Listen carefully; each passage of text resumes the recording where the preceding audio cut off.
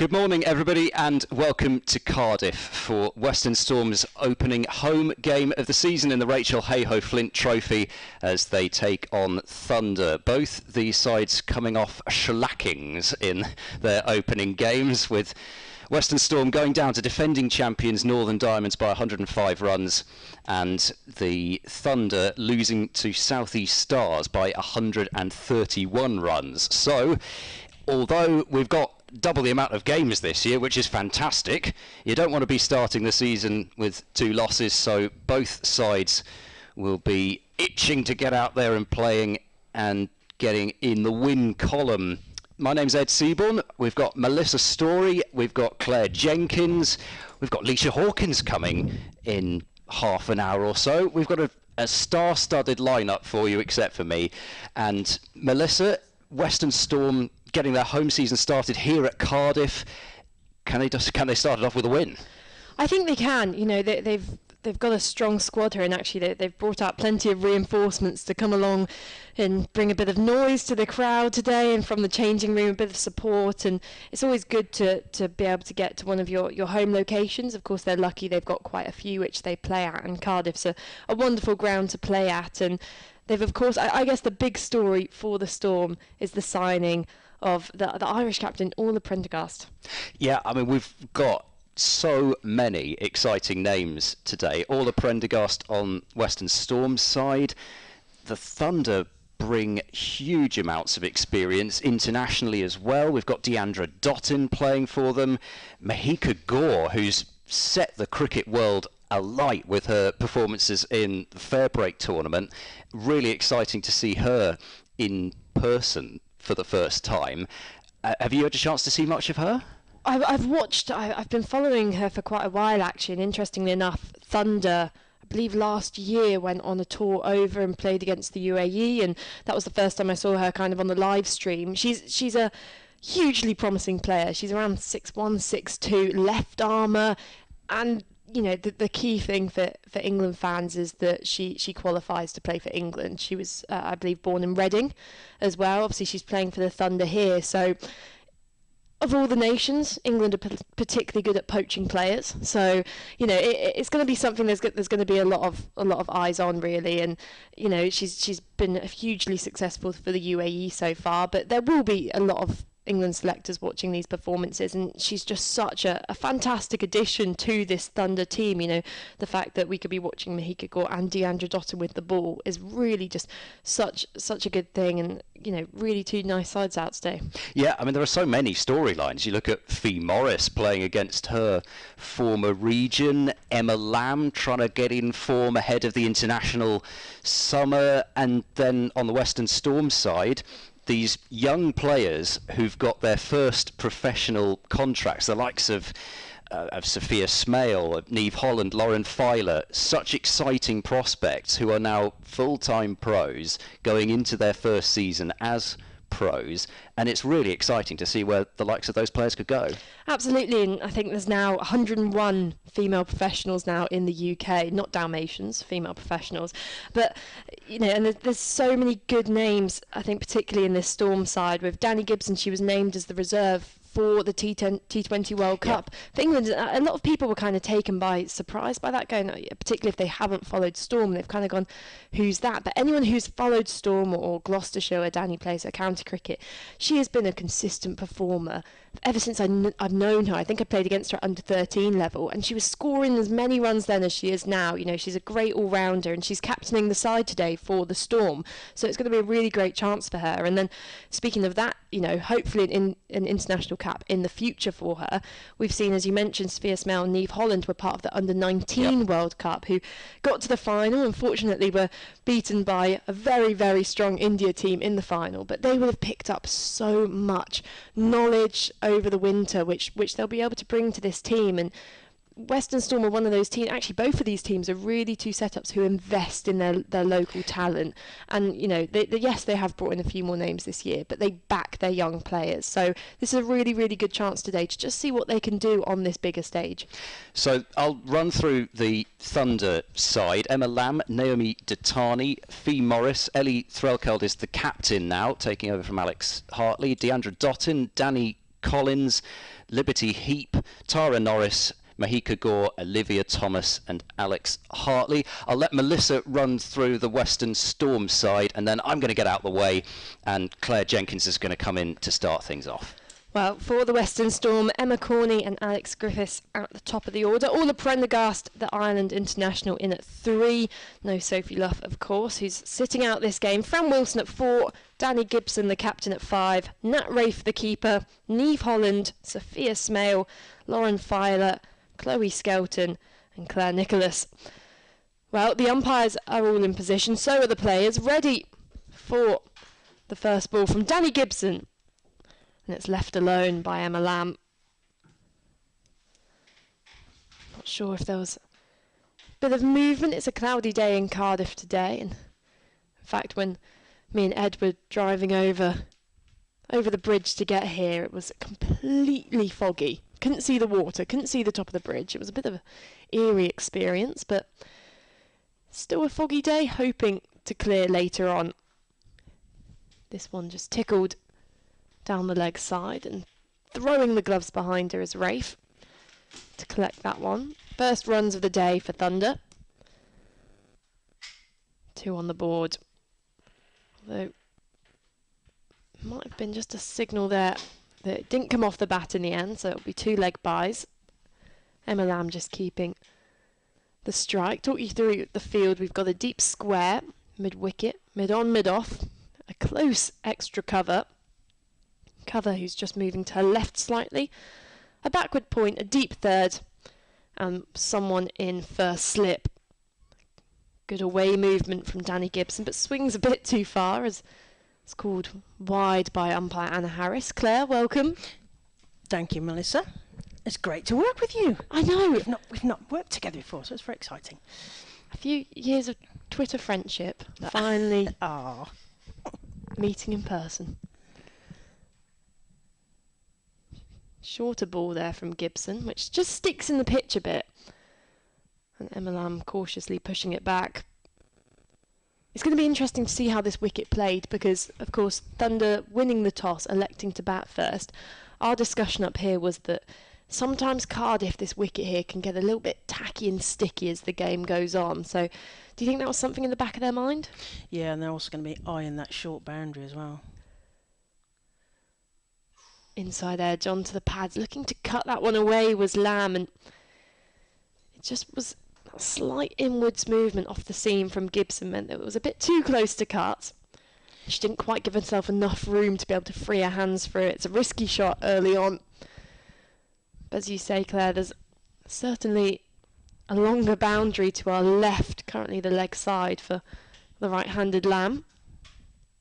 It's quite a distance away from the changing rooms as well, the boundary. Wider, swinging again. And that Rafe, the keeper, who stood quite far back, just having to veer away to her right to take that one. Yeah, as you say, if you're out, it's a long old walk back, isn't it? From the centre to the changing rooms again. And I heard at the toss that the umpires were quite adamant, you know, that the next batters in have to be sat down and the little dugouts out there ready to go. I'm not sure they have complied with that one. As Edge just falling short of first slip. Races away for 4. Yeah, the umpires have been briefed that they have to be moving this round quickly, so the regulations has changed. They've got to be at the crease much quicker than they would have been in previous seasons. Races away for 4. Finishes the first over.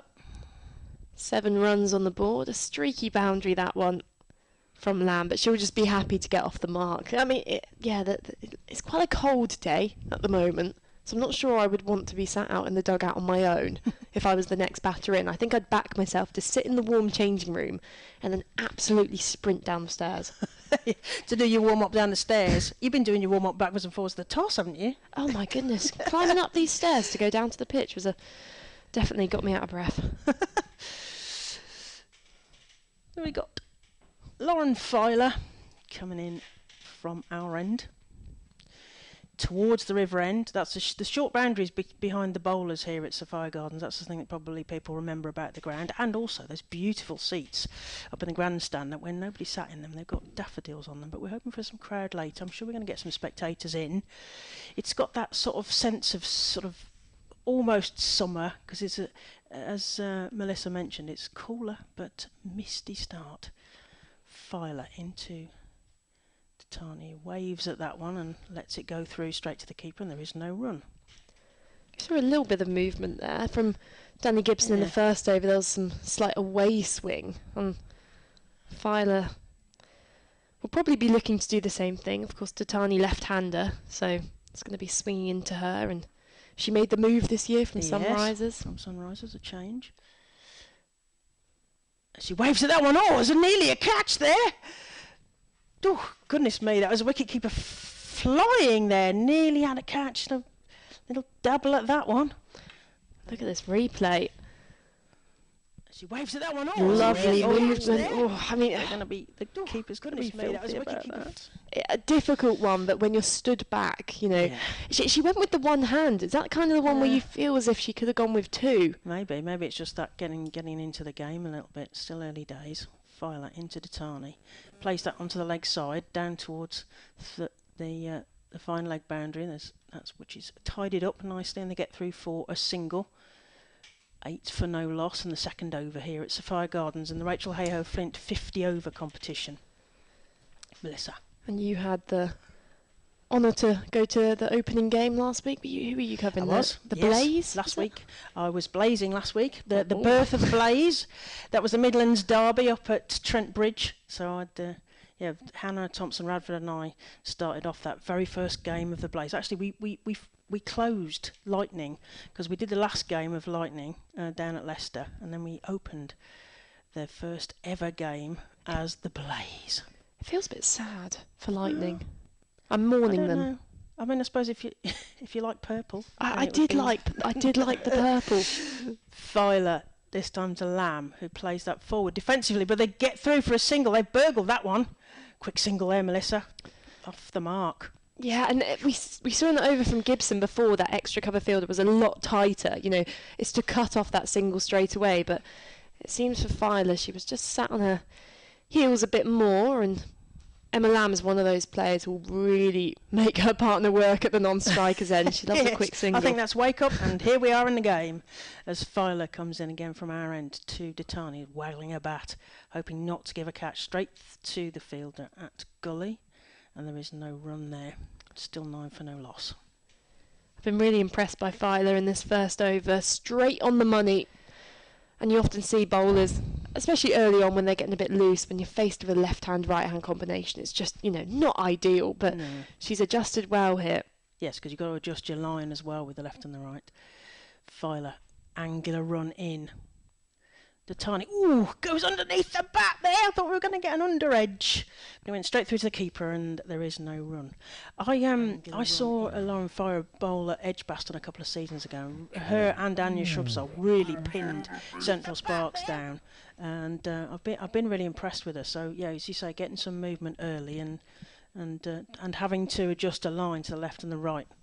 She's one of those precious tall seamers in England as well, where herself and Emily Arlott, there's always a Central Sparks well blessed with Grace Potts, Emily Arlott, and obviously Izzy Wong, not so tall but certainly put some fizz on the ball, and now Katie George proper walloping the ball in on the seam there. Yeah, it's good to see Katie George, because of course she had an England Central contract but was injured with stress fracture after stress fracture in her back, and finally been able to make a proper return to bowling. Gibson continues, worked round the corner. Just the fielder from deep square legs sprinting in to just keep that one down to a single at the cost of a slightly wayward throw into Nat Rafe behind the stumps. And Nat Rafe getting a workout there out of her kennel. She's certainly, 2.1 overs in. She's already had she's been in the game. She has. And we were saying, Thunder, of course, choosing to bat first because of maybe this pitch deteriorating. But I don't necessarily think this was a bad toss to lose for the Storm, because it is cloudy, it is swinging. Yeah, let's work into their hands. Left-handed Titani has a big go at that one. Expansive drive, misses out. And it's that angle from Gibson coming over the wicket. They're just going to big go at that one. You reckon try and lure her into that drive, and actually it's why that person in that fielder in slip has gone wider, and in fact they've just gone a bit more to their left now, so they're in that second slip position just because of the angle. Good Yorker, jamming her back down on that one, is Tatani. Yes, getting a bit more respectful, but they're obviously trying to tempt her because she is wafting well outside that offside, isn't she? And close fielders feeling like their hands are going to be warmed any minute. Oh, I'm not jealous. It's not. There's a chill. It's not that cold. I couldn't feel my hands when I'd come back in from the toss. Oh, lovely bowling from Gibson, edge behind in court. Tatani goes. The plan to get her just wafting outside that off stump. She went fishing for it, and a good take from that Rafe. It felt like it was just coming, didn't it? Like that. It's only a matter of time, unfortunately, which is a shame because I really was looking forward to watching the bowling from Gibson. I think it's going to be a good move for her to move to Thunder, not necessarily today, but I'm sure she's going to bowl later. So, but yeah, it just felt like that was only a matter of time, unfortunately. On the replay of that shot, you know, it's similar almost to the kind of dismissal which we've been seeing in the men's game, a Ben Duckett kind of player getting out to where that angle coming across him. Ben Duckett's is more of a cut shot, you would say, where it kind of goes to first, second slip, but Tatani just had an open body facing out. Even the bat face was slightly open, so it was almost like a catching practice for the keeper. And you know, if she just closed up a bit more and kept her arms and her bat in line, then the ball either would have comfortably gone past the edge of the bat, or it would have just allowed her to defend that more comfortably. But she does go, and it brings Fee Morris into the middle up against her old team. Yes, the curse of the old girl. We're going to see that. Well, I did find something really quite funny before the season started, which was, I think, posted on the ECB website of eight young players to look out for in this Rachael Heyhoe Flint trophy. And Fee Morris was named. Yeah, she'll be pleased about that. She would be very pleased about that. Gibson in, good bowling again. And that Rafe again takes a good take behind the stumps as it beats the inside edge this time of Morris's bat. And a few Thunder players just showing a few nerves at the middle. Pleased about that. But yeah, so they named Fee Morris. Yeah. And Alex Hartley actually tagged Fee underneath, who they're actually housemates at the moment, saying, "You're lucky to be put on this list." Gibson, an effort ball, good swing again, and you can just see from the position there where Morris ends up with her legs spread a bit wider apart that she was looking to cut that one, because it did end up quite wide going through to the keeper, but it was just that good a length. Which tempting the batters, aren't they? I definitely. Mean, Western Storm are going to feel like they've really got them pinned at the moment. I will just say a disclaimer that, of course, I'm not calling Fee Morris old. No, we're not but at all. She is 29 years old, and I think the average age of the other 7 cricketers named was about 19. So it was a funny one. There were so many to choose from the Under-19 World Cup because they were such amazing. I mean, that was just brilliant, wasn't it? I mean, were you able to follow most of the games? I watched lots of that because some very interesting names there, but and players that I've seen play for a lot of the teams. But Central Sparks well represented there, so I saw there's quite a lot of those. So yeah, just brilliant. Just to see Grace Scrivens pull that team together. I mean, I think only she, having played at Sunrisers, could believe that they could beat the Aussies in that semi-final. I think that level of belief transfers to a team, and then they managed to pull off the seemingly impossible in the semi-final as Filer comes into Lamb this time, who leaves that spectacularly, the big Jedi lightsaber leave there outside of off. That's a really good point, because there's already been talks of, is Grace Scrivens being lined up to be the future England captain, and I'm not one who's usually in favour of conversations like that, because she's still a young player, and it puts a lot of pressure on her shoulders, and she's already carrying the pressure of the Sunrisers, I think. Yes, and that's worked into the onside, and there is no run. Score is 10 for 1. But she did show such a maturity to be able to, and every player out there was so talented, but the way she managed them, and there's often been criticisms of the full women's squad for England that they're a bit inflexible at times with their bowling changes, but she really did, just adjust to whatever surface, whatever team they were playing. She always had the solution. Yeah, she galvanised them and certainly led from the front as Filer to Lamb, who plays that through a nice gap there at cover point. Is going to go sailing over. That's 4 runs to the total. They'll be glad of that. Take a bit of pressure off. Yeah, I think she certainly galvanised that under-19 squad, and they didn't have a lot of time to prepare, as I understand it. I've heard a couple of podcasts where they just said, it was amazing how quickly that group came together. But I do get a feeling now that the the regional system has been in a few years, there's that sense of generations coming through, a sense of kind of waves of new players, and that under-19 will be just such a bonus, or just such a confidence boost for all of those young players as Lamb waggles a bat and plays that down. Just a defensive kadunk there. That's the first kadunk of the season, Ed. I know he likes a kadunk.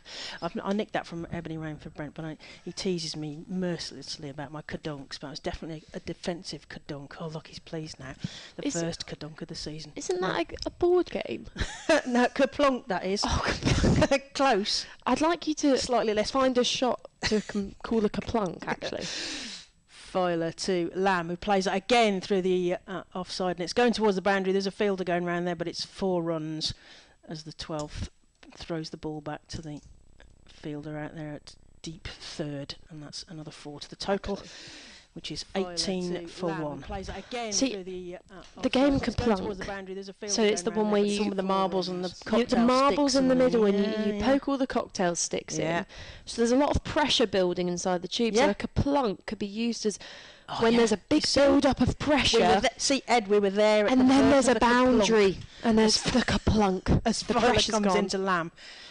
And she just plays that defensively down. That's a dot ball, definitely not a kaplunk. Well, I think we did have a bit of a kaplunk situation until this over, because they were the first no falls at all, and the Storm bowlers have been bowling quite a tight line, but kaplunk, it all went wrong. 2 boundaries. Does it have to be? Do you think it could be the first 4 of any game, or could it be any 4 that takes the pressure off? I suppose it could be any 4 that takes the pressure off. Yeah, I guess it would be a nice way to describe. Because it could work across all formats, really. I guess it's not in the 4-day game, you have a good spell of bowling, and then suddenly 1 over comes as 3 4s and kaplunk. We're 18 for 1 here at Sophia Gardens in the sort of mist as the sun starts to come up. I think we've got some promise of some better weather later, Melissa. Hopefully we will. Gorgeous ground surrounded by the river, driven past the short extra cover. Not timed enough to get away to the boundary, and in fact Emma Lamb there was just looking for a second, but Fee Morris, who was running to the non-striker's end, wasn't quite ready to come back, and it was one of those ones where it's probably a bit safer to just settle on the single. Morris gets her first run of the day and brings the, of course, England opener back on strike. Good adjustment of line there from Gibson. That first one just a bit too wide, which allowed the drive, but correcting herself. And with the field she's got set with that deep square leg, she has that ability to target the stumps. Yes, because last weekend I had, as I say, the Battle of the West and the East Midlands, and early doors, Blaze got Marie Kelly, who's ex-Central Sparks, out, which really got them, all the kind of blood pumping. More back of a length there, and Lamb was just looking to work that a bit more square to hit that vacant square leg region, but finds short mid-wicket. That's another dot ball. So I think in the same way probably they'll be wanting to get Fee Morris out early. She's a dangerous player who, once she gets going, it's more her strike rate, I think, which is a bit terrifying. She can just suddenly take the game situation away from you. Gibson, same delivery, same result. This is a much tighter over than the one before from Filer. Of course, Emma Lamb has been opening up in the one-day internationals for England. She opened in the women's test, so she did open in the women's test. She did, didn't she? Oh God, that's a good question. I was there. I should know. Were you commentating? Yes, I was. You need to remember. Just gets a bit more bounce off that one, does Gibson, and it's played nicely by Lamb. Just getting on top of the bounce and making sure that she angled the ball down. Going to have to find the scorecard now. This is shocking from me. She certainly broke into the England team, didn't she, in the last season and a bit. Here we go. I'll get the scorecards up. Oh, well, I've got the thumbs up. from the back. Another dot ball to finish that over, and a lot better from the Storm. We're building back up all the pressure. 19 for 1. Halfway through this first power play, where of course only 2 fielders allowed outside the ring. So yeah, she's really making her mark in that longer format. You'd think currently at the moment in the England T20 team with Dunkley and Wyatt at the top of the order, it'd be pretty hard to try and budge one of those ones out of their spot, but they're certainly making her mark in the longer format alongside Dunkley and was it Tammy Beaumont, Ed? Well, Tammy in the Beaumont Test match seemed to have been sort of, she seems to be reserved for longer formats now, doesn't she? She could be a Test match specialist. One that game was a the year. point I was going to make, actually, because I think we're increasingly going to see the women, as we've seen in the men, specialise in formats, because to this point it's more or less been the same squad, but I think you could have a specialism here as Filer comes into Morris. Oh, it's bowled! She's bowled her. Oh, that'll be very pleasing for Western Storm to get rid of their previous player as Fee Morris thumps her pads in frustration, and that was proper sort of bottom stumper with the bails flying. Let's have another look. Yeah. Oh well, she's bowled off the sort of pads, sort of inside edgy paddy onto the stumps there, and bails flying. As Western Storm get another wicket, so 19 for 2. They're keeping themselves very interested here, aren't they? Who have we got coming out next? Should be the captain herself. Ellie Threlkeld crosses the boundary. As we said, the regulations changed, so they're trying to get the batters on strike quicker, so we will see a quick turnaround, hopefully, although it is a very long walk, certainly from the changing room. It's a very slow out walk to the middle. for Fee Morris as well. Yes. Welcome back to Western Storm, and you might like to go back and have a cup of tea. So 19 for 2 here at Sophia Gardens. You're listening to Melissa's story from Test Match Special. I have to watch my P's and Q's today. And Claire Jenkins, former Somerset player, and we've got Ed Seaborn in the back of the box looking after us. And we're hoping that we're going to have Leisha Hawkins in, the Chief Exec of Cricket Wales, in for a chat in a moment. As the mist is still hanging over Sophia Gardens, we've got some spectators coming in. We're looking at the prospect of a great game here. We've got some great names on the roster, as Ed and Melissa mentioned earlier. And the red is really popping, the thunder colour. Melissa's scaring me. She's sitting on the back of the seat there. I'm going to become that legend. You know, we're talking about kerplunk. I'm just worried that you're going to kerplunk off that chair. I unfortunately just have to. I'm so used to commentating at the Aegeus Bowl that I feel I have to be at a gymnastics here in the box.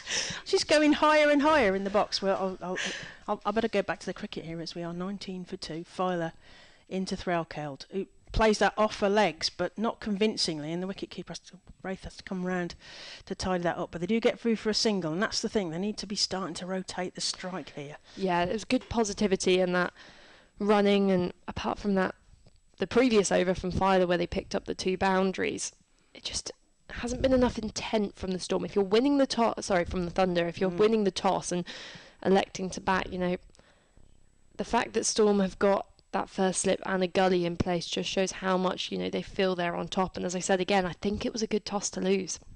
Yep, the Filer into Lamb. Plays that through cover point, and it's going to go sailing across for 4. Yep, there it goes. 4 more runs to Thunder. Slight kerplunk. Yeah, I mean... but only slightly kerplunk there outside. Emma Lamb's going to keep... Emma Lamb's going to keep kerplunking here. And just, and if she is the key, you would say, for Thunder. Of course, they do bat deep, and they've got some fantastic batters coming in. We've still got Dot in. Yeah, we haven't seen Dot in yet. Liberty Heap, I'm looking forward to seeing as well. But she's that player who can anchor an innings. She's got those big hundreds before, and it's very much needed today for the Thunder. Yep, as Lamb plays that down in front of her, but the diving gully fielder manages to get a hand on that and stop that going through, so they don't get a run there. It's still 24 for 2. I love when a fielder stops the ball and immediately just splats on the ground afterwards. Yes, don't want to clear up, just want to splat. It's almost like when corgis do that thing with their back legs where they sploot. It's called splooting. We're going to come back to that in a minute. I'm going to come back to the splooting.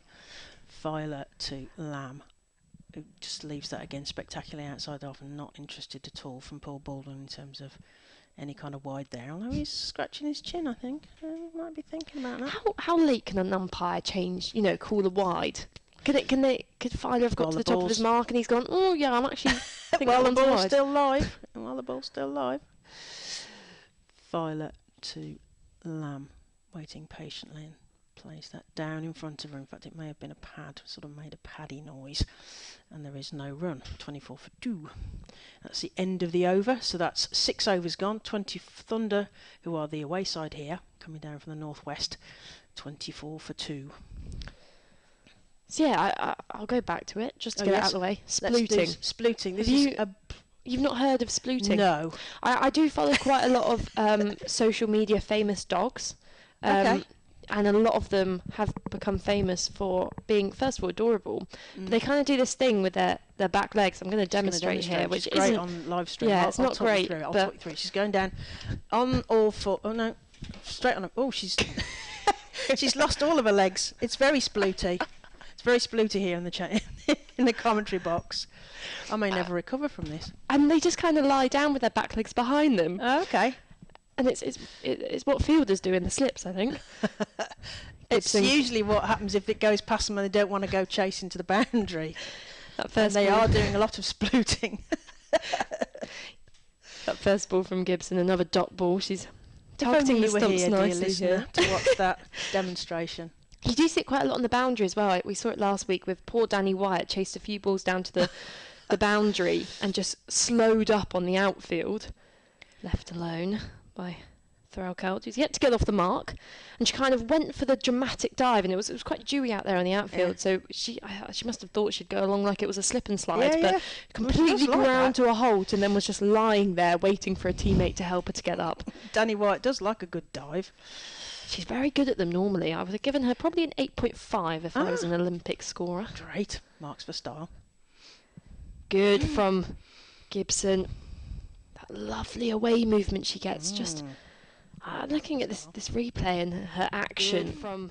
So there's a bit of it from the wrist and the way she releases the ball, but also you could just see in the seam position as well that she's trying almost two methods of swing at the same time, and it's working in favour of her. Because you almost feel like Western Storm probably have chosen to bowl. You would from the scorecard, absolutely. Nice work off the pads, and wow, a nasty bounce there in the inner ring to the mid-wicket fielder. It was struck nicely, just bruised, dropped short, and it was Emma Corney there who ended up on the ground. Luckily, though, at this point in the season, she's doing that. It doesn't really hurt. I'm going to walk it off, and I'm going to look brave. In again is Gibson, driven to mid-on this time, and it's another dot ball. 5 dots so far in this over, not to jinx it. But yeah, at this point in the season, it's normally not too nasty in that inner ring, because although we've seen some practice pitches having been used over the winter, and those are the hard ones. Those are the hard ones, but for now they've got a lovely green patch where they can dive to their heart's content. Final ball of the over, short, pulled out to deep square. Chloe Skelton out there. Not Chloe Skelton. That was Neve Holland. Patrolling the boundary. It's not a maiden. I did jinx it. 1 run off the over, but still a good over from Danny Gibson, who's been pretty masterful with the new ball. Yes, given the amount of swing and the damp conditions we've got here, I suspect that Western Storm might well have chosen to bowl. I mean, when I was a captain for the last 3 years, not anymore though, I did just want to lose the toss. I felt too much pressure to actually make a decision, because I'd kind of walk out at the start of the game and you're meant to look at it and kind of prod it and know what that means. There's a bit of dampness over here. What does that mean? What should I do? I don't know. Personally, I think there's a lot of rubbish talked about surface. Exactly. Top tip, lose the toss. Personal opinion. Violet, once again, waiting to come in to Rachael. Plays that down. There is a fielder there going to scoot through, and we do a splunk. What was it? A sploot. A sploot. There's a sploot there. Maybe it's not a rude word. You should probably check that. Yes, check it first. No, it is a slang for the posing animal, especially dogs, cats, and other four-legged pets. There we are then. What other pets do a sploot? Let's have a look. Anything with 4 legs, I suppose, is splootable. As Filer comes into Lamb.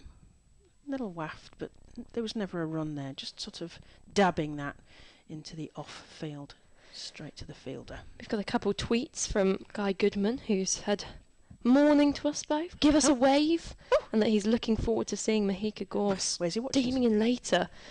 And he's also said, loving the comms. I can only apologise. As Filer comes into Lamb.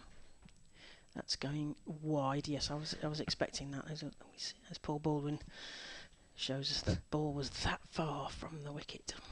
Yeah, if you're Guy, tell us, tweet in, tell us where you are, and we'll Yes, aim we'll a wave aim in a that wave. direction. We're waving randomly. He's probably not even here. He's probably at home. Thinks We'll we wave in the you direction. might run on the pitch. Soon you go down to the toss. It's Filer, that angular run with her elbows coming in from our end down to the river end. It goes down the leg side and we get another wide. Score is 28 for 2, and we are approaching the middle of the 8th over here at Sophia Gardens. We've got Western Storm in the field, the home team, playing against Thunder, who are from the northwest. This is Rachael Heyhoe Flint, 50 over. The 8 regional centres of excellence in England, the layer below England, playing each other. First game at Sophia Gardens of the season. Oh, we're spectacularly wide down the left, down the leg side there. That was very wide. It was a wide's wide. 29 for 2. Fortunately for Western Storm, they have plenty of bowling options. They've got so many all-rounders in their team today. So, Donna Gibson does have the flexibility of, if Filer is getting a bit tired here, 3 wides in a row, then she can change things up. Filer to Lamb. Down the leg side again. She's seriously lost her direction there, and she crouches on the floor as if to inspire herself to get a sat-nav sorted and get that line again. Captain coming across just to give her a few words, because we're Sophie Loveless today. We're not sure why, but missing Captain Fantastic Sophie Luff today. Although they're doing all right so far. 2 wickets now, 30 for 2. They'll be happy with this. I think they would have taken this to start off with. Filer to Lamb. Ooh, not sure on the timing there, but that was another dot. She managed to play it in front of her, but not convincingly. Yeah, we could hear the sound from the bat up here, and it's one of those ones where you go, ooh, that came off the toe. Sometimes you get a shudder up the arm. Yeah. I mean, I had that recently. I've been batting in the nets these last few weeks, and thinking I was middling the ball, and it was going absolutely nowhere. It's and it was really painful when you do it, though, so isn't it? Right awful. up the handle. But then it turned out. As Lamb plays that through the square leg, there's a fielder there. I don't think it's going to stop up in the damp. And they get through for... They're getting 2? Yes, they are getting 2. Nat Wraith was thinking about a run out there, but it wasn't. The ball wasn't thrown in well enough. We've got a celebrity entered the box at the back. I can see Leisha Hawkins coming. No, she's coming in to speak to us in a bit. No, we don't want her to be quiet. I want her to talk in a minute. And Filer. She's at the edge of the fielding circle there, which of course is 25 yards for the women, 30 for the men. Played that forward, but it's no run, and there was possibly a Back of the hand slower ball. Back of the hand slower ball. I believe. Could be. And that, if it was in fact a variation of a slower ball, I like that from Filer, because she has bowled 4 wides in this over, and sometimes you just think in this situation, I just got to get through it, bowl my stock ball, but she's still backing herself just to bowl those variations. And it's nice to see. It shows that she's confident, she's in a good position with the team. Yeah, in a rhythm there as the batter comes forward and plays that defensively straight to the point fielder, and there is no run. Score is 32 for 2 off 8 overs. We're here at Sophia Gardens, and you're listening to Claire Jenkins, former Somerset player, Melissa Story, who's Test match special, to be on my best behaviour. Ed Seaborn's also with us, and I think he's going to be having a little chat with Leisha Hawkins very shortly on the commentaries. We're going to do a bit of swippy-swappy here as the batters just have a good conference about what's happening next, what we're going to do.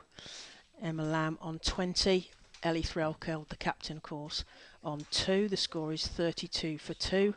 That's 8 overs gone, so 2 more overs of the power play. Western Storm poised, happily having taken 2 wickets in that key power players. Gibson comes in from the far end, the river end, and that's a dot ball. Still 32 for 2. And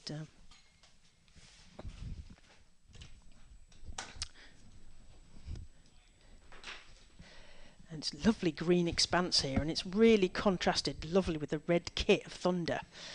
Proper contrast there. Morning, Claire.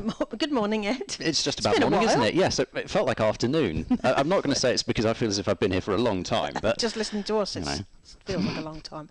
Gibson into Threlkeld. That goes round the bat, but there is no run. And the wicket-keeper's very excited, might get an edge there. We haven't been together since Cheltenham Festival. were we not together at Taunton at the end of last year? Oh, we were at the Taunton. Yes, the red wine on the penthouse balcony. Yes, day. of course, I'd forgotten about them. What a position to watch cricket from. It was, yeah. And with a glass of red. Gibson to Threlkeld, who comes forward, and the close fielder thought that they were going to be in business there, but it bounced in front of her. So there was, again, no run, still 32 for 2. She's got wingspan on her, doesn't she, does Sophia Smale? I mean, that brought out the extendable arms for that one. Yes, Inspector Gadget-like in that short cover. Quite an attacking field there to have a short cover. So, and Ellie Threlkeld can give the ball a thump. So, and she demonstrates there, just getting over that one, defensive. No run. I don't know how I can possibly follow that stint from Melissa's story. I mean, she I think she sort of both spread herself all over the commentary box, and then she was on the floor and doing something extraordinary. Well, she was sitting up in the gods here behind us as Gibson comes into round the back of Threlkeld. It might have come off her pads. Nat Wraith is running down to try and field the ball, but there is a fielder there as well, and they get through for 2 runs. And that's 2 more to the total. That got very exciting. That went round the back of the batter. So squirted off. We learned lots of things, didn't we? She was sitting on the back of like a sort of a shelf. Yes, there. The elf on the shelf. I thought she was going to go sort of full on Jacob Rees-Mogg for a moment, sort of laying herself over multiple chairs. Oh my God. Yes, 1 minute she's doing that, and she's trying to sit on the back of the chair, and then she's splunking or whatever it was. Splunking. Gibson to Threlkeld. Oh, Leisha, you've missed some fun here. We've been learning all sorts of new words here. I'm not convinced about half of them. However, that is the end of the over. So that's 9 overs gone. 1 more over of the power play. We're 34 for 2 here at Sophia Gardens. We've got Western Storm in their customary green in the field, and then we've got Thunder in their red batting. I'm going to leave you because we want to have a little chat with Leisha Hawkins. So I'll speak to you later. Here comes Leisha. Well, I don't even know where to begin, really. I mean, we've pretty much got to have Urban Dictionary in front of you, non-stop, with the words that are being said at the moment. So I'm hoping Leisha can come in and restore some order to proceedings, because I'm struggling to keep up, to be honest.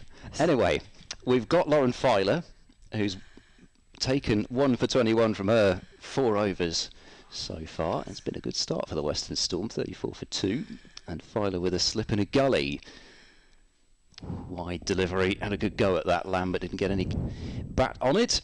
Leisha Hawkins, CEO, Cricket Wales, is wonderful to see you again. It's lovely to see you for my annual slot. Thank you so much for having me back. Well, I mean, we wouldn't not. It's tradition now, I think. After 3 years, I think that's now a tradition. Especially after I skived off last year with the old Rona. Yes. Cut away. It doesn't beat backward point. It's a good piece of fielding, and Lamb has to get back into her ground. Fran Wilson in her office there at backward point. But yeah, I mean, I did go to quite some lengths to skive off our chat last year. I'm not sure how to take that, Ed. Not the greatest. Not the greatest way of doing it, but no, it's wonderful to have you again. And 2 games for Western Storm at Cardiff this year. Could we start with that? Yeah, brilliant. It's always great to have Western Storm here. We were Fortress Cardiff for a couple of years. It didn't end so well. I think it was a Sparks game last year. Yes. But always great to have them here. And, you know, the double header. No, obviously we're talking about the longer form today, but the double header in June, I hope will be, you know, a really, really big day. I'll have to say, slightly disappointed with the number of people. I appreciate it is not especially warm, not especially sunny today, but hopefully we'll get a good crowd in for the second game when they come back in June. Flicked away fine. That may go to the boundary. It's not quite running as quickly as perhaps it might do if the sun manages to pop out later on, and so it's only a couple of runs down towards fine leg. But the double header, go into that, because I think I'm right in saying all three of Storm's main first-class county partners have got double headers this year, Yes. Glamorgan, Gloucestershire and Somerset.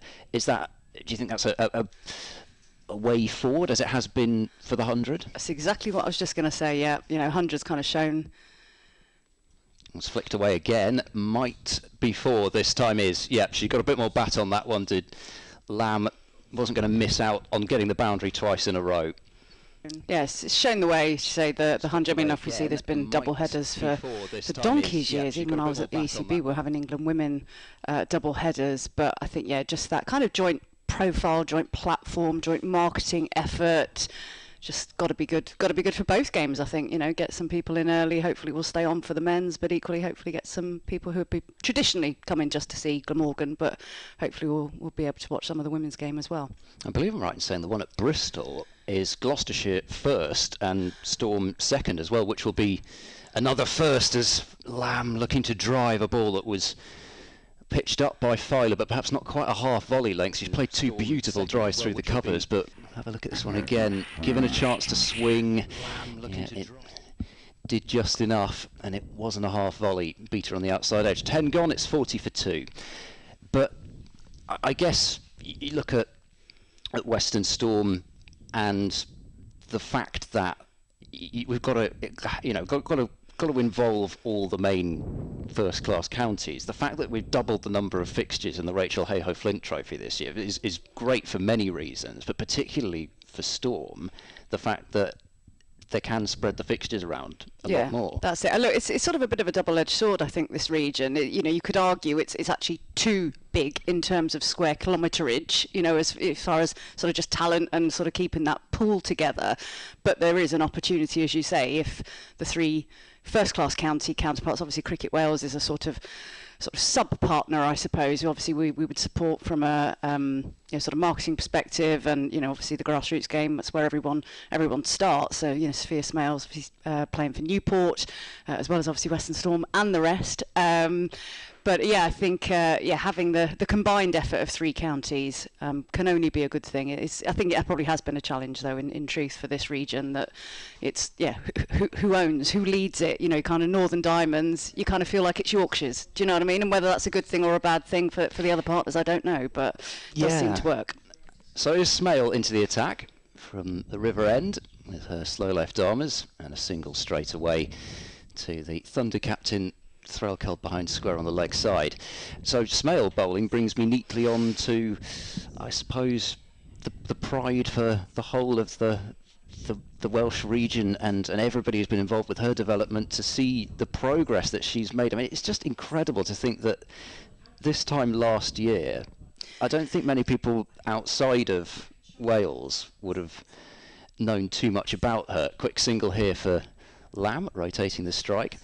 But I mean, give it only a matter of months. She's playing Western Storm, she plays 100 and England Under-19 World Cup.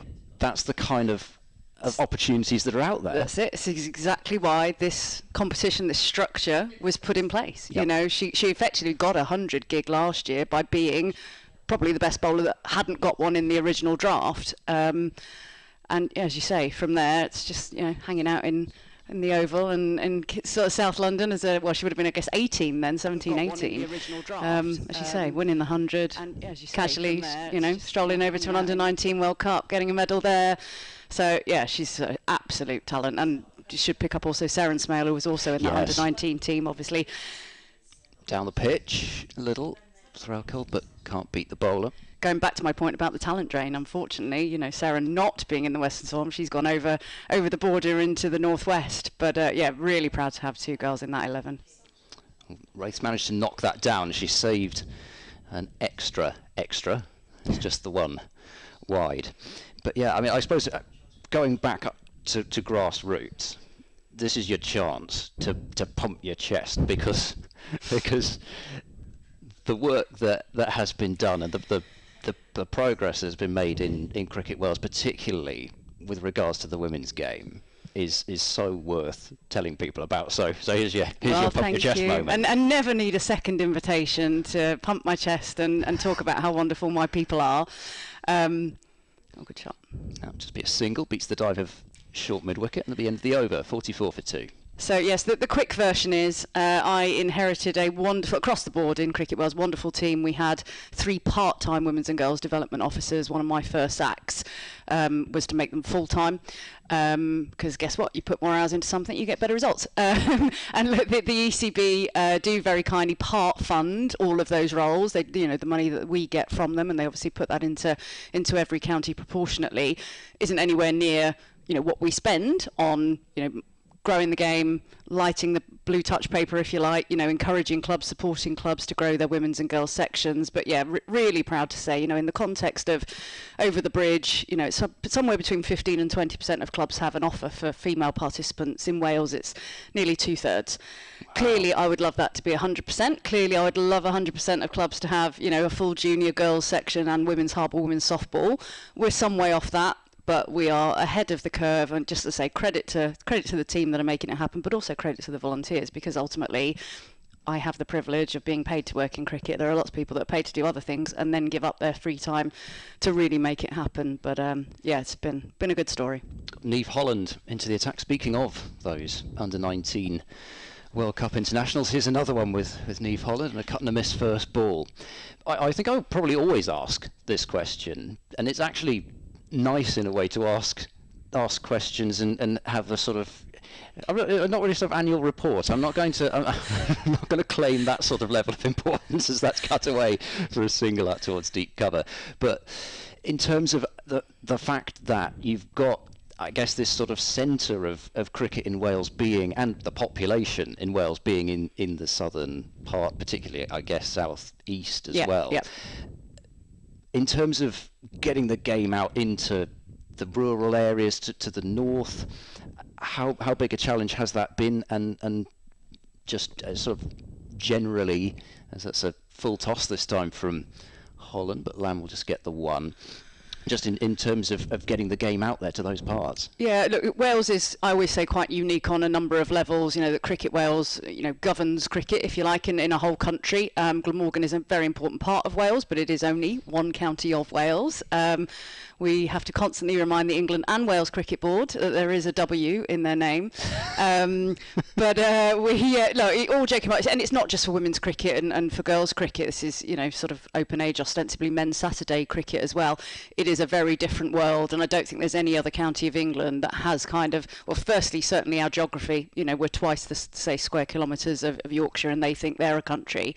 But we're... have I just offended? Sorry. Well, no, it's fine, because we've got, so it's going to be a wide, I think, down the leg side. Yeah, but we've got the Thunder listenership. I'm sure they would love that. So yeah, probably. I've probably just made some friends. Yes. Popular with the away fans.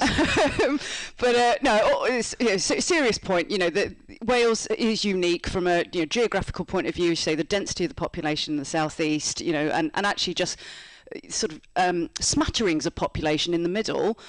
There's more sheep than people, frankly. They're now renamed Brecon Beacons. We're not ever going to have a motorway, built across the Brecon Beacons. So there is always going to be that challenge of kind of accessing anything, frankly, accessing sport, accessing facilities. So it's very much horses for courses, and that's why we kind of split the country into 3 areas. I mentioned those 3 women's and girls development officers. There's one in the north, one in the southwest, and one in the southeast, because they all need different things, frankly, and they're all going at different speeds. Worked away again towards fine leg, and a dot ball will end Niamh Holland's opening over. So 4 runs from that one. 48 for 2 Thunder after 12, so continuing at bang on 4 runs per over. I do like it when even I can work out the run rates. Not that we have to, because we've got the graphics in front of us, but anyway, so that's the state of play at the moment. And then talk to me about programmes like Chance to Shine and Dynamos, because again it feels as though this, if we can call it region, country has been leading the way. Again, yeah, just credit to the team, credit to the clubs. They've, really kind of jumped on board, all stars and well, Dynamos in particular, from a girls' point of view. Lots of clubs in Wales, I think, again, disproportionately. We cut away, and the sweeper will do the work on the boundary. Just be the one. Disproportionately, I think in Wales there's more clubs using Dynamos to start a girls' section. I mean, it is a completely open age, open gender, adaptable for kids with disabilities, but I think it really is handy for that sort of 8, 9, 10, 11-year-old time of life. Well fielded. That 8, 9, 10, 11-year-old time of life when girls are starting to want to just be around girls. There's a point at which boys and girls can compete and participate in any sport, but I think the insight says around kind of 11 years old that they really do prefer to be in a sort of safe environment with lots of other girls. I'll run them up here and get a couple of runs. Just a fine little glance from Emma Lamb, who moves on to 30. Is there still, I mean, I can't remember whether it was us who talked about this before, but the kind of Prosecco cricket, if I may term it that way, and which I must say I'm absolutely all for, because I think it's a fantastic idea. There's still that sort of initiative going on. Yeah, definitely. It's it's the same sort of theory, I think, of that safe environment. And it won't surprise you to know, often talk about breaking the rules, or at least bending the rules, and just kind of demystifying cricket. And just because the boys have this, that, and the other, or they wear that, or they play that many overs, doesn't mean that the women have to. Sorry. No, don't worry. You go ahead. Cricket to me is a game of bat versus ball. Whether you're wearing leggings, whether you're wearing bright tops, whether you're wearing whites, whether it's a hard ball or a soft ball, whether your stumps are wooden or plastic, it's a game of bat versus ball. And to be able to adapt the game and make it accessible and make it relevant, frankly, to the other half of the population that's been typically underserved by traditional hardball cricket, and there is absolutely a place for that, and there's absolutely a place for women in traditional hardball cricket. But yeah, I just think that a level of creativity and rule breaking tends to go a long way. Yeah, and I think one of the reasons I particularly love the concept of that is that a lot of dads want to take their daughters to something and be involved in the same game, because effectively, obviously you've got to wait until your son gets a bit older, but you can play for the same club. Holland continuing. Oh, that's looped up in the air. Can somebody get underneath it? No, it's landed right between two fielders. Could be a run out throw, and it's fumbled at the non-striker's end. Oh dear me, it was all happening. Somehow that ball landed right between the two fielders. Lauren Filer was probably the closest to it in the end, and then huge confusion after the ball had looped up so high between the two batters. And I mean, the throw I didn't think was too bad one, but no. Unfortunately we've had a bit of a Nathan Lyon moment there. Oh, is that going to stick? And Nathan, I had one of those. Well, we'll go on to that possibly, but okay. I had a few of them yesterday. Yes, well, we're going to come on to that. This is flicked away for probably just the one out into the leg side. Quickly in from the boundary there, Orla Prendergast, the new overseas signing for Western Storm. She'll be here for the next few rounds of the Rachael Heyhoe Flint Trophy, and then here for the Charlotte Edwards Cup as well. Really exciting player, one of those players in world cricket that you just love to see the development of. Bit of movement there for Holland, but Threlkeld covers it up. Yeah, I'm sorry, the incident there has completely wiped my mind of we were on Prosecco. We were, and the son's getting to a certain age, and exactly, yes. the fact that you've now got something where daughter and father can play, and I think that's where I'm not saying it can't happen that your mum gets you into cricket, as that's parried at short fine leg. She's done well to keep that in front of her, because it was a horrible bounce there for Nicholas to deal with, and it was timed well by Threlkeld and keeps it down to the single.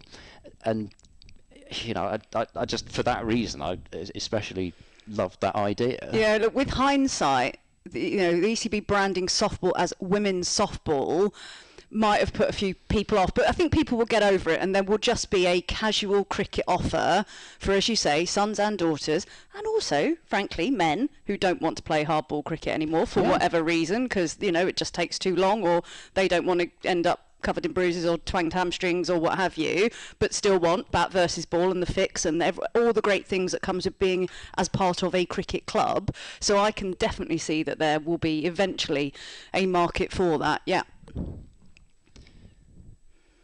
Pulled away, and it has gone behind square and for 4. Prendergast can't do anything about that one. It didn't look to be that short from Holland, but she's very strong, is Emma Lamb on that pull shot. I mean, it's only around about knee high, but she really does play the pull and the sweep shot especially well. Onto it so quickly. That was lovely. Right, so everybody in this commentary box seems to have some connection with Anna Harris other than me. So would you like? You feel left out. I know. I was just hearing these stories of how everybody knows Anna Harris for some reason. Welsh cakes, bless her. She was talking about getting the Welsh cakes. There's a quick single to completely over. There's actual cricket happening, and I've been distracted by Welsh cakes at the back of the commentary box. Sorry. No. It was relaxed environment here. We call it as we see it, and you saw some Welsh cakes. So 62 for 2 after 14 Wouldn't overs. get this with Nick Webb and Ed Bevans, would you? I think it's fair to say probably not, no. Although you would get Welsh cakes. We had Welsh cakes here for the championship match, and day 2 there were some Welsh cakes on that incredible platter of cakes that we got presented with. Anyway, we've been distracted by cake, and we should be talking about your outing yesterday. Oh, I don't know if my outing yesterday is sort of priority over food, but so Anna is one of ours. I know Bucks tried to claim her, but she is one of ours. And Anna and I played for the MCC. Yes, there was actually 4 Welsh women playing for the MCC. Yes, I've called myself Welsh there. I've self-appointed myself. Oh, good shot. Use of the feet there from Lamb over the top. Actually, she's chipped it more than I thought she got. I thought she got a bit more bat on that, and it won't go to the boundary, and will just be a couple of runs. So Anna and I, and as I say, 2 other Welsh women played for the MCC at Blundell School yesterday, and I had the great pleasure of watching Anna Harris bowl and take a wicket, I think with her second ball, I think it was. Dead-eyed. It was very, very good day. Very good day for many of our other players. I was hopeless. I have watched they have a live stream there at Blundell School. Oh, so can you post the link? Yeah, I could. I'm not going to. For us all to see. Melissa's onto it. I promise you may as well just tell us something, because Melissa will find it.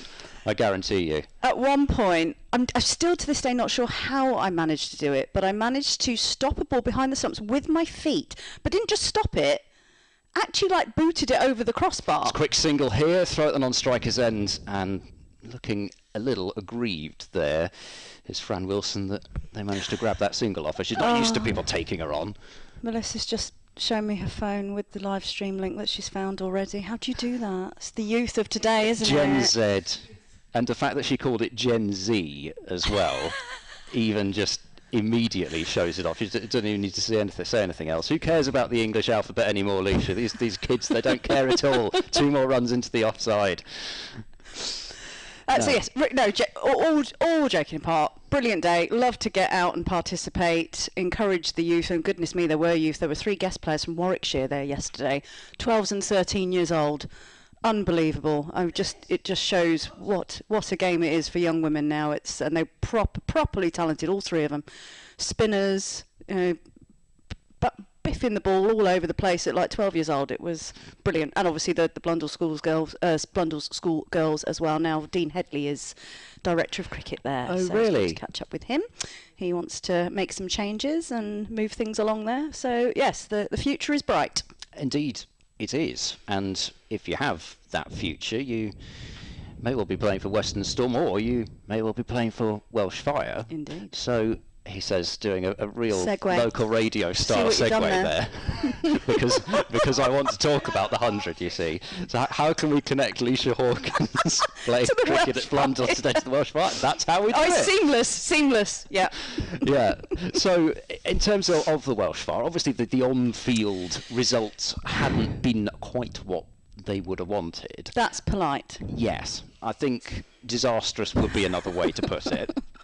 Holland continuing into her third over, punch straight to backward point.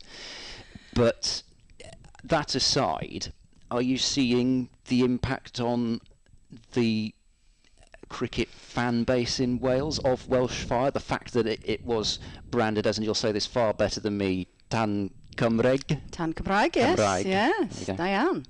Got to Yes. get the Welsh in, haven't we? Well, exactly. Yeah. And annual Welsh bit on your stream.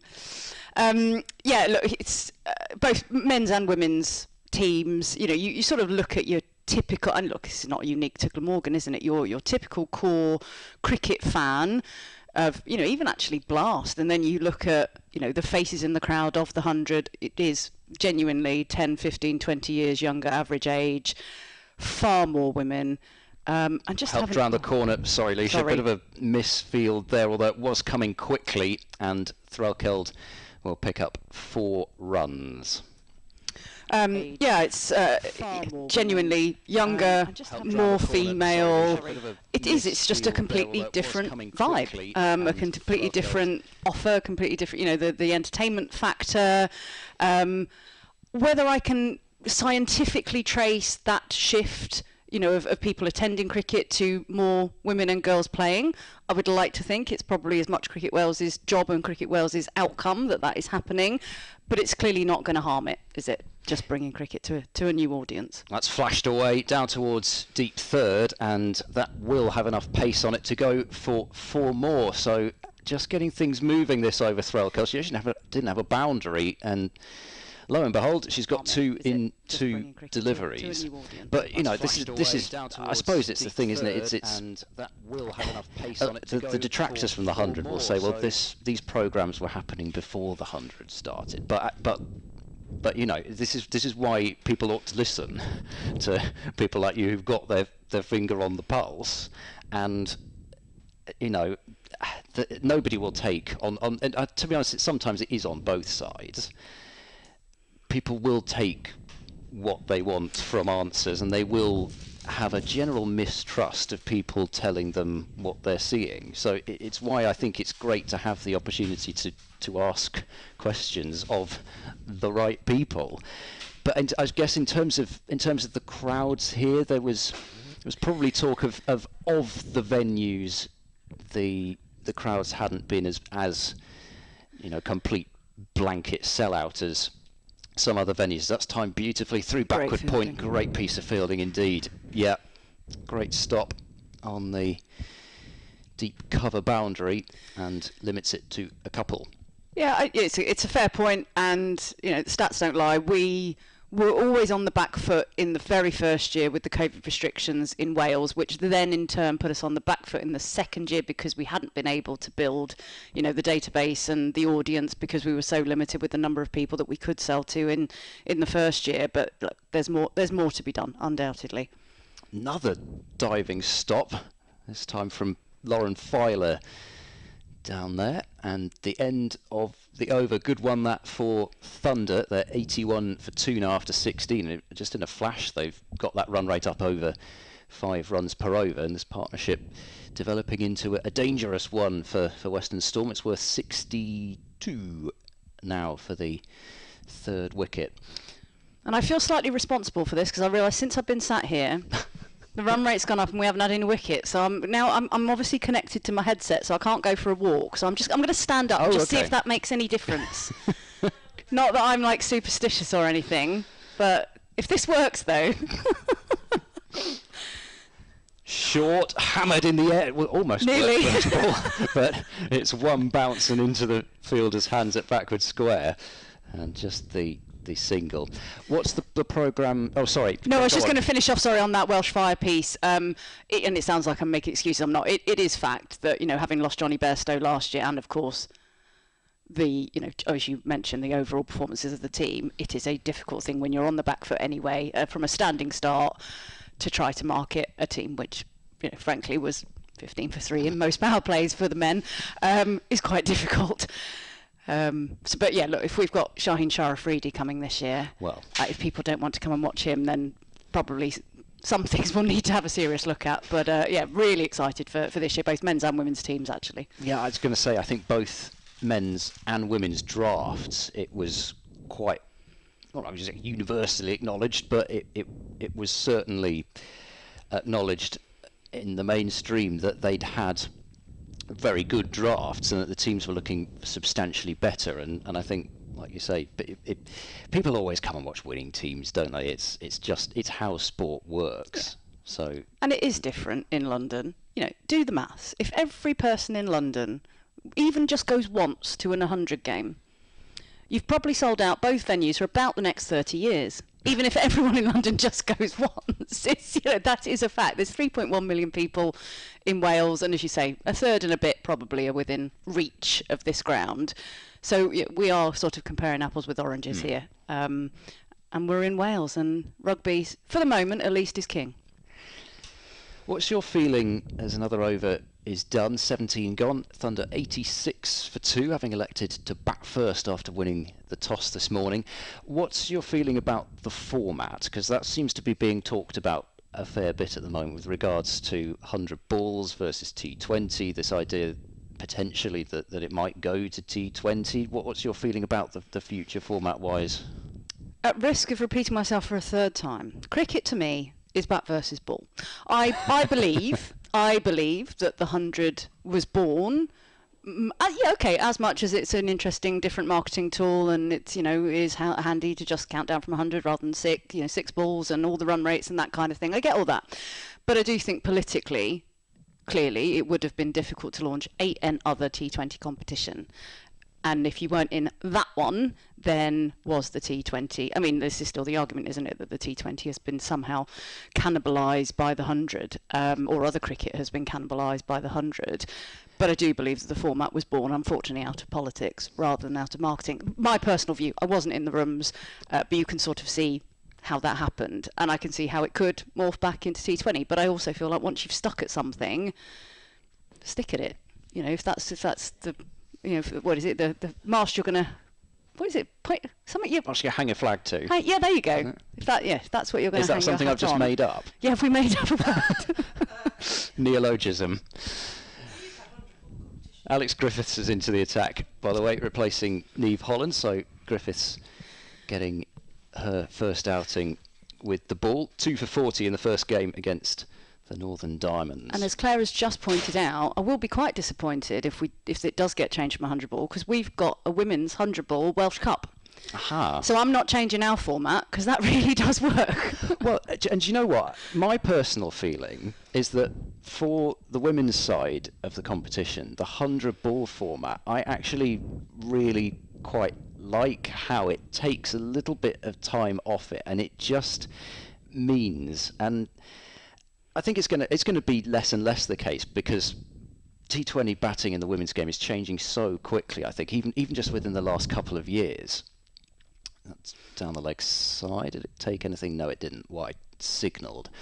But for me, it's just reduced the amount of time that batters have out there, and it has actually meant that they've got to go harder from the start, which then I think can only benefit the women's game, given that the young players who are coming through for national selection. Yep. Now you see the type of cricket that they want to play, as that's into the leg side from Lamb. She'll move to 47. You see the type of cricket that John Lewis wants the international team to play, and I don't know. You can only do this stuff anecdotally, but no, for me, that's just my opinion on the format, how it works for the women. I can buy that 100%, but I would even extend it and go, if we are now playing Test cricket as an England men's team, as if it's just a 50-over game just played over 5 days, the same theory applies to men's cricket, right? I appreciate that there are more men that have played cricket for longer. I get all of those things, but you could argue there's still a couple of counties that are playing T20 cricket at a relative pedestrian rate compared to others.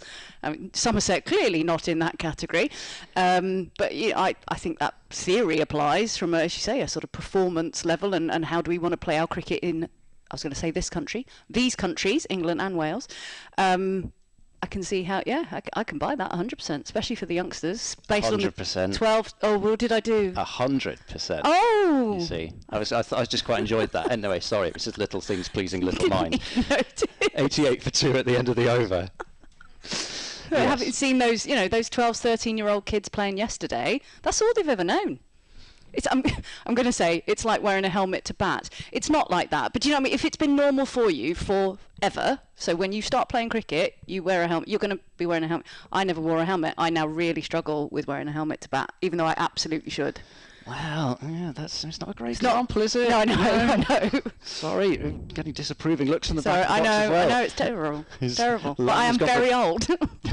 Lamb's gone for a big slog sweep there and bottom edged it for a single. Well, I mean, it's also, I think it's a bit of bravado as well, isn't there, with batting without the helmet to the spinners nowadays. Especially you see certain players who spent a fair bit on having your hair done, and I'm talking about the men actually more so than the women, is down the pitch hitting it in the air just over the head of a retreating Nicholas from mid-off. She just couldn't quite get there and chipped for a single in the end. I don't know. It just seems like it's a bit of bravado there, but yeah, I could look. I agree with some of the men. Undoubtedly, it's definitely not bravado with me. I can assure you of that.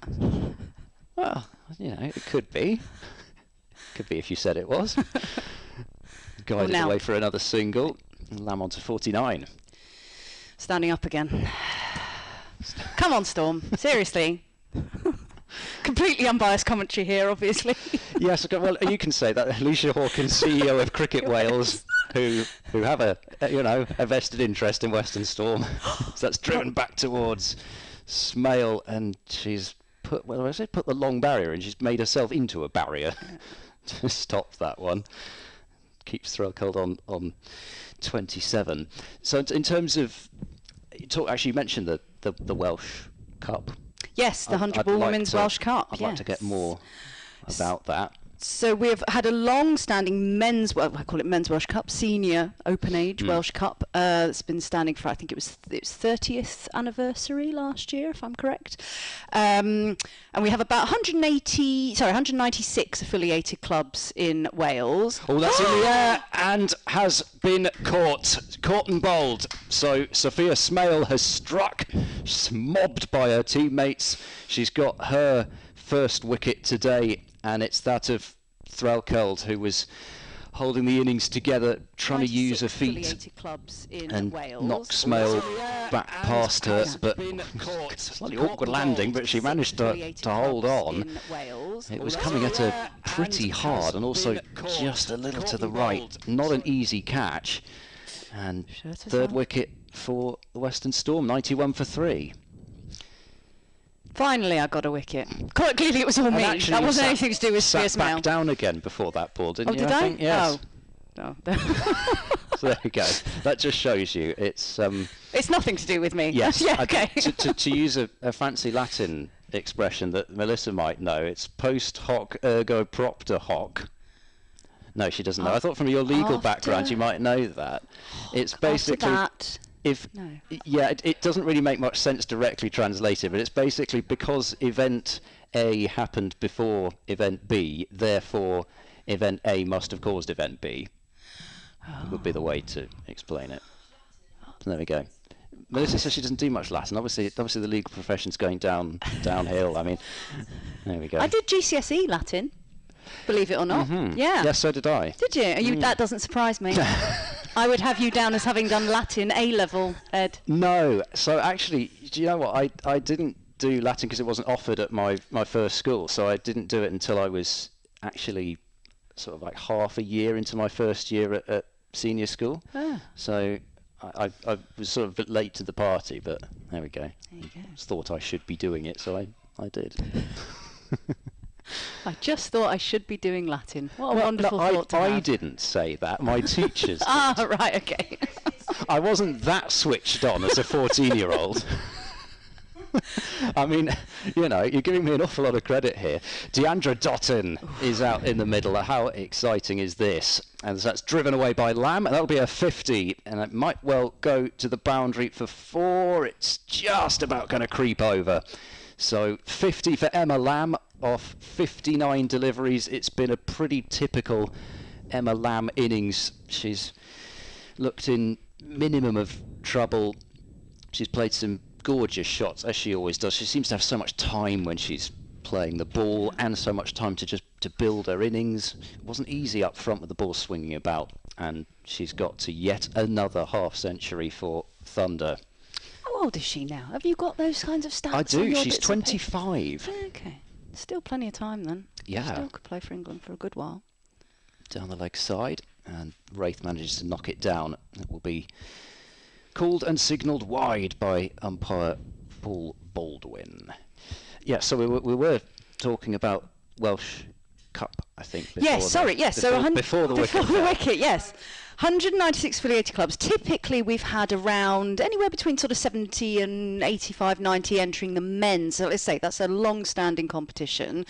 And in this year, so we launched it, gosh, I'm trying to get my years right. I think we launched it last year. That's right, because we had our finals day last summer. Yeah, and then this year, I'm needing to check my notes. I think it's 72 teams. So we've got a plate and a cup. So, you know, if you want to play pairs, you can play in the pairs one. But if you want to play you're out, then you can play in that. So again, trying to just break the rules and just make the competition as accessible to as many people as possible. We've also changed it into a group format, so it's kind of like UEFA Champions League of Women's Welsh Cup. So there's more games sort of in the early rounds, so that people can give a good go, and then we'll have a finals day. I think we're going back to Vale Cricket Club again this summer, but it's just the next logical step of evolution and world domination, really, as far as women's cricket goes in Welsh in Wales. Well, I'll tell you what, you have sold it to me. I mean, I'm thinking of getting in my car and coming over and watching some of this. Dottin facing her first delivery, won't get off the mark. There, is it straight to short fine? Oh, Ed, you've started me off now. I'm thinking we need to stream the Women's Welsh Cup final. I'll have you on comms. Oh, no. I don't think I'd be right, would I? You know, see if we can get a Welsh voice on there as well. You know, I am a quarter Welsh, but I'm not sure I remember. Is that quite enough? Well, yeah, we'll Welsh work it out. grandparents sounds better, I think, than quarter Welsh somehow, as that's another run to the title. I think it does sound better though, doesn't it? Because saying you're a quarter, it doesn't sound like much. But if you say grandparents, we're quite close to your grandparents. So therefore, you know, again, it's all about you know, as well as I do. It's all about wording. It's all in the messaging. It's all in the messaging. There's the principle of the thing and the messaging of the thing. The messaging is always the most important. And the spin. Dottin creating a bit of room for herself, but still can't get her first run. 2016 T20 World Cup winner Deandra Dottin. It's magnificent to see somebody like Dottin coming over and playing in our domestic system. Of course, we would rather, I think, as a world cricket community, she were playing still for the West Indies. Yeah. As that's driven away up to mid-off, hopefully setting off for a single, but Filer has a good arm. Going to take her on. The end of the over, Griffiths through 2 overs for 9, and Thunder in 98 for 3 after 20 overs. But, you know, I think I said just before we went on air together that you look down these teams and it's actually, especially, well, to be honest, both sides, it's really not that far off the sort of names that you're seeing in the 100. It's incredible what we've got to see today. No, that's it. As you say, particularly the Thunder side, although, you know, Western Storm are no slouches. But, yeah, and the names, even if they haven't got a 100 contract, the players wouldn't necessarily look out of place in a 100 squad. Will be there in a very short space of time, I'm sure. So, yeah, it is magnificent to see. I'm aware that you have to disappear off in the not too distant future, but before you do, is there anything else that I should have, any other competitions or something that I should have asked about that I haven't? See, we do have our annual prediction of the England women's summer results. So I was sort of hoping that would come up because I've done my research. How silly of me not to have noted that down. I think I might know what's coming, actually. Well, you say that. I've had some serious thoughts and some serious chats about this. So my prediction for the Ashes summer: 1, best Ashes ever. It's just going to be the best Ashes ever. Venues we're playing at, numbers of people that are going to come and see it, the two sides, Best Ashes ever. That's my first one. It's a good shot straight down the ground, and it's going to be 1 bounce, 2 bounce, plug a little, and then go for 4. Emma Lamb going straight back over Smale's head. She didn't bother too much that Threlkel was out, caught and bowled in the previous over. Got right to the pitch of it, just cleared a bit of room. You could see the stumps getting exposed, but she wasn't going to miss it, and gets another boundary. Brings up the 100 for Thunder halfway through the 21st. I think we'll win the Test match. And I think we will, on some weird, obscure, it'll be like weather intervening or something, but we're going to end up with the same number of points, and they're going to keep them. They're going to... Oh, right. Okay. Hey. Well, I know you were thinking I was going to say 5-0 and go, Glenn McGrath. I was thinking you were going to say 5-0. No, or whatever. It's not 5-0, is it? But you know what I mean, the equivalent number of points. Yes. Sorry, you know what we meant. Winning the Test match, but a tie on points overall, and Australia retaining. Wow. Right. There you go. Perhaps we can get the maths done on the outcomes at the back there. Yeah. What needs to happen exactly? It'll be weather. There'll be some rain somewhere, and it'll be a game where we're like, 191 for none, and we were going to absolutely. There's going to be controversy. That's what I'm predicting. Great, best Ashes ever. A bit of controversy. In it for the drama, basically. Pretty much, yeah. It's good for telly. Good for telly. Dotton treating Smale with respect to complete the over. 6 overs, 1 for 28. For the young slow left armer, 103 for 3 after 21 overs. Okay, so that's women's Ashes. We're going to do a men's. I didn't even consider that. I might be able to ask to predict the men's Ashes. The men are going to win. Men are going to win. Right. You put me on the spot here for an actual sort of prediction of the score. I'm going to go 3-1. Mm-hmm. And I did read that thing where Ben Stokes, was it in Wisden, where he was, was it Wisden or was it on Sky?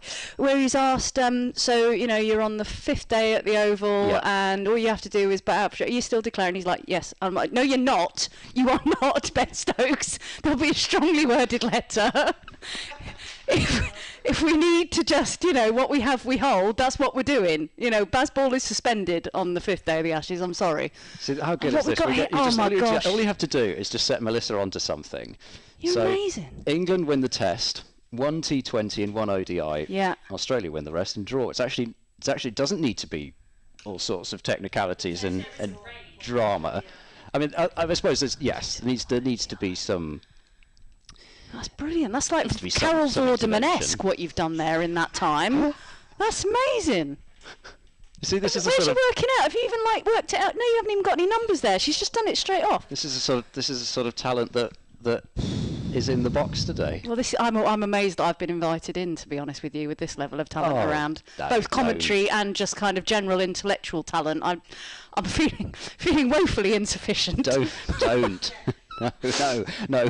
I think as far as contributions to actual things that happen out on the field go, I think there's a couple of people in this box, but I would say that you would be top of that list. So yes. Anyway, there we go. The Ashes prediction has been completed. Yeah, my work here is done.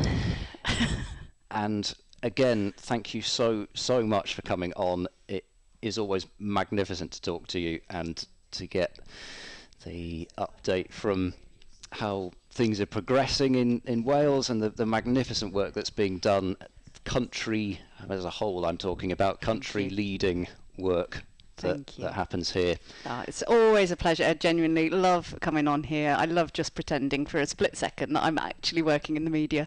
But it's absolute pleasure to see you. Great to see Western Storm back in Wales. Thank you for the opportunity. And Dotton, this is a pretty emphatic way to pick up your first boundary, and that's what she'll do. Just about beats Filer to the fence. She does like to go hard down the ground as Deandra Dotton, and she is, I believe, it's a pretty scoreboard says anyway that was Dotton getting off the mark. Yes, it was. I was hesitating because I didn't think she'd.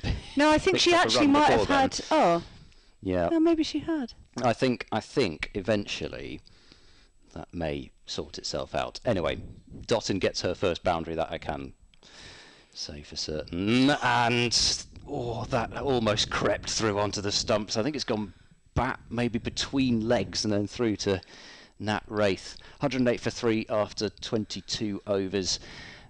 Leisha, thank you ever so much. Pleasure. for your company. Lovely and to see you. hopefully we may even get to chat during the T20 here or some other point, I'm sure. Indeed. Call me. Have your people talk to my people. or you just ring me or just DM me on Twitter, whichever. Slide into the DMs. Thanks so much, Lovely Leisha. to see you. Thank you. Right. We are almost somehow halfway through this Thunder innings with Lamb 60 from 67 looking to accelerate, and Dottin, indeed that was her shot to get off the mark. That's what the boss does, gets off the mark with a emphatic 6 down the ground. Smale into her 7th over, hasn't had a break yet, and a wide to start things off. Run straight to backward point. There's going to be a shy at the stumps here. Throw is a little bit high, and Dottin was scrambling to make her ground there. I think a direct hit. She might have been in a bit of difficulty. Claire Jenkins is back with me. Thank you very much. Lovely to hear from Leisha. I had a little chat with her last year, so yes, great to catch up with her. Listen to the views according to Leisha.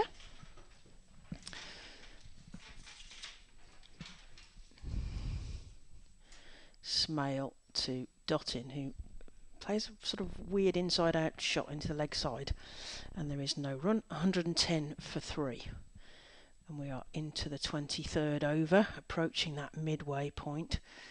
Smale, of course, a star of the under-19s as well. Dottin comes forward and knocks that up and over the top. There's some chasing, because I think that's going to plug in the outfield. There's a possibility the fielder might get to it. It was a big dive, but I think it was scooped back. I think we were all right there. So they just got the 2 there. What were you going to say, Ed? Well, no, I wasn't. I was just noticing that you had the other scores up yes. and was intrigued to see what else was happening. Yes. So we shall between the balls. I'll give you a bit of an update. Sophia Smale tosses the ball hand to hand. Dottin takes a place. Defended down, and there is no run. Yes, so the Sunrisers game. The Sunrisers are 84 for 2 against the Blaze. That's at Chelmsford. The Vipers are 100 for no loss at Beckenham. Dottin takes a big swipe, and it's another dot ball. So yes, Southern Vipers 101 now for no loss against South East Stars at Beckenham. Thunder are 112 for 3, playing against Western Storm here, obviously. This is just to do the complete picture, because my brain's not engaged yet. Of course. We need the complete picture, that's right. Yep. And then Northern Diamonds are 85 for 2 against Central Sparks, where Central Sparks won the toss and elected to bowl. Just a complete picture. Indeed, yes. And actually what we probably ought to talk about as well is Sunrisers last week. Beating the Vipers. Beating not just anybody, but the Vipers. And absolutely thrashing them.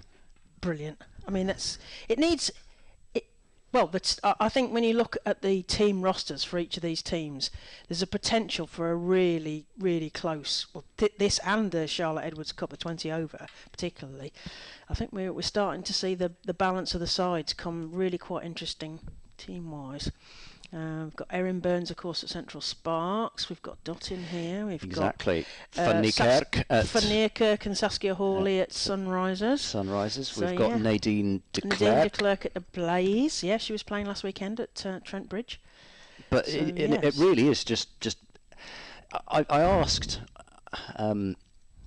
Lisa Padgett, the regional director of cricket, about overseas players. I think it was sort of a couple of years ago, as Griffiths continues, and that's run down towards deep third by Lamb. Not sure it's got the pace to go to the rope, but they'll get at least 2. The Dottin fancies a quick sprint for a third, not on this occasion.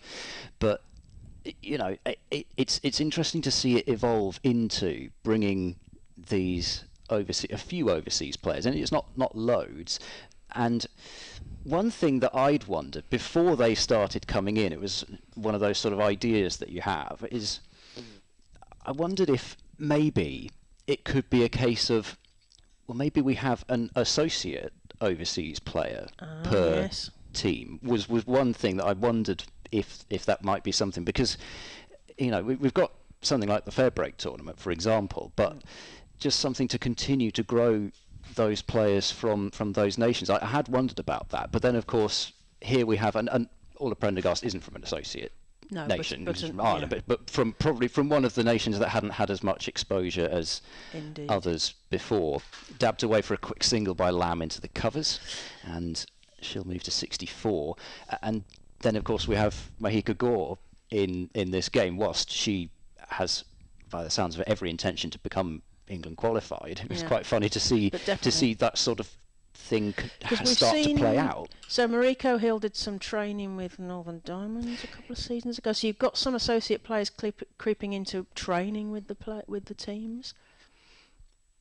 Dottin biffs this one down the ground. That was uncomplicated, and 4 runs. I don't mind telling you, she's probably my favourite player to watch in the world. Yeah, Deandra Dottin. And like you said, Dottin, I mean, it was a sort of passing comment almost, but I'm sure world cricket would still like to see her playing for her country. But if we can still see her, that's the point. But it must be so hard to be effectively self-employed, maverick individual across the world. But I suppose when you can hit the ball like Dottin, she's going to be popular, shall we say? I mean, it's just wonderful to watch her bat. The power that she's got. And this time she misses the ball. Yes. So you don't have too much power on it when you miss it, but there we go. But very powerful pads, I thought, there on that shot. Made a very nice thud off it, didn't it? But I think it's interesting that they're all starting to go for that one, and they're interesting because De Klerk is an all-rounder, Orla Prendergast is an all-rounder. With Erin Burns very much an all-rounder, and I think they've got so much to give. Last ball of the over, she's gone for a big heave again as Dottin, but picks out Prendergast at mid-wicket. That's the end of that over. 119 for 3 after 24 overs. I'll let Claire pick up that point, and then Melissa Story will come back in. The point is that I think it's really useful to have all-rounders as these the international flavour to the regional competition, because then they can offer so much to the younger players coming through. They can see what it looks like. They can be great role models for the youngsters in the regions. So you're watching Western Storm, the home team, so that's the whole of Wales and all of the West Country, against Thunder, who are the Northwest. So they aren't just Lancashire, although we are seeing them in the Lancashire red. Yes, they have. They've pinched it back.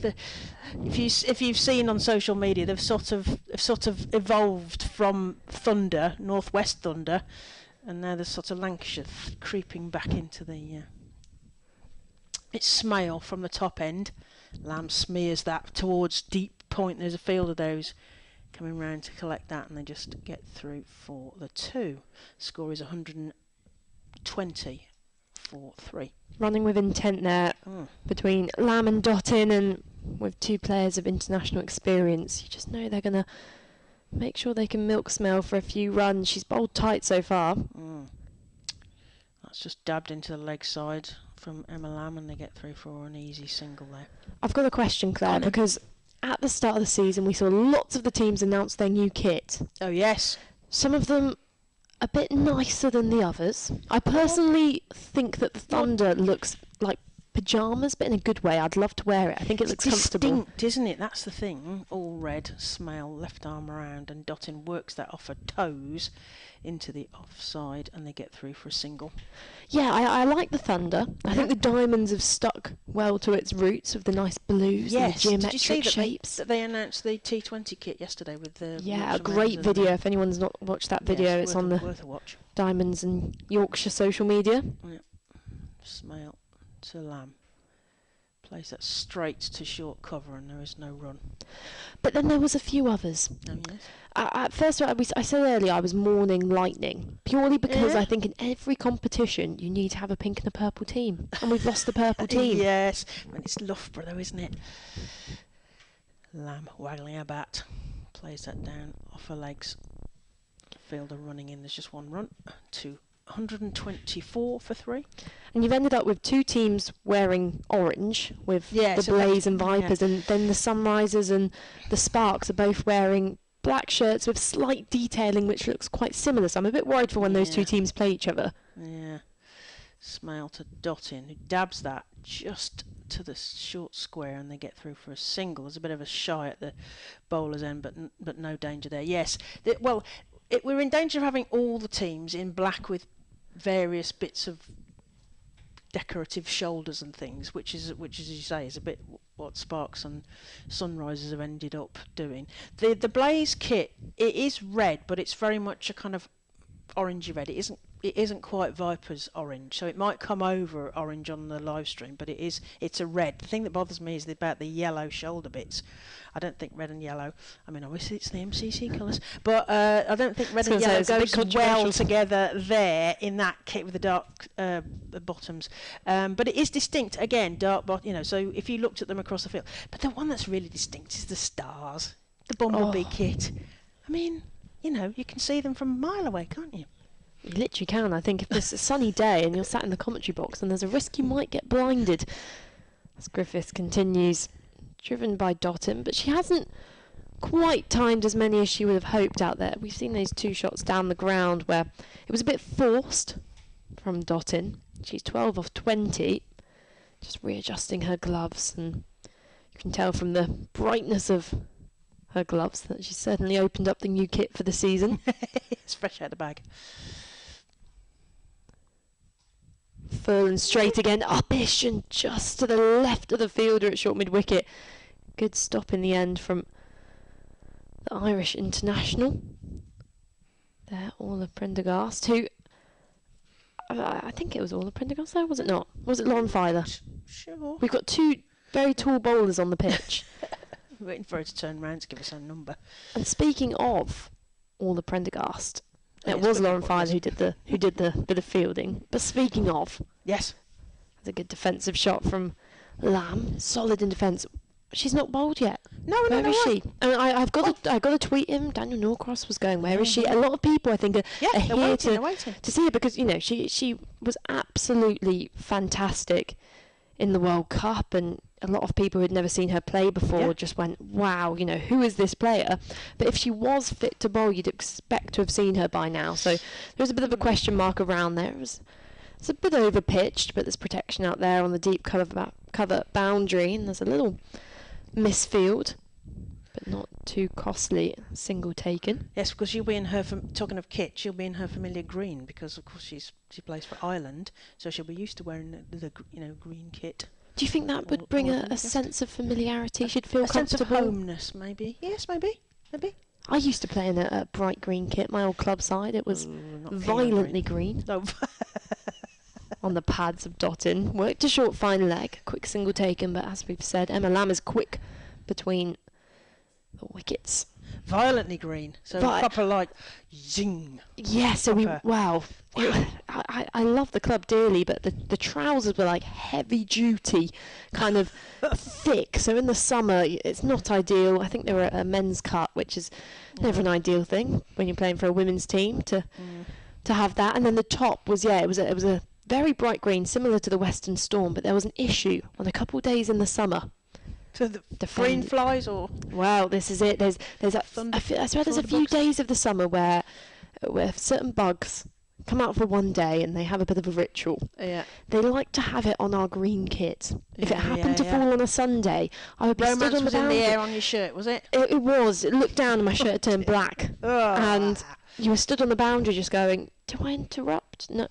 No. So I just had to stand there as still as possible. And yeah, I'm quite. Although I say that, and I've recently made the move to Gloucestershire, and we're wearing bright yellow kit as well. So I fear we might have the same bug problem. Yeah, they might well do. We are 128 for 3 here, and we're just about to start the 27th over. So we've gone past the midpoint, and probably time to start thinking about what do we think they're going to get to. Perhaps. Oh, my favourite game. Do you want to have a little think about that? As Claire Nicholas is coming on from the far end to bowl her first over from the River Taff end. Short boundaries, of course, at Sophia Gardens are characteristic behind the bowler. right arm over. Dottin comes forward and just plays that straight to the fielder at mid-off. Well, I think for now, Thunder, with these two in the middle, they're in a comfortable position where I think players of this class should be able to be going at about 4 or 5 runs and over. Dottin plays that straight back through the bowler. It's going towards the boundary, but there is a fielder swooping that up, and they just get through for the single. 129 in a 4-3. And I think when they get to around the 30th over, the 35th overs tend to be when the times go for it. But I think because there's wickets in hand and this Thunder team bats deep, you've got Danny Collins and Liberty Heat, Tyra Norris, who can all hit a long ball. Yeah. As Lamb just plays that just sweepingly straight to the fielder at short mid-wicket. So I think they should continue to the 30th, going around that 4, 5 and over. Although Western Storm's not making it easy, then one of these two needs to up the ante. Yep, Lamb. Winding slightly, but just playing that easily into the offside, straight to the fielder, and there is a single. 134-3. And even though, Deandra Dottin is known as the world boss, we associate her with those big shots, but Emma Lamb is the set batter. Yes, she's on 70, and at the back of her mind she'll go, of course I want to tick off another 100, but also, she's a team player, and she'll be the one who's given that responsibility to get things going. Dottin trying to work the ball past the fielder, but the short cover fielder just managed to sort of fall on the ball, and there is no run. I also think there must be a magnet in this ball which is attached to all the pockets of the Western Storm fielders, because Dottin cannot get it past anyone. She tries to work that again past mid-off this time, but again no run. Yes, magnetic ball. I think that over. I think you're right. I think you called it right there. We are 130 for 3 at the end of the 27th over. Emma Lamb on 70, and as Melissa said, eyeing perhaps those 3 figures, perhaps. Dotted on 15. I like how you've joined me, Claire, in standing up now. Well, I'm technically not stood up. I'm perched on a shelf with my feet on a chair, just to get a higher vantage point, because it's a picture that you cannot possibly imagine unless you're here. But there is one shelf higher than the one I'm currently sat on. I just think it could be quite entertaining. There's no mezzanine in this box, otherwise we're going to be attempting a ladder. Mind you, there is a well, you have those amazing kind of courses at is it the Go Ape stuff, of course? Oh yeah. Where I reckon if more commentary boxes had if you were at Celtic Manor now, you could be there's a ropes course there. I would down love the road to commentate on a cricket game swinging from the ceiling. I just think it's my natural. I hope the Test Match Special are listening to this, because I'm expecting this at Trent Bridge for the women's Test match. Just a single rope. Did you see Natalie Germanos hanging upside down at the World Cup? Yes, I would love to do that.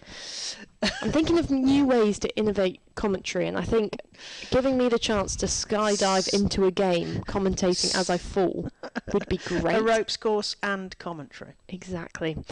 Lauren Filer is going to come back into the attack. She bowled 5 overs in the first power play, got the wicket of Fee Morris, went for 27 runs. She was a bit expensive with a few overs going away for a few boundaries. She had one where she bowled 4 wides in a row, and she was just struggling to find her rhythm, but the captain, Danny Gibson, of course standing in for Sophie Luff today, backed her and gave her that 5th over.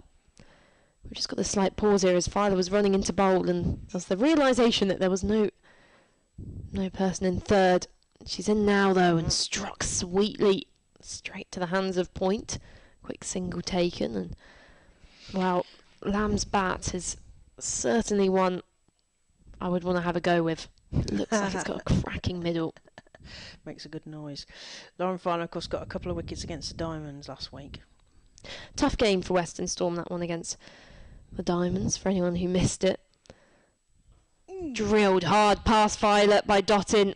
2 fielders in pursuit, but these short, straight boundaries mean the ball just tantalisingly goes over the boundary rope, and it's another boundary. Dottin finally making that contact she was looking for, and almost wiped Lauren Filer off her feet as the ball came firing back at her. The score 135 for 3.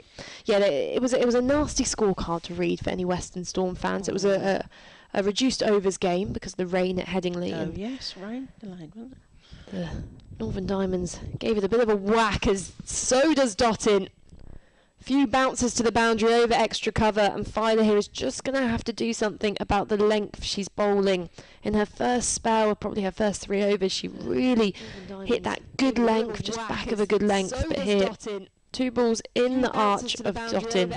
And we could say that we thought, well, at least I thought Emma Lamb would be the one who decided to just increase the momentum here. But there's clearly been a discussion in the middle where Dottin's gone, do you know what? I'm going to go at this. I'll have a go. Well, it might be that she's the aggressor and Lamb's the one that's in and just, keeping the score going. What can Filer do here? It's a shorter ball and a good change-up actually there from Filer, as Dottin just not able to free up her arms enough to get the ball into the gap. I mean, there is protection on the leg side. There's a deep square and a deep mid-wicket, but she was just looking to play that one with Strapple, straight pull, down the ground. Strapple, I thought it was a drink. Oh, we can't get into this territory again. Bouncer, great bouncer. Knocks Deandra Dottin to the floor. She gets a bit of bat on it. Or is a bit of... She got up. I wasn't laughing at Not sure what it came off. I think the umpire here was signalled. No, I think she got Did it get something on it? She must have. It was a really well-directed bouncer. Or something. And actually, Dottin was good there not to fall backwards onto the stumps, because... Yeah, that would have been dangerous. I've done that before. But not actually when I was batting. I was fielding the ball off my own bowling and didn't quite have the spatial awareness to know where the stumps were behind me. Fell backwards, absolutely flattened them. And I was playing a boys under 15 game at the time. And I took a bit of stick for it. And I remember them telling lots of jokes, but the only one I remember is, what does Melissa order when she goes to a Chinese restaurant? Stumplings. And then I got called Stumplings for a year. It was bad. Fantastic, that is. Stumplings. Stumplings. So I was called Stumplings for a year. So I think that's the only nickname I've ever picked up. The thing that I'm worried about is that you said you didn't necessarily have good spatial awareness, and you've been precariously balancing yourself on various shelves, so that's causing some sense of anxiety. That's just part of my personal goal, to be the first commentator to fall sideways off a shelf live on commentary. Oh, okay. Hence the want to be on a rope swinging from the ceiling. Yes. There's a drinks break at the moment here. I think they're doing a concussion test because there's a suspicion that the ball came back. I think maybe it was a noggin for 4. Yeah, but it flew down to the boundary at quite a pace, and best to check these things, because we've been hearing this week on the news about, if in doubt, sit out and all the rest of it. Yeah, from the ECB. Yeah, well, in terms of all sports, and very sensibly. I think this bravado is not good for people's health. It's a very dangerous thing to mess with. And at the toss, they were saying that there was no real official kind of drinks break in this game. The players were just going to get a drink run on now and when they wanted to, and a few of the Storm players just making the most of that now. Although the 2 fielders who are out at deep square and deep mid-wicket... Anna Harris is looking at her watch there, so we want to get moving now. Yeah, Paul, they're whipping them into place now. But yeah, good comeback from Filer, who... It's unfortunate that one did go for 4. From the scorecard, it would suggest a batting victory, but really it was a well-directed bouncer. It was quick. And even though, you don't want to go for the runs, I think this final ball of the over, does she go for another short one? I don't know, but you said that she needed to break it up a bit, didn't you? Because you were worried that she was getting into too much of the same rhythm, and then Deandra Dottin was kind of getting that, and then she changed her length, definitely, and changed the rhythm.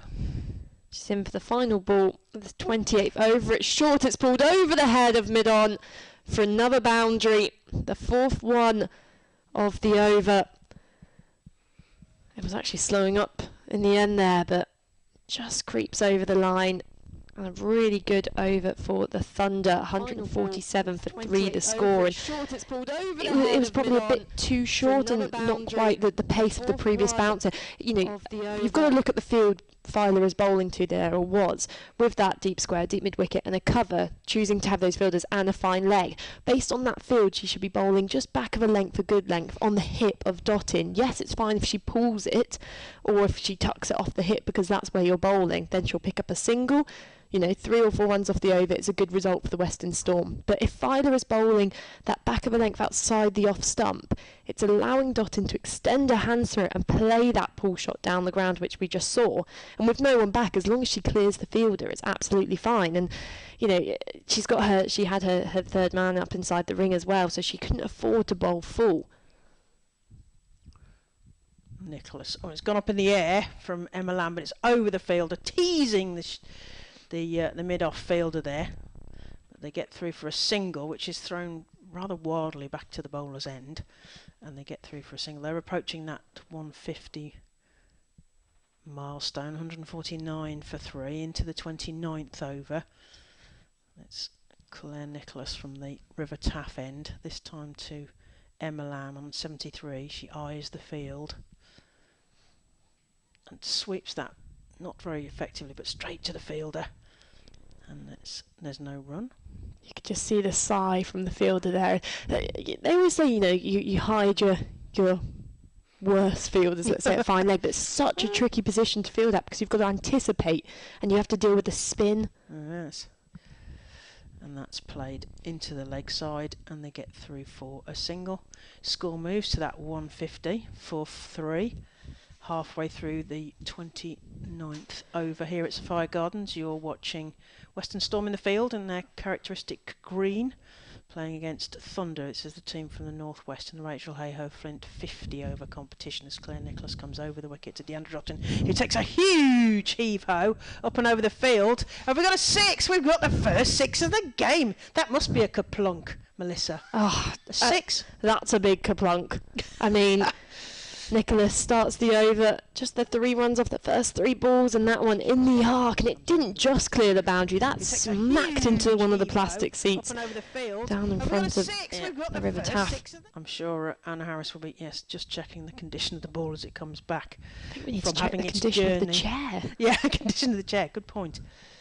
Nicholas to Dottin, who's got the bit between her teeth now, tries to smack that back in the same direction, but only manages to send it straight back to the bowler who fields off her own bowling. We're certainly seeing the world boss just begin to she's bring out the big shots. Yes, that gear has definitely changed. Takes a big swipe up and over the cover, and there's no one's going to get that. Swiped up and over, another 4. Yes, she certainly. That's it. There's a change of gear there, isn't there? As you quite rightly called it, 156 for 3. Approaching the end of the 29th. D-dot here for Thunder. I guess it's a good evaluation of this partnership because even though Emma Lamb has got more runs on the board, as we say, she does strike at a lower rate. So actually, these two are getting the tempo right, and as long as one of them is going for it, in this case, Dottin has been the one to decide. She has the real potential to completely take the game away from the Storm here. And we were doing our score projections, and I mean, at this stage, if these two can stay in until, let's say, the 40th over, at least, it could be a massive total. There could be around the 280 mark. Just seeing a change of bowling as Filer only came back for just the 1. It's going to be Chloe Skelton with her off-break bowling. Coming in from our commentary end. She took a wicket last weekend. Their game against the Diamonds and her 4-over spell there. Of course, another under-19 World Cup player. She's one of my Gloucestershire teammates now as well. I don't need to tell you about that then. Here she is. Short, pulled away in the air, fielder right underneath it, taken comfortably, and Emma Lamb, who was just starved of the strike a bit in these last few overs, tries to go for the big shot, copy the fireworks of her partner at the other end, but it's a big boundary to the side here at Sophia Gardens, and the fielder well positioned, well within the ring, takes a comfortable catch in the end, and the 4th wicket falls for the Thunder, 160 for 4. They've had quite a partnership there, haven't they? Yeah. Yes, 69 partnership. You can probably hear the booming of the PA there in the background. Here she is. Short. Yeah, they were going well, and I think it was the right shot from Emma Lamb. When you get back to the changing room, you kind of ask yourself again, would I play the same shot again? I think she would say she would, because it was a drag down. It was a bit of a loosener. It's just the way she went at it. I think if she got another chance, she would have just angled it down. And actually, in this kind of situation, when you've got such a big boundary, 2 fielders patrolling out there, just try and bisect them, control the ball, get on top of the bounce rather than going for the glory of a 6. Because do you take the risk of those extra 2 runs by going aerial, or actually do you just roll the wrists on it, pick up the 4? And even if it had hit a fielder, just been a single, you're still out there in the middle. But it's easy from here, isn't it? Yeah, well, it's very easy. And from also, here. it's Fran Wilson, so if you put a ball at that height, straight, more or less, straight at Fran Wilson, I'm sure she did a bit of adjusting, but she's a great fielder, so that's kind of, the bread and butter for Fran Wilson catch there. Danny Collins into the middle, left-hander. Yes. Mm-hmm. Mixing it up again, the Thunder, and they've got a good mix, actually, because I believe Liberty Heat is a right-hander. Tara Norris bowls left arm. She also bats left-handed. She does. So we've got a Thunder are going in with the real screw you batting attack. You could say that. Yes, we didn't see much of, unfortunately, Naomi Ditani early this morning. But changing up to around the wicket and cut away by Collins into the covers. She gets off the mark straight away with a slight misfield, and Emma Corney cleans up. As you say, they have got a smattering of left-handed batters, which is always good because the field have to readjust. They have to reposition every ball if you can be batting with a left and a right-hander. And I would quite like to, not to wish wickets on Thunder, but I would like to see Mahika Gore with the bat as well, because she can do that. Not only is she a great bowler, she uses those long levers to good effect. I reckon. And Tara Norris, another left-handed bat, like you said. She's got Women's Premier League experience now, Tara Norris as well. Yeah. Playing in the big leagues. You were talking about associate, the only associate player. Skelton staying with that around the wicket angle to the right-handed Dottin, who you can see defends cautiously. Yeah. I mean, remarkable for Tara Norris, who's been such a big part of the setup at the Vipers, making the move this year to Thunder. And yeah, big move. It's really one of those things where, for the Vipers, actually, at the start of the season, they lost Tara Norris and Paige Schofield, who were their 2 most successful bowlers in the Rachael Heyhoe Flint Trophy. So there was a few questions of going, what will Anya Shrubsole's fitness be? 'Cause she's a player coach, mainly been coaching. A big shout for LBW, most likely pitching outside the leg stump with the angle Skelton's coming from. She looks a bit frustrated there, but Deandra Dottin just walks to the side, dismisses that appeal. We can have a look at the replay and just see. Oh, I'm not sure. That is straightened a lot. We're quite a long way on, but we do have the benefit of a replay. Skelton beats the outside edge with the one which just skids on. And that LBW shout, at first I did dismiss it, but it did pitch straight. Yeah, we got the benefit of seeing it again now. Unfortunately, the umpires only get one look at it, and we've got no DRS here, so one chance only. Dottin just drops that into the onside. Fielder, who's been brought up at square leg, keeps that to a dot ball. Swooping in. And Skelton in her first over picks up the wicket of Emma Lamb. And I believe we're at the 30 over mark. We are. 30 Fielder, overs. who's been brought up at square 162 leg, for keeps 4. that to a dot ball. But yeah, I mean, how great was it seeing Tara Norris in the Women's Premier League picking up the first fiver? First fiver, yes. Ooh, Delhi Capitals. Yes, first fiver. And that's great. The only associate player picked up in all of that Women's Premier League draft. And then she goes and gets a fiver. Who were you supporting? Were you supporting a certain team? No, I was just kind of curious about how it was all going to go. But I think the thing is that we've been waiting so long, haven't we? It's always been next year. So to actually have it and for it to take light, and also I think the sort of pre-bit of that was India picking up the women's under-19, and that I think will really have kind of properly got the Indian fans engaged, and that's where the big power base, where the money is in global cricket. So getting them engaged in the under-19 victory, bringing home a trophy, and then rolling that straight into a couple of weeks later into the Women's Premier League as Gibson comes in from the taff end, and that's defended by Collins straight to the field, and there's no run.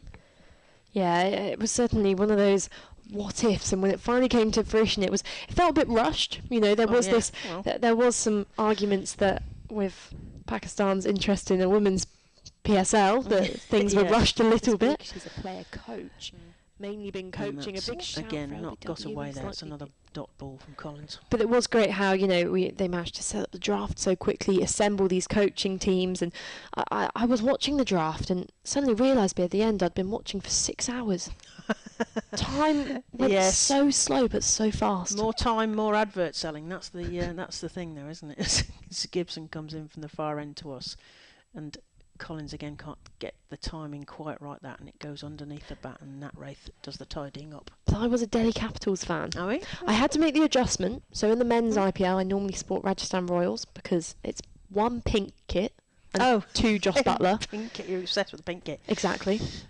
But I had to make a decision in the women's because there was no Rajasthan team. No. Collins just dabs that down again in front of, and there is no run. So, Well, yeah. I mean, I'd have to go with the.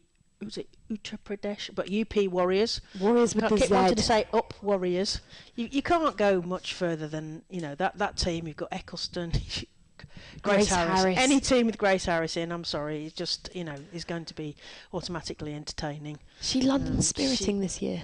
Yes, she is London sprinting. That's right. As Gibson comes in from the far end. Collins again tries to work that away. He's getting sort of increasingly frustrated, but can't quite get a single, and Dab puts her toe back to make sure that she's still in the crease there as Nat Wraith patrols behind the wicket. The best thing I was told was by Test Match Specials Henry Moran, who said he was also supporting the UP Warriors purely because it looked like the kind of graffiti you'd see on the back of a bus. And that, it's a drop catch. Oh, it's your third. Danny Collins struggling with the timing there, and the ball went straight to the fielder, unfortunately. I think it was spinning. You mentioned spinning earlier, and some of those positions do need to have specialist fielders in to understand where Skeleton. that ball is going to go there, unfortunately. That's a missed opportunity for Western Storm. So your kit is like my friend's graffiti on a bus. Is Well, that, the UP Warriors with the yeah, Z. the It Z. kind of Oh, sounds okay. like a gang. is it one of your Generation Z? Yeah, right. Yeah.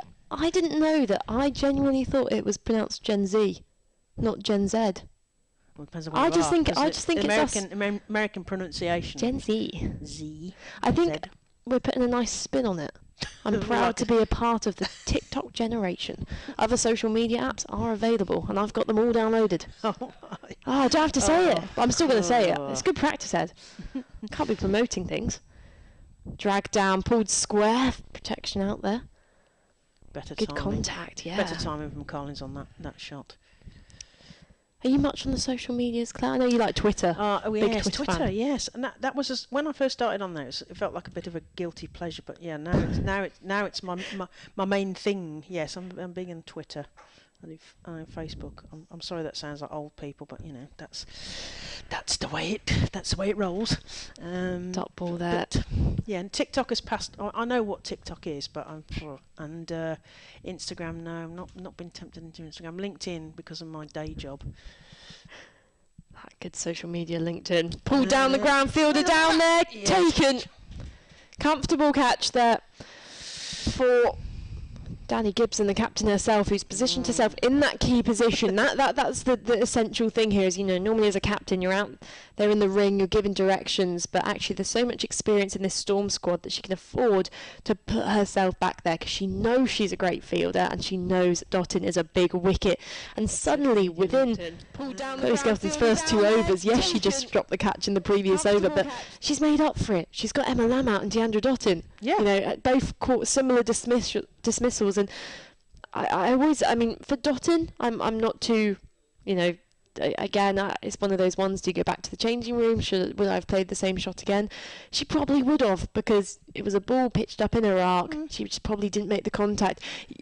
Yes, probably in a more sensible situation, if you've just lost the wicket of Emma Lamb, you should be going, actually, maybe I just need to slow things down again, because a lot more rests on my shoulders now. But she made the call and it didn't go to her way. Because you mentioned that you captained earlier, so did you put yourself in the catching position? So I love boundary. captains love I to put love themselves in. boundary fielding actually, and I Okay. started as a boundary fielder. At times, I will happily sit there for the whole 50 overs because I just like that little bit of extra time under a catch. I love ground fielding. Always backed myself to stop at 2. So when I was made captain, it was actually Emily Windsor who was previously captain. She got called up to the full Vipers squad, and I went, oh goodness, here we go. And I had to suddenly start fielding at either extra cover or mid-off, and I was dreadful. I was terrified of getting hit in the face. I never fielded a ball cleanly, I think, in the whole 3 years I was captain. And I just desperately wanted to be back on the boundary. But sometimes in T20s, if there was a particularly kind of, set batter in who we knew we needed to get out, I would. And if we had our more experienced keeper behind the stump, so I could kind of just say, can you make sure the angles are right in the inner ring? I could jump back to the boundary. New batter who's in is Liberty Heap, who starred in the Under-19 World Cup. She takes a quick single first ball and gets off the mark straight away. But yeah, I think that was good from Danny Gibson. I think she recognised the importance of that wicket, and we saw as she played for London Spirit last year in the 100. I got to see the Spirit play quite a lot last year, and she really was dynamic in the field. But we do see that, don't we, where captains put them, especially international captains, put themselves in the positions where they're going to get catches. Well, my favourite one recently, in fact last year, is a wide goes through the legs of the Rafe behind the stumps. It's not got enough pace on it to go down to the boundary, but the Thunder batters do come back for 2 runs. Keeps that scoreboard ticking nicely. Yeah, it was in the series between England and South Africa women last year, where Sonia Lees was quite low on confidence as a captain, and she was fielding at deep third for most of the game. It didn't send the best message. Well, and also she can't, obviously you can see the field, but there are places in the field where you can better set a field from than deep third. Deep third. potentially. Around the wicket to the left-hander. Collins defending. 2 new batters at the crease here now for the Thunder. I was a specialist point fielder. You were talking about spin earlier, so you have to be Claire, able to. that is You have to be able badass. to. Yeah, I know. I was a badass fielder. That's a while ago, point is the right? one place I'll never stand ever. Giving herself room and trying to beat that. You may be the only Fielder. person who's ever described me as badass, but I'm taking it. I'm embracing it. You should, demand to be called that more often. If Deandra Badass. Dottin can have herself named the world boss on her World playing badass. kit. I mean, it really is. The Vipers are a team I follow often. They have so many fielders who can jump into that point position. Danny Wyatt, one of the best in the Oh, game. yeah. Charlie Dean as well is really good there. And I hated it. I could be in positions a lot of the time, either in the ring where I could see the full face of the bat, because I just couldn't Oh, no, anticipate I'm that saying well. that. And then obviously, as I said, on the boundary, you just have that bit more time. So even if there is spin, you've got about 6 people on the field screaming spin at you, just to remind you, of course, in case you've forgotten. But I there loved was it. I something loved about it. And it wouldn't matter if it was predicting. left or right-handed bat. I could adjust. Did you like square leg as well? Were you- No, square no, leg's I don't want terrifying. somebody turning round and whacking a ball at me. I'm happy for them to whack it, but without the benefit of having the full weight behind it. We've got Filer coming on from the River Taff end So here. she's swapped ends. She's She not happy has. with this end. No, she's decided she's had enough of that, and she's going to try using the river end. Elbows flying as she comes in towards Libby Heap, who plays that down dangerously close to a kadunk there, straight to the fielder. I know Ed's. I'm just keeping him interested. Well, We you inadvertently. Well, I knew what spelunking was. I didn't know what spelunking was because Is this spelunking? Spelunking is where you jump off rocks into the sea. See, I would. Spelunking. So something like that. Anyway. I would like to do that. Oh, you see. Well, you're a woman who wants to commentate on a ropes course, so yes, I'm not really surprised about that. But I knew that was a real word. The rest of the stuff we may be partly making up. Well, you said There the was no word run there, by the way, if anybody's interested in the cricket. by accident, spelunking. You said, Okay, which did I I? googled, Yeah. and that's to kind of walk around without a purpose. Ah. And I think that's what when you get stuck on the boundary for a bit too long, Lot you're of spelunking. spelunking, Yes. and the ball doesn't come to you. Oh, Liberty Heath ducks out of the way of that as it goes past a nose. It was the Australians would call a bit of chin music there. What did you make of Liberty Heap in the Under-19 World Cup? They were Opening with all- Grace Scrivens. Oh, they were. I just had that overwhelming sense of pride and thought, we've got some cracking young players going to be coming in, and what are they going to come back with as well in terms of experiences. Heap just defends that down, and there is no run. Yeah, just excited for them as a generation, and also the thought that these players are going to play in several senior World Cups and could have 15 to 20 years of benefit, and just the things that they will have learnt playing overseas in a team that was put together fairly not short notice, but had so little time to bond as a team, and for them to do so well. As he plays a beautiful shot out to square, an easy shot, and they get through for single. They think about a second, but there's no second there, just the one run. 169 for 5, and we got the last ball of the 36 over just to come up. I think my favourite part of the Under-19 World Cup was not only the support these players are going to be getting as players, it was the stuff behind the scenes, that there was a lot of people over there teaching them media duties. Yeah, and there was talks on nutrition and playing around menstruation cycles as well, which is so important to learn as younger players, and understanding how your bodies work at different times of the month. So important to learn. It is. They've got apps and things on their phones now, as Collins this time works that with her left-handed bat out to deep point, and they get through for a single. Yeah, the lessons they'll have in terms of lectures about various bits and pieces. Because we saw the Fair Break competition, they had some research that they'd done this edition and the last edition about breast health, for example, wearing the right bras, and in terms of shoulder injuries and later life and all the rest of it.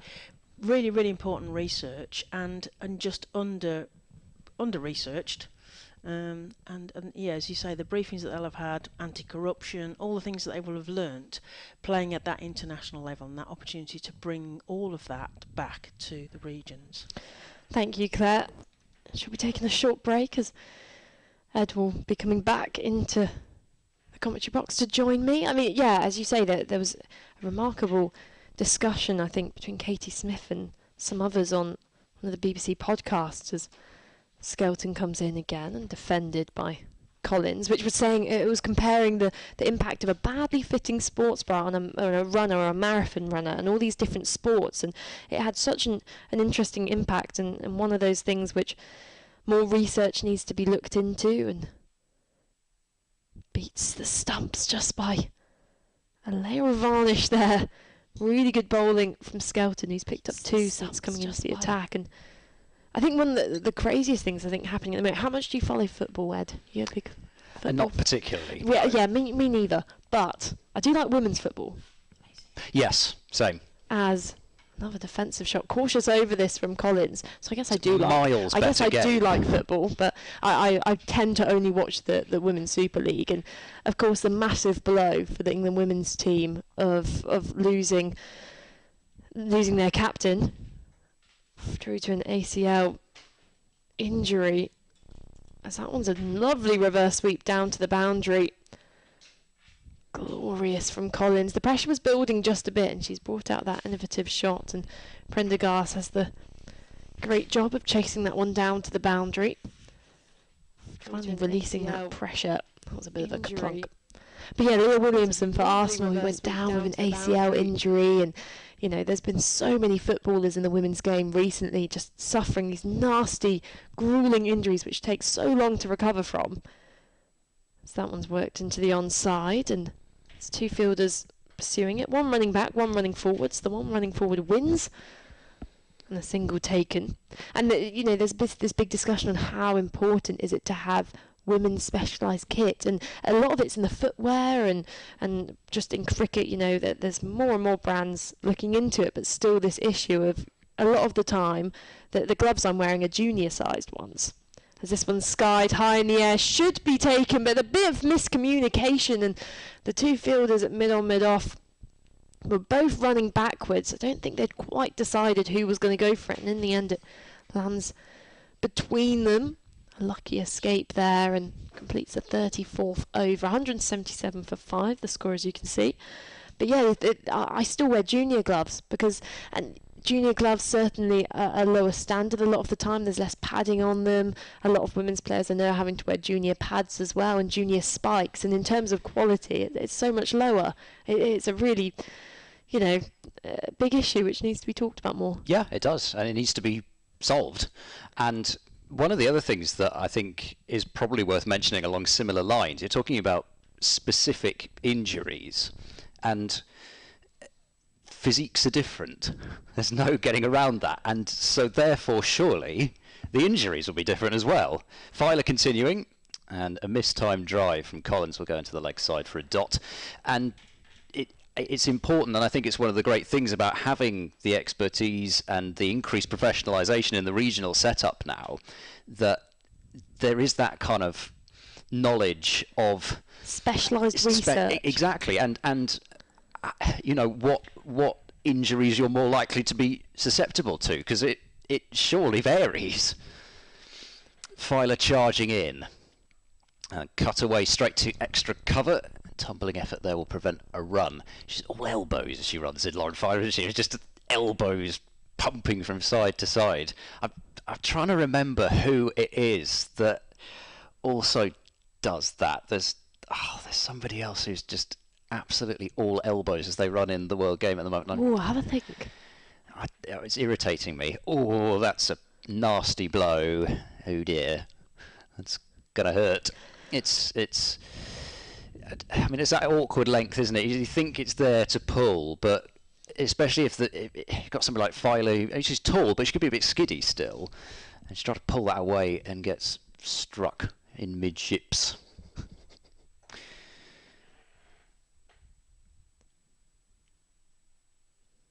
Pulled away again. This time it will be probably 2. Yep, they're going to take the fielder on and be successful. There's always this general sense of annoyance from everybody in the ring, but particularly the wicketkeeper and the bowler. Whenever there's a 2, even if there was 2 there all along, it's just come on, there shouldn't have been 2 there. I mean, there's a big boundary on that leg side, but it is. Now, I do actually think the 2 fielders are sat back a bit too far at the moment. Dot ball there out towards mid-wicket. Yeah, I think it's a difficult one, isn't it? Because you always feel you never want a ball to go over your head and go for 4. Awful. It's the worst feeling. But at the same time, if the boundary is big, and then you've kind of got to, haven't you? We've seen Emma Lamb and both DeAndre Dottin try to take on that boundary and not clear it. So, the likelihood of Collins or Heat being able to do that as well, of course they are great batters, but it's a much lower risk. Another short ball, it's top edge, but it's going to land safely and be just the 1 run. A lot of sprinting in to do for Corney from the deep square boundary. She's quick across the ground, but I don't know. If she'd been a couple of steps in, she might still not have got there, but it should have been closer to getting there. End of the over, 180 for 5. There are 15 left in the innings. I was making a note after you pointed out the violent swingings of Lauren Filer's elbows, and I feel quite worried for Paul Baldwin. Yes, it's like, actually I tell you, it's the anti-Anrich Nortje in that the elbows are right in that ridiculous military march up to the crease. I feel like it's one of those things in Scooby-Doo where Mystery Inc. gets stuck in one of those rooms where the axes start swinging from the ceilings and they've got a dart in between them. Skelton starting a new over. This will go straight to mid-on. I don't know these Surely references. You've watched Scooby-Doo. It's been around since, the 60s? I didn't watch cartoons. I don't like cartoons. You don't like Ed? Oh, I'm sorry, we're going to have to talk this through. It's down the leg side for a wide. No, I just have you never puts me off. I like real things, reality. That's where I live. See, not in an imaginary world. I'm terrified of reality. My head reality. isn't in the clouds. I'm focused on what's happening out in the real world. I would happily live in the world where Madagascar's based. Okay, I'll give you that one. Let's push down the ground to mid-off for no run. Would you not want to be partying with lemurs all day long? Yeah, the penguins be annoying though. Oh, but they're smart. They're smart. They are, but they're annoying. Smart people are annoying. Like me. Silence. Bottom edge this time into the leg side from Collins. She'll grab 1 for it. I'm not entirely sure she was meaning the ball to go there. Chloe Skelton has come on and grabbed 2 massive wickets. She took 5 wickets against the South East Stars at Cheltenham last year. I'm sure that would have been quite a special day for her, given she's a Gloss product. I was about to say, I'm proud of my new teammate. I've only played one game for Gloucestershire so far, but I'm claiming them all. Well, you played one and a bit. I mean, if it's two appearances, isn't it? That's cut and missed by Heap through to Wraith. That is true. I mean, we got 9 overs in of the second T20, and it's a bit of an awkward one because a lot of the women's county games being played at the moment, and there's about 4 rounds, and then it accumulates in a finals day for each of the regions. But they've been quite badly weather affected at the moment. Low full toss, slapped down the ground. This could be tight with a hit from mid-off. Would have been out with a hit. Wouldn't even have been close. It was Smale at mid-off and Skelton trying to get back to the stumps. I don't know whether it might still even have been out, actually, if Skelton had either deflected it onto the stumps or maybe just Heat might have made a ground if the bails have been whipped off. This is driven past extra cover for 1 by Collins to complete another good over from Skelton. Just the 4 from it. 2 for 18 from her 4 overs. 184 for 5. Yeah, I just wonder where the Smale there could have just taken that split second longer just to aim, and I think she didn't realise just how far out of her crease Fanny Collins was. Badly weather affected. Yeah, I mean, she'd given up, hadn't she? Just full toss, slapped down the ground. This really halfway down, realised she wasn't going to get there, and just even have been close. Run the bat in even. No point. Yeah, it was, and it really was one where she just picked up through without having that split second to look up. And you're taught the importance so much of, just take that 1 second to aim when you're a young cricketer. Use that front arm to get the ball in the right direction. Actually, when you're in the inner ring, is it worth doing an underarm flick as well? Save a bit more time. As Violet, short ball pulled into the leg side, and this could be a boundary. It's a vast boundary out there. Good bit of work from Emma Corney, who flicks the ball in, and good throw into the keeper. Thunder batters get back for 3 runs. It's a lot of work for just the 1 run to save, isn't it? But it's what you've got to do. Exactly, all runs count. And we haven't seen too many close games in the first round of fixtures in this competition, but I'm hoping there will be. Well, actually, one thing that I think was worth mentioning was one of the incomparable Hypercourt's stats. I'm excited for this. Good delivery from Filer, a good comeback, and a better length, so Heap can only just defend it. Go on. So, I suppose it's worth saying, think of actually how many more, it's about 6s, think how many more 6s there would have been had there actually been close games. Yeah, I thought this was a terrific one, especially because it's satisfying kind of to the OCD part of me, the fact that it was exactly half the number of 6s in round 1 as we're hitting the entirety of last year. Go on, give us the numbers after. In the Rachael Heyhoe Flint Trophy. This one just hit down to fine leg on the pull and misfield. But a bit of teamwork cleans it all up, and another 2 runs taken. These two running really well between the wickets, and they're just nearing that score up to the 200 mark. Go on, give us the stats. Yeah, so fully 46 6s hit in the 2022 Rachael Heyhoe Flint Trophy, and already 23 in round 1. Did I say 2023? I meant 2022 for... No, I did think you did say 2022.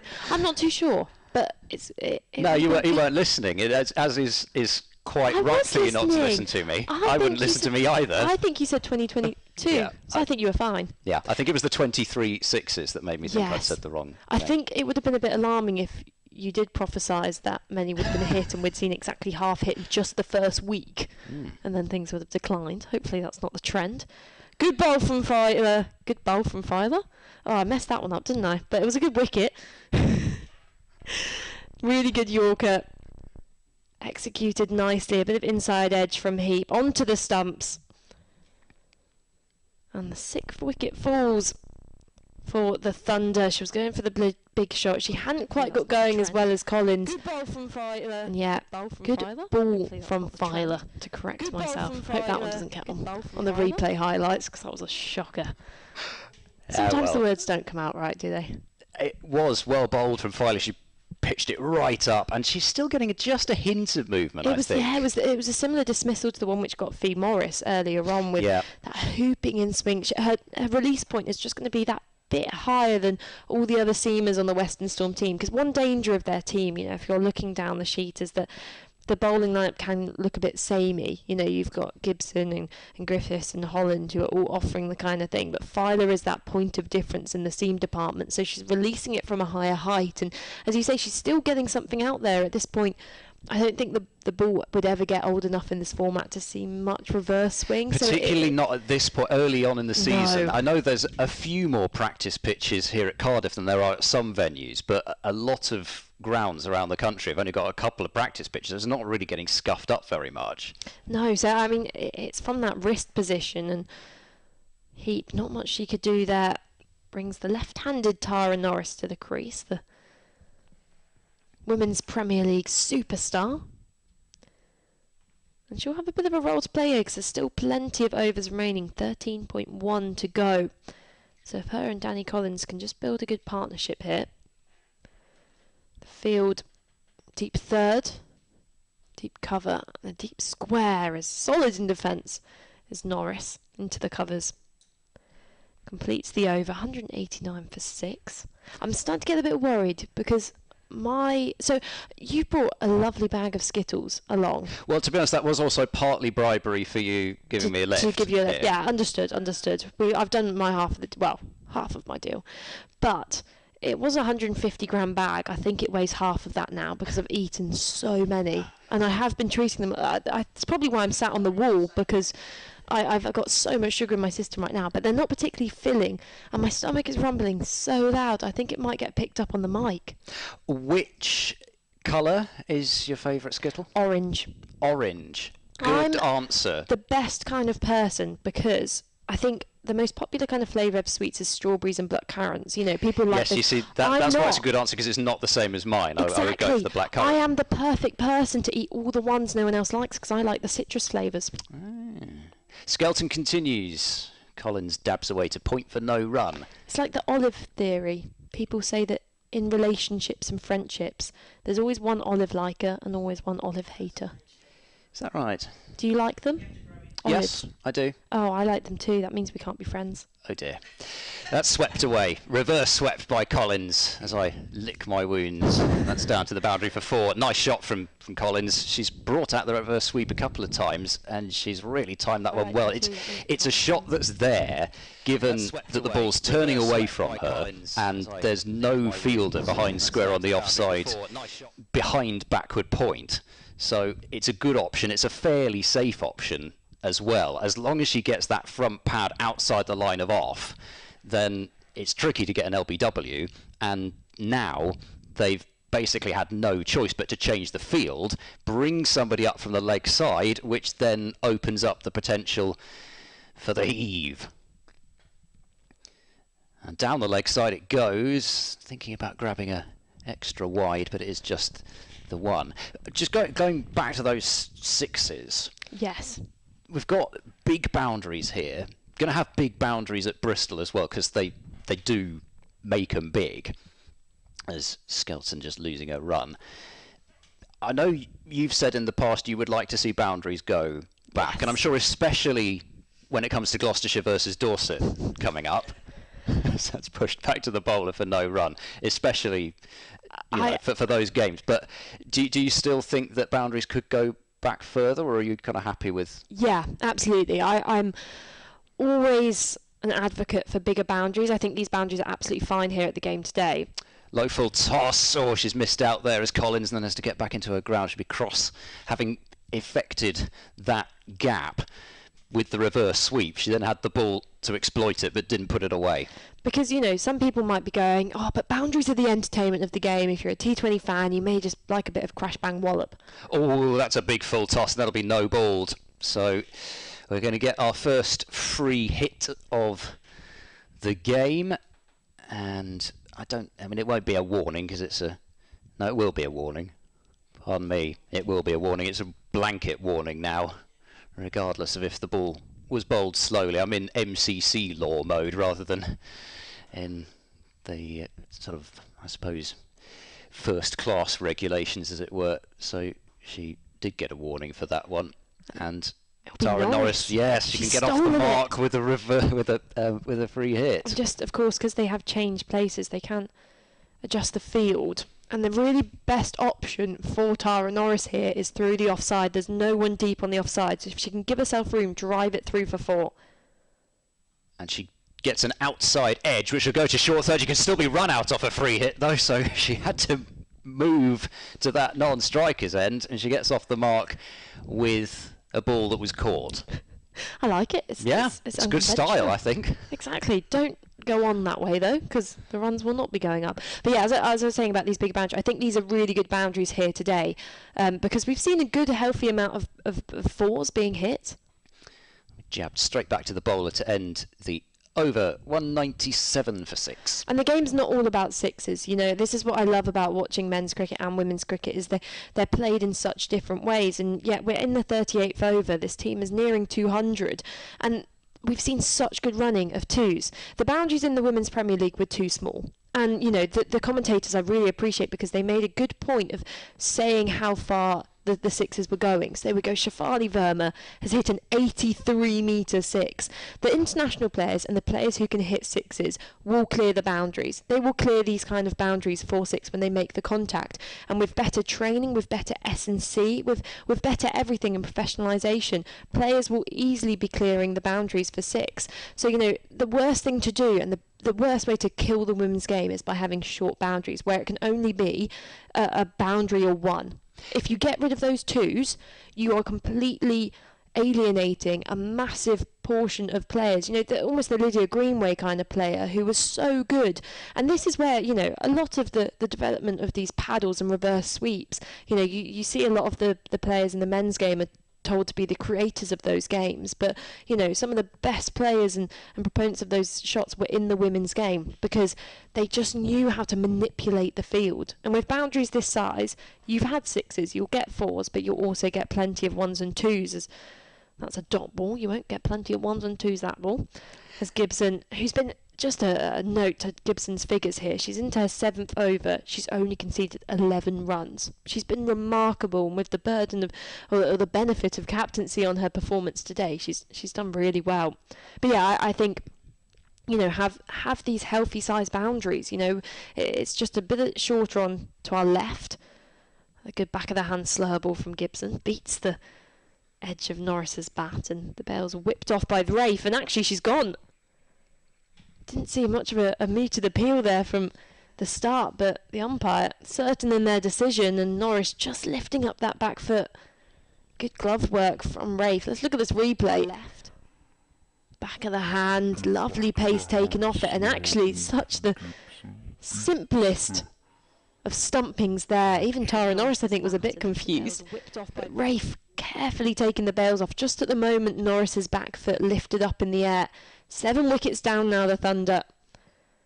That was a lovely bit of cricket.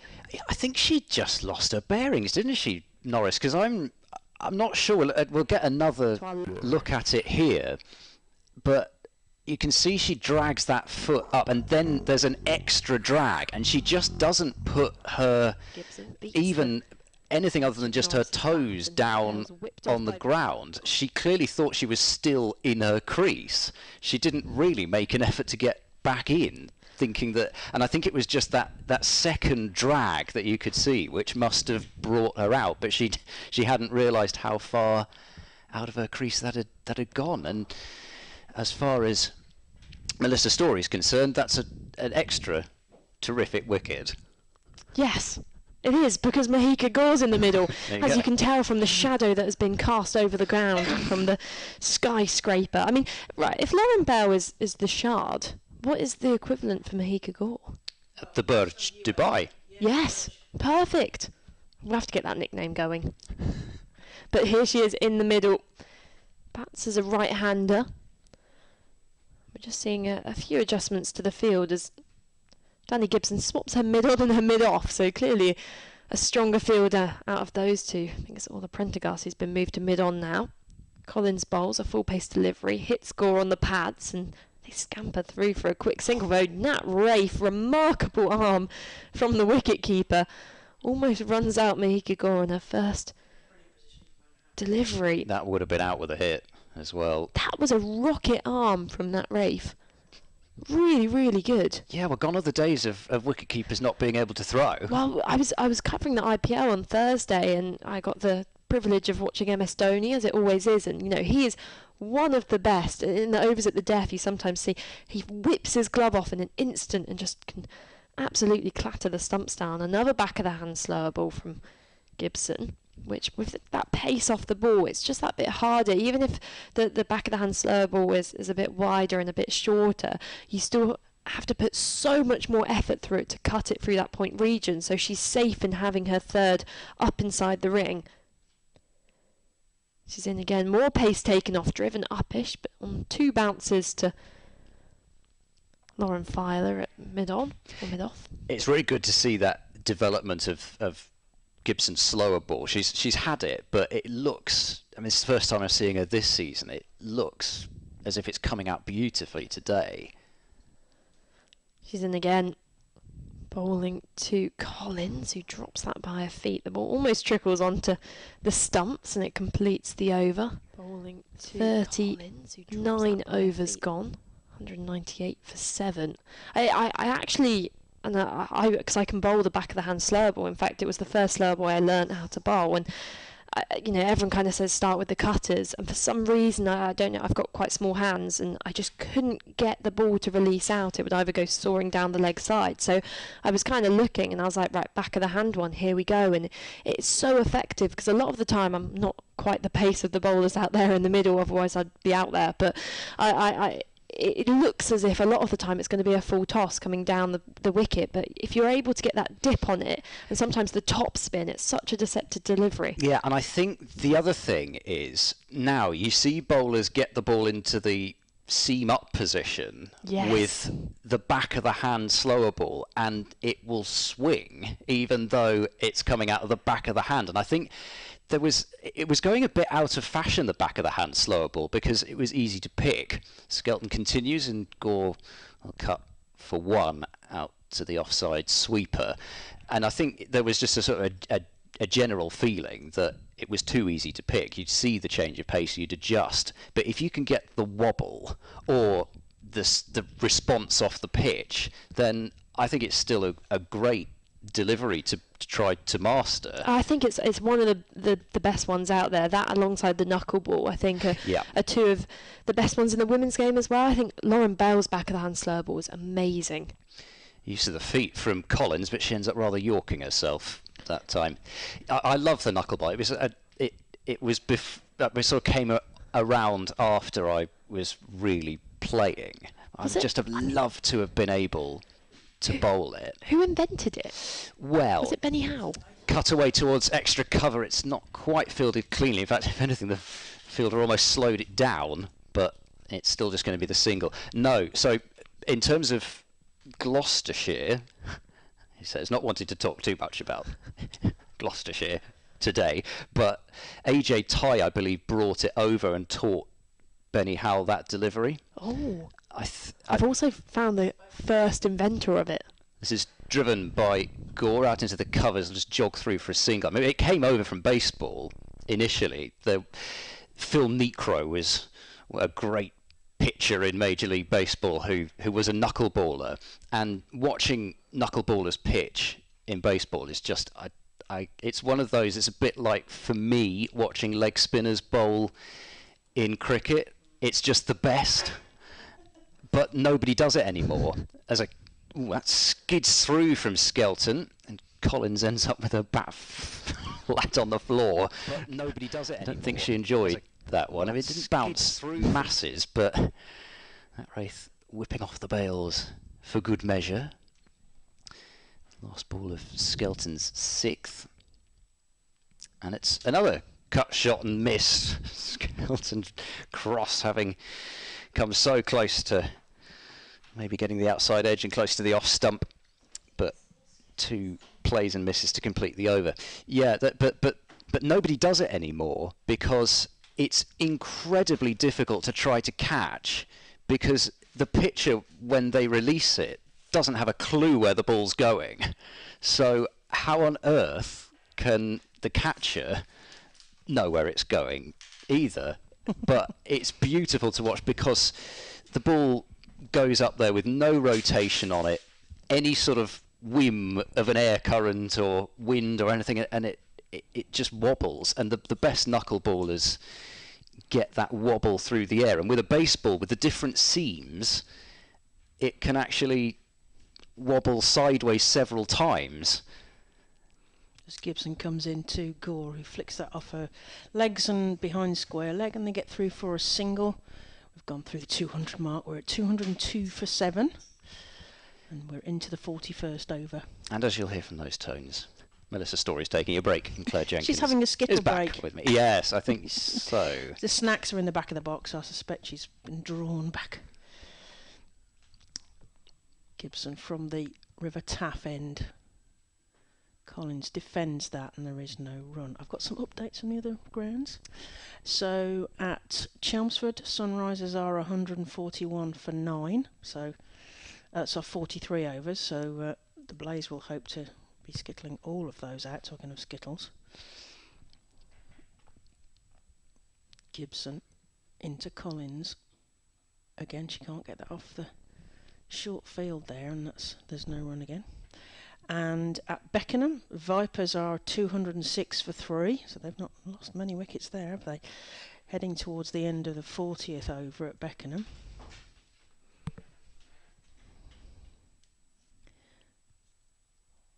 As Gibson winds up from the far end. Again, can't get it, goes straight through to the wicket-keeper, and there's still no run. And the last game then at Worcester, where Georgie Heath, Dr. Samara Afzal and Polly Starkey are looking after you on the live stream up there at Worcester. Northern Diamonds are 161 all out. So Sparks will be well pleased with themselves for getting them all out as Gibson comes in and goes underneath the bat again.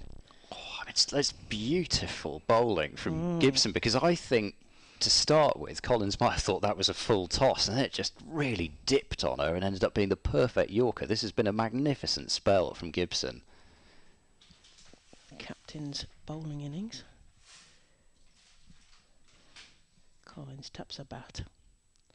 Again, but plays a very straight drive. In fact, it's so straight, not only does it take the bails off at the far end, but it sends Anna Harris flying out of the way of the incoming ball coming straight back at her. But there was no run, and that's the end of the over, so we're 41 overs gone, 202 for 7. It's a great straight shot in Skittles, but not so much in cricket. But I still think you should get 4 for that. I do. I think you should get 4 for smashing it back into the stumps at the non-striker's end. If you just tap it, Melissa, then the bowler should have fielded it. Whereas if they fall backwards over the stumps, well, unfortunate them. They should be wearing spikes, shouldn't they? It's a tough school. Some people only see problems. I see solutions. It's Skelton to continue. Gore goes back and cuts, but straight to backward point, and the throw goes in because Collins was a few steps down. She went a little wander from the non-striker's end. They've brought the field in quite tight here, Western Storm, really looking to try and squeeze Mahika Gore and not allow her the opportunity to get easy singles, and she's beaten again by Skelton. She's having a great spell, isn't it? It is. I mean, it's a spell from both ends, isn't it? Yeah. This Skelton-Gibson partnership is working wonders for Western Storm, and another play and a miss. She went reaching forward for that. She got a big stride in, but just a bit of an uncertain prod in the end. But really good partnership, and it can continue for a few more overs still. As that time it's just left and has been called a wide. I'd imagine there was a little bit of a thought in Paul Baldwin's mind that she had a bit of a step across to have a look at it, didn't she? And I always feel batters get away with it when they do that. She's gone for the big one here over the top of mid-on. She's not timed it to perfection, but it might just kick on. It's scooped back in, not quite. Good effort from Prendergast running back. If she's not able to bowl due to an injury. She certainly seems to be running in the field fine, and that was a good shot over the top. She's not timed it to perfection, but it might just kick on. Long-limbed, didn't she? I was just thinking about whether, you say hesitation about wide because she must have a very long reach. Yeah, that's another fair point. The wide lines should only be a guide. So that's cut away out into the offside. Fielder will do the mopping up. Neve Holland out there on that cover boundary, one of Western Storm's best boundary riders. And there is a change of interpretation that if there's lateral movement from the batter when the ball is live, then the wide line guidance goes with it. So yeah, leg side wides have got a little bit more lenient, which I think is a really good thing. Oh, beautifully bowled by Skelton, and she has bowled her. And another huge wicket for Chloe Skelton. It's a third for her, and Collins out for 23. The middle order batter trying to navigate through the rest of this innings, but she's gone, and that is a huge blow, maybe off the pad actually and onto off stump, but she beat her clean, and Skelton now has 3 for 35. Great spell of bowling, and as you said, in tandem with Gibson, it's been a real kind of vice now, and getting some regular wickets as we head into the last 8 overs of the game. We might see Alex Hartley with the bat. And I remember 2 years ago doing the T20 game here, which I think was the first game for Western Storm at Cardiff. Alex Hartley played an almost helicopter-like cover drive, like that sort of finish, with the wrist work. And I called the wrong batter. And I thought, I'm going to get descended upon here. Alex Hartley and her however many tens of thousands of Twitter followers she's got now. But thankfully, I was such a nobody that nobody knew who I was. But I felt bad about that ever since, because it was an extraordinary shot. I should probably go back and have a look at it again. But it's not going to be Hartley for now. Nope. It'll be Olivia Thomas to the crease. I still feel bad about that 2 years later. You need to let that go. I know, I do. Griffiths tosses the ball and plays with a ponytail, comes in from the far end. Mika Gore comes forward, plays that delicately out into the offside, and they get through for a single. It's a tricky position now for these two to be in, because you'd imagine Gore would quite like to take on the field and go over the top, but they've got to bat these overs out. It doesn't look like enough at the moment, but if they could bat the overs out at even sort of 4 and over or something like that, you'd think that would be competitive with the bowling attack that they've got. I mean, I suppose it depends on coming in later, how much of a bowler are they? Is that the reason that they're at the back end of the innings? And that's played rather nicely actually through sort of first slip, and they turn for a second. Thomas is wanting 2 runs there and gets 2 easily. Hikagore is just making 1 or 2 strides and getting to the other end. Yes. Yeah, the competence that was played with would Nicely lead you to believe that there's every chance that Olivia Thomas can see this innings through. An all-rounder. Gibson. Oh, that's played down, and there is no run. Nicely defended there.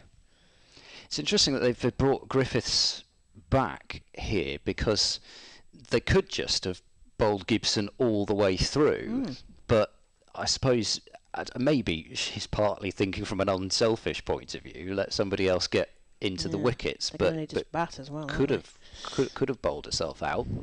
Thomas threatens to charge the bowler, but in the end just dobs it down in front of them. They don't get a run. Still 211 for 8. In the middle of the 43rd over. I do notice, I mean, you mentioned that Southern Vipers score, and round 1 was possibly the biggest deviation from the usual kind of mantra in women's regional cricket. It's sort of 22 players chase a ball around a field and the Vipers win, Thomas plays that in front of her, and they're going to get through for a single, because the fielder has to make quite a lot of ground.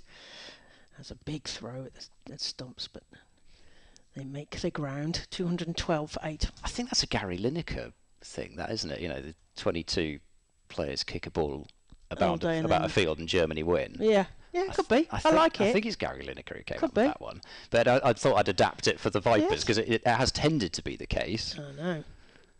Griffiths into Gore, who doesn't manage to get anything on that, I don't think, and there's no run. That's the end of the over. So that's 43 overs gone, 212 for 8. And Western Storm in the field. They're the home team in the green, and the red team are Thunder, and they are 212 for 8. Yeah, we've got two bright contrasting kits here, which is particularly nice, and all the Prendergast has moved from one green team to another, green and something a bit darker. Really looking forward to watching Prendergast with the bat later on. She was one of the stories for me of that T20 World Cup. Strike rate of, I think it was 125 in the end, which is a terrific rate to be scoring at. Skelton to continue here.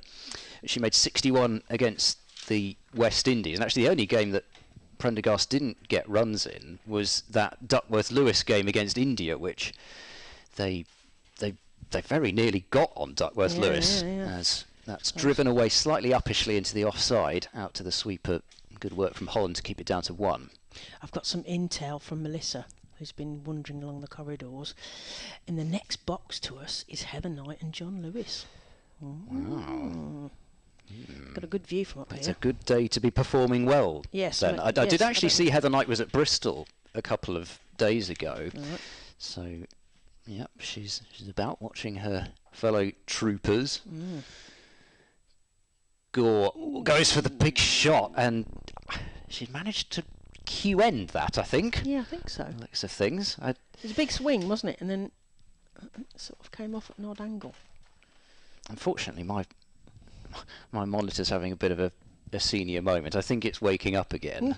Oh no, the bad. Oh, she's gone lunging forward for that one, and again is beaten for about the 5th or 6th time by Skelton. She can reach so far outside that off stump, but even then she couldn't quite manage to get close enough to it. And beaten on the outside edge again is Gore, just looking to prod forward defensively. I did actually make a note of a couple of my favourite moments of that T20 World Cup. One of them was when Radha Yadav dropped quite a simple catch as Skelton is worked into the onside, straight to short mid-wicket, still in close there, and no run. And Richard Gosh absolutely gave her a volley. And I just thought, well, what would really make me feel so much better after dropping a catch is have a teenager scream at me who gets to field in gloves.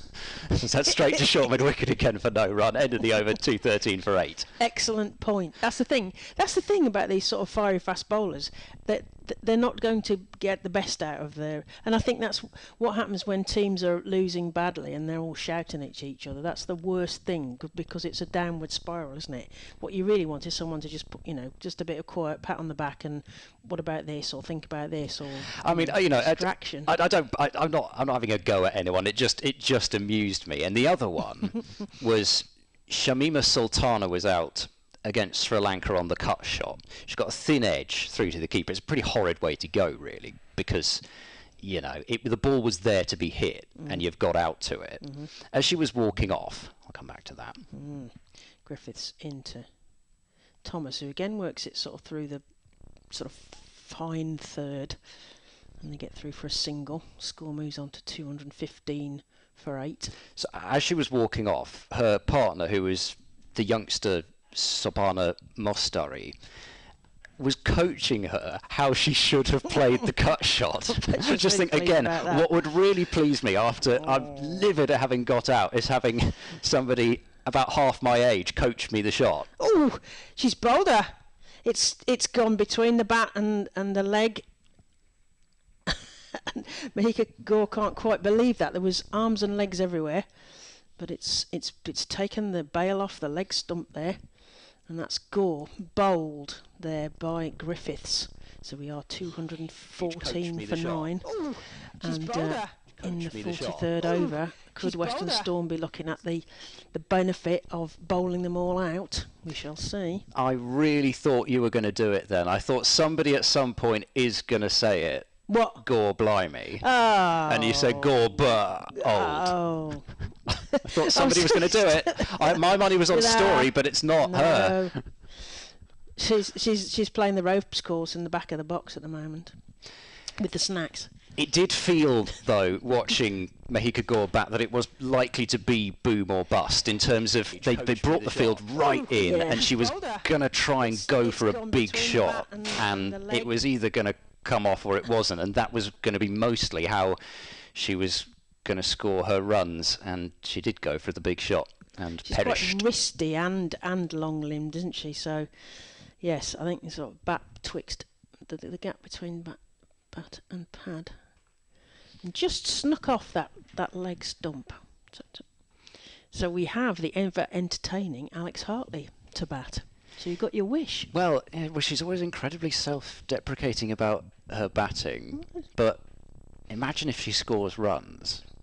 I think we as general listeners to TMS probably won't hear the end of it if she were to finish a sort of 25 not out here. She hit the winning runs when I was commentating at Worcester one time, and I just said, she's never going to hear the last of that. She just hit the winning runs. As Griffiths comes into the ever-entertaining Alex Hartley, who comes forward and plays a pretty convincing defensive shot there. And the other thing, I remember commentating up at Thunder at Chester Boughton Hall, and she took a catch. She caught Tammy Beaumont, and you could hear the, is that really Alex Hartley? And it was one of those take a bow, because it was a great catch. What's I think the phrase? Speckies only? Yeah, it was a Speckies only one. That's right. As Hartley tries to play that to the third order, there's going to be a run out at the far end. Oh, it's an easy run out. Alex Hartley took a huge debate with herself about whether she should take the run. She was called through clearly by Thomas, but left completely stranded. And that's the end of the innings, I'm afraid, for the bright red Thunder. That's 214 all out as Alex Hartley goes flailing towards the bowler's end with no hope at all of getting back and making her ground. So 214 all out. What do you make of that then? Well, Prendergast with the throw, she kind of got away with that, really. I understand trying to lob it to the bowler, but she then kind of half-volleyed Griffiths, and actually it was good work from Griffiths to pick it up off the half-volley, and then actually hit the stumps from 2 feet away, which so often you see players miss the stumps from that sort of distance. It looked like one of those ones where she should have just collected the ball and run with it, because she probably could have still beaten but anyway, she was so stranded. She managed it, and poor Olivia Thomas. Well, she's going to be removed from the story, but that is definitely making it onto the next edition of No Balls, I'm sure. I'm sure Alex Hartley was talking herself into a great, rear guard action there. As yes, that's the end of that. So all out for 214. Do you want to have a quick look at the other scores? Yes, please do. At Chelmsford, Sunrisers are all out for 159 against the Blaze. The Vipers at Beckenham are 238 for 3 off 44 overs, so they've still got plenty of overs left to back that out. Who's got the runs? Oh, I'll come back to that in a sec. I'll just do the headlines. And then Northern Diamonds are all out for 161 against Sparks. So let's have a little look at what's happening down in the Vipers game. Looks like McCagan scored 67, Bouchier 59, so 117 run opening partnership, and pretty much everybody. 22 for Danny Wyatt and Georgia Elwis and Georgia Adams at the crease. I mean, it's a formidable lineup still, even though they lost that first game. Right. So, 215 to win then for Western Storm. Can they do it? You'll find out in around about half an hour's time. And myself, Ed Seaborn, Claire Jenkins and Melissa Story will be back then. Don't go too far.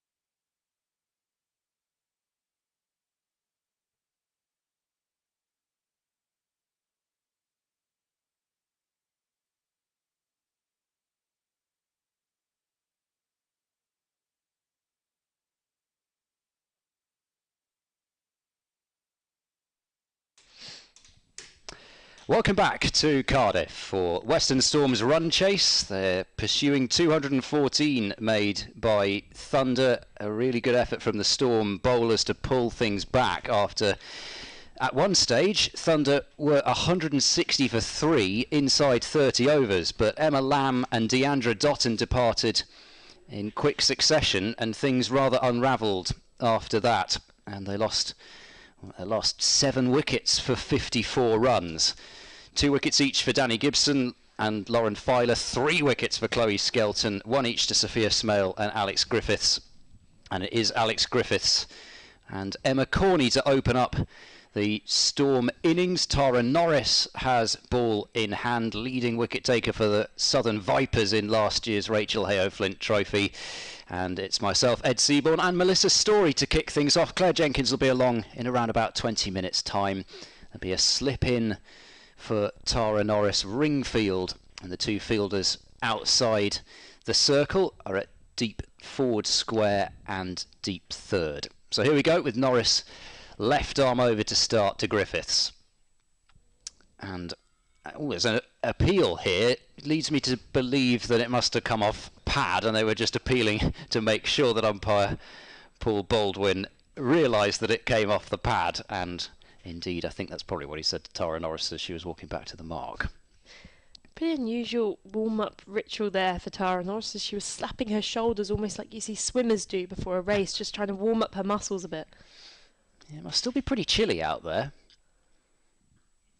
Respectful defence into the onside from Griffiths. What did you make of the Thunder innings then? Because it really looked dangerous with Dotton. She was starting to bash the ball to, I say all parts, but particularly down the ground, as she does so well. And Emma Lamb was looking pretty serene until she got a short ball that she pulled straight to mid-wicket, which changed the course of the innings. Yeah, they certainly imploded, as you say, from going to 160 for 3 to 214 all out. It's pretty dramatic. Nice looking drive, but won't beat a diving mid-off. They've come through for a quick single. Oh, the shot at the stumps hits. It's gone out into the onside, and the batter's quite slow to realise the fact that there was the opportunity for an extra run. Maybe they were in SA20 mode, because in that competition, once it hits the stumps, it's dead. It's dead ball. And I think that is something that may start to come in to the mainstream, because there was quite a lot of, I saw anyways, quite positive response to that particular rule change for that tournament. But anyway, just the single. I don't know why I was frantically waving my arms up here to try and alert the Western Storm batters that there's another run there, like they could see me. I was like, come on, let's go. Well, to be fair, if you do keep waving around, they might see you, and then they might have to pull out. Tell me to stop. Might have to pull out of batting. That's a nice ball from Norris, just angled across Emma Corney. It's like that great video of Jeff Lemon. Have you seen where he was commentating on a game, and he told me the story in person, and I think it was India and Australia years ago, and David Warner, I think, was pulling out of them, pointing up at the air, and they were talking about this disruption for about 3 minutes on air and commentating it, and it turns out Jeff Lemon, who is such a tall man, was stood in a bright yellow shirt behind the bowler's arm. Well pitched up and driven straight to mid-on, and Datani does the fielding. And the message which got sent up was, can somebody please tell Jeff Lemon to sit down? That was it. So I'm always a bit worried. I think particularly when I'm commentating at the Aegeus, sometimes you can move the table along so you're directly, and I know we're quite high up and really quite small and not actually behind the bowler's arm at all, but I do tend to keep really, really still just to practice. Last ball of the opening over, and allowed to pass through to the gloves of Srelkel behind the stumps. Good start from Norris, just the 1 run off the opening over. Required run rate is really about 4.4 and over. It's not the biggest issue at the moment, but the big issue is that they've got the likes of Tara Norris, Mahika Gore, Alex Hartley, potentially Deandra Dotton as well. They've got so many options, so much experience, international matches played, experience overseas, and it does look as if it is going to be, what do we call it, the Burj Dubai to open the bowling from the River Taff end. Yeah, I was just looking to see who would be taking the new ball from the other end. Is it Burj Khalifa? Yeah, I think that's its proper name. I think so we could just call it the Burj. Yes, I think it was kind of known as both, but yes, I think you're right. That is its proper name. So we'll call it Burj. got the Schadenberg. It's not the most flattering No, nickname, it sounds a bit. Yeah. I wouldn't. I certainly wouldn't call her that to her face. Well, no. I also don't think I could say anything to her face unless I stood on a little small step ladder. That's true. Here she comes then, bowling from the River Teff end. Gore strikes Griffiths on the pad first up. And trickles into the onside. No run. I mean, the obvious advantage is her height, that left arm angle, and you just wonder whether the two big names in the box next to us might just be looking.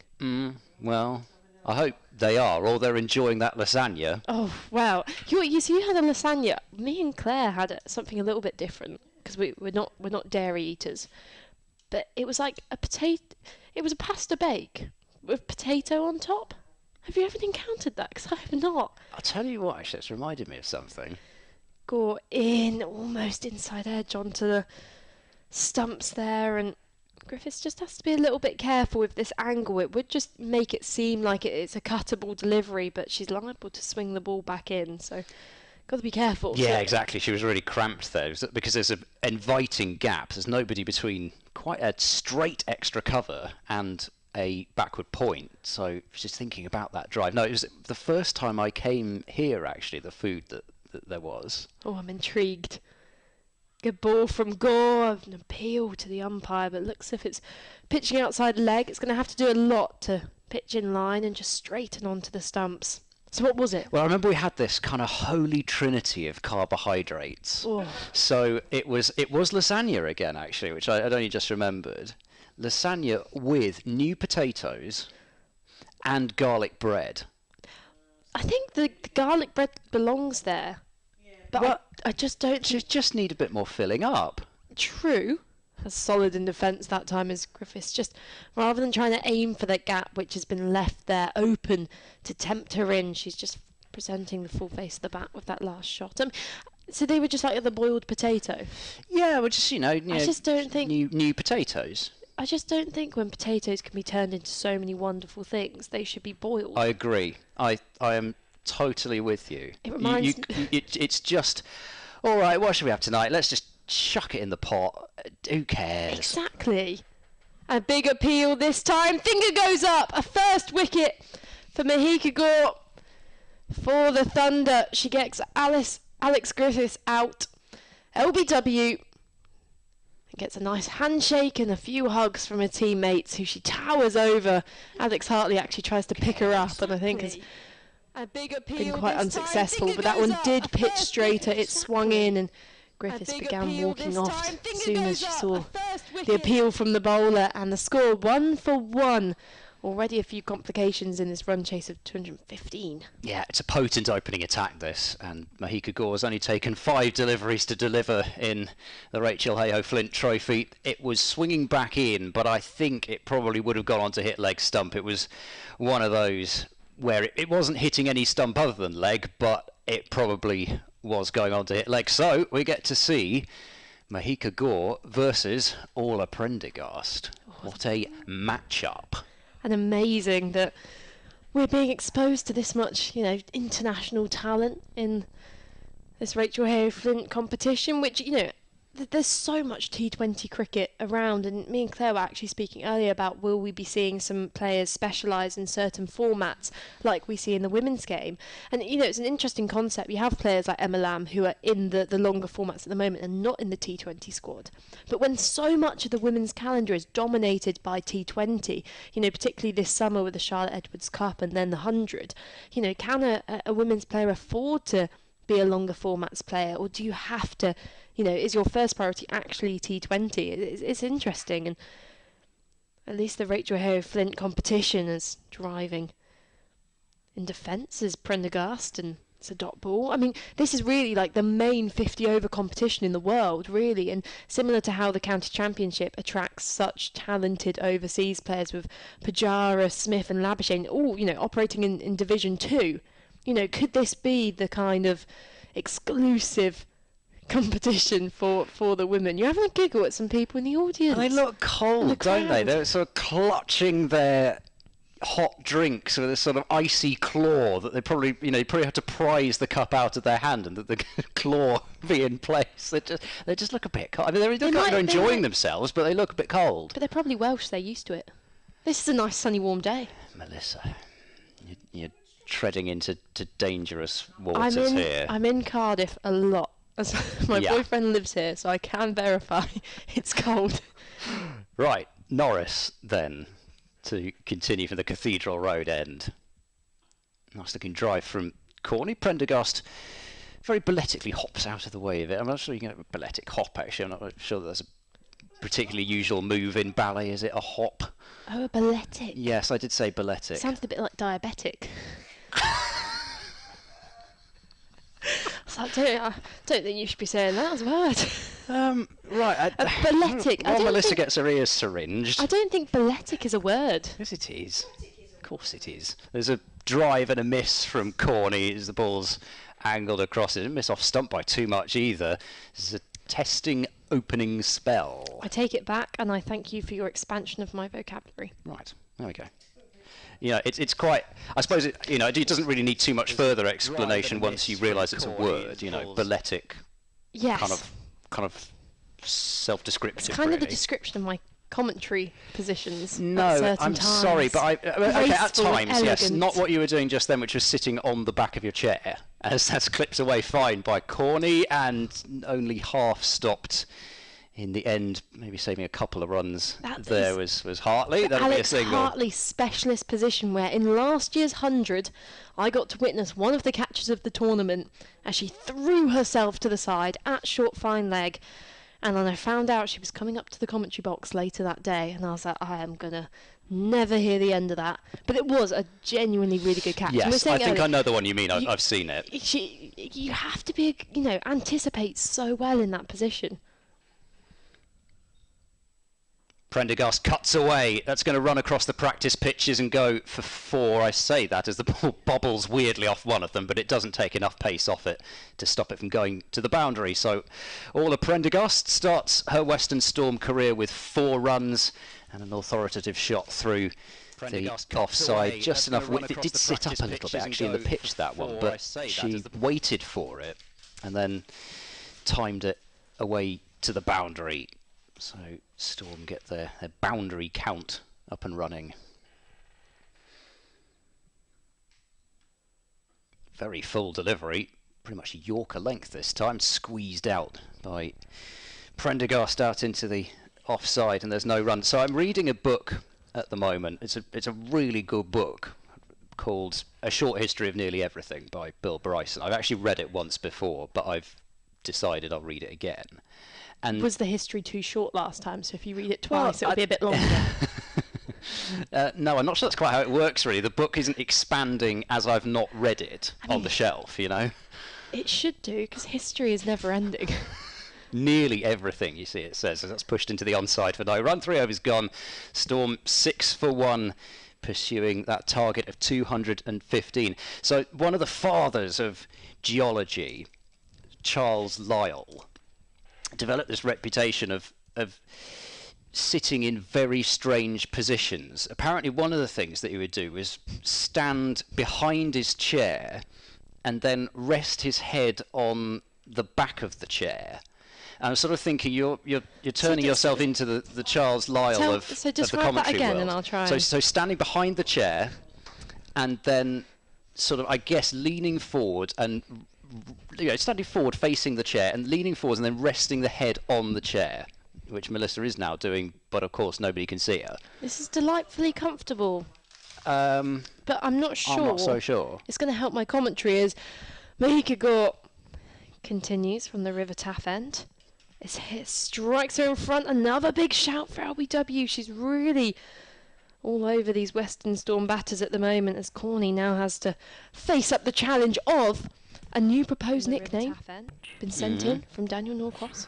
2 metre Mahika. Another big shout for LBW. Oh dear. I love it.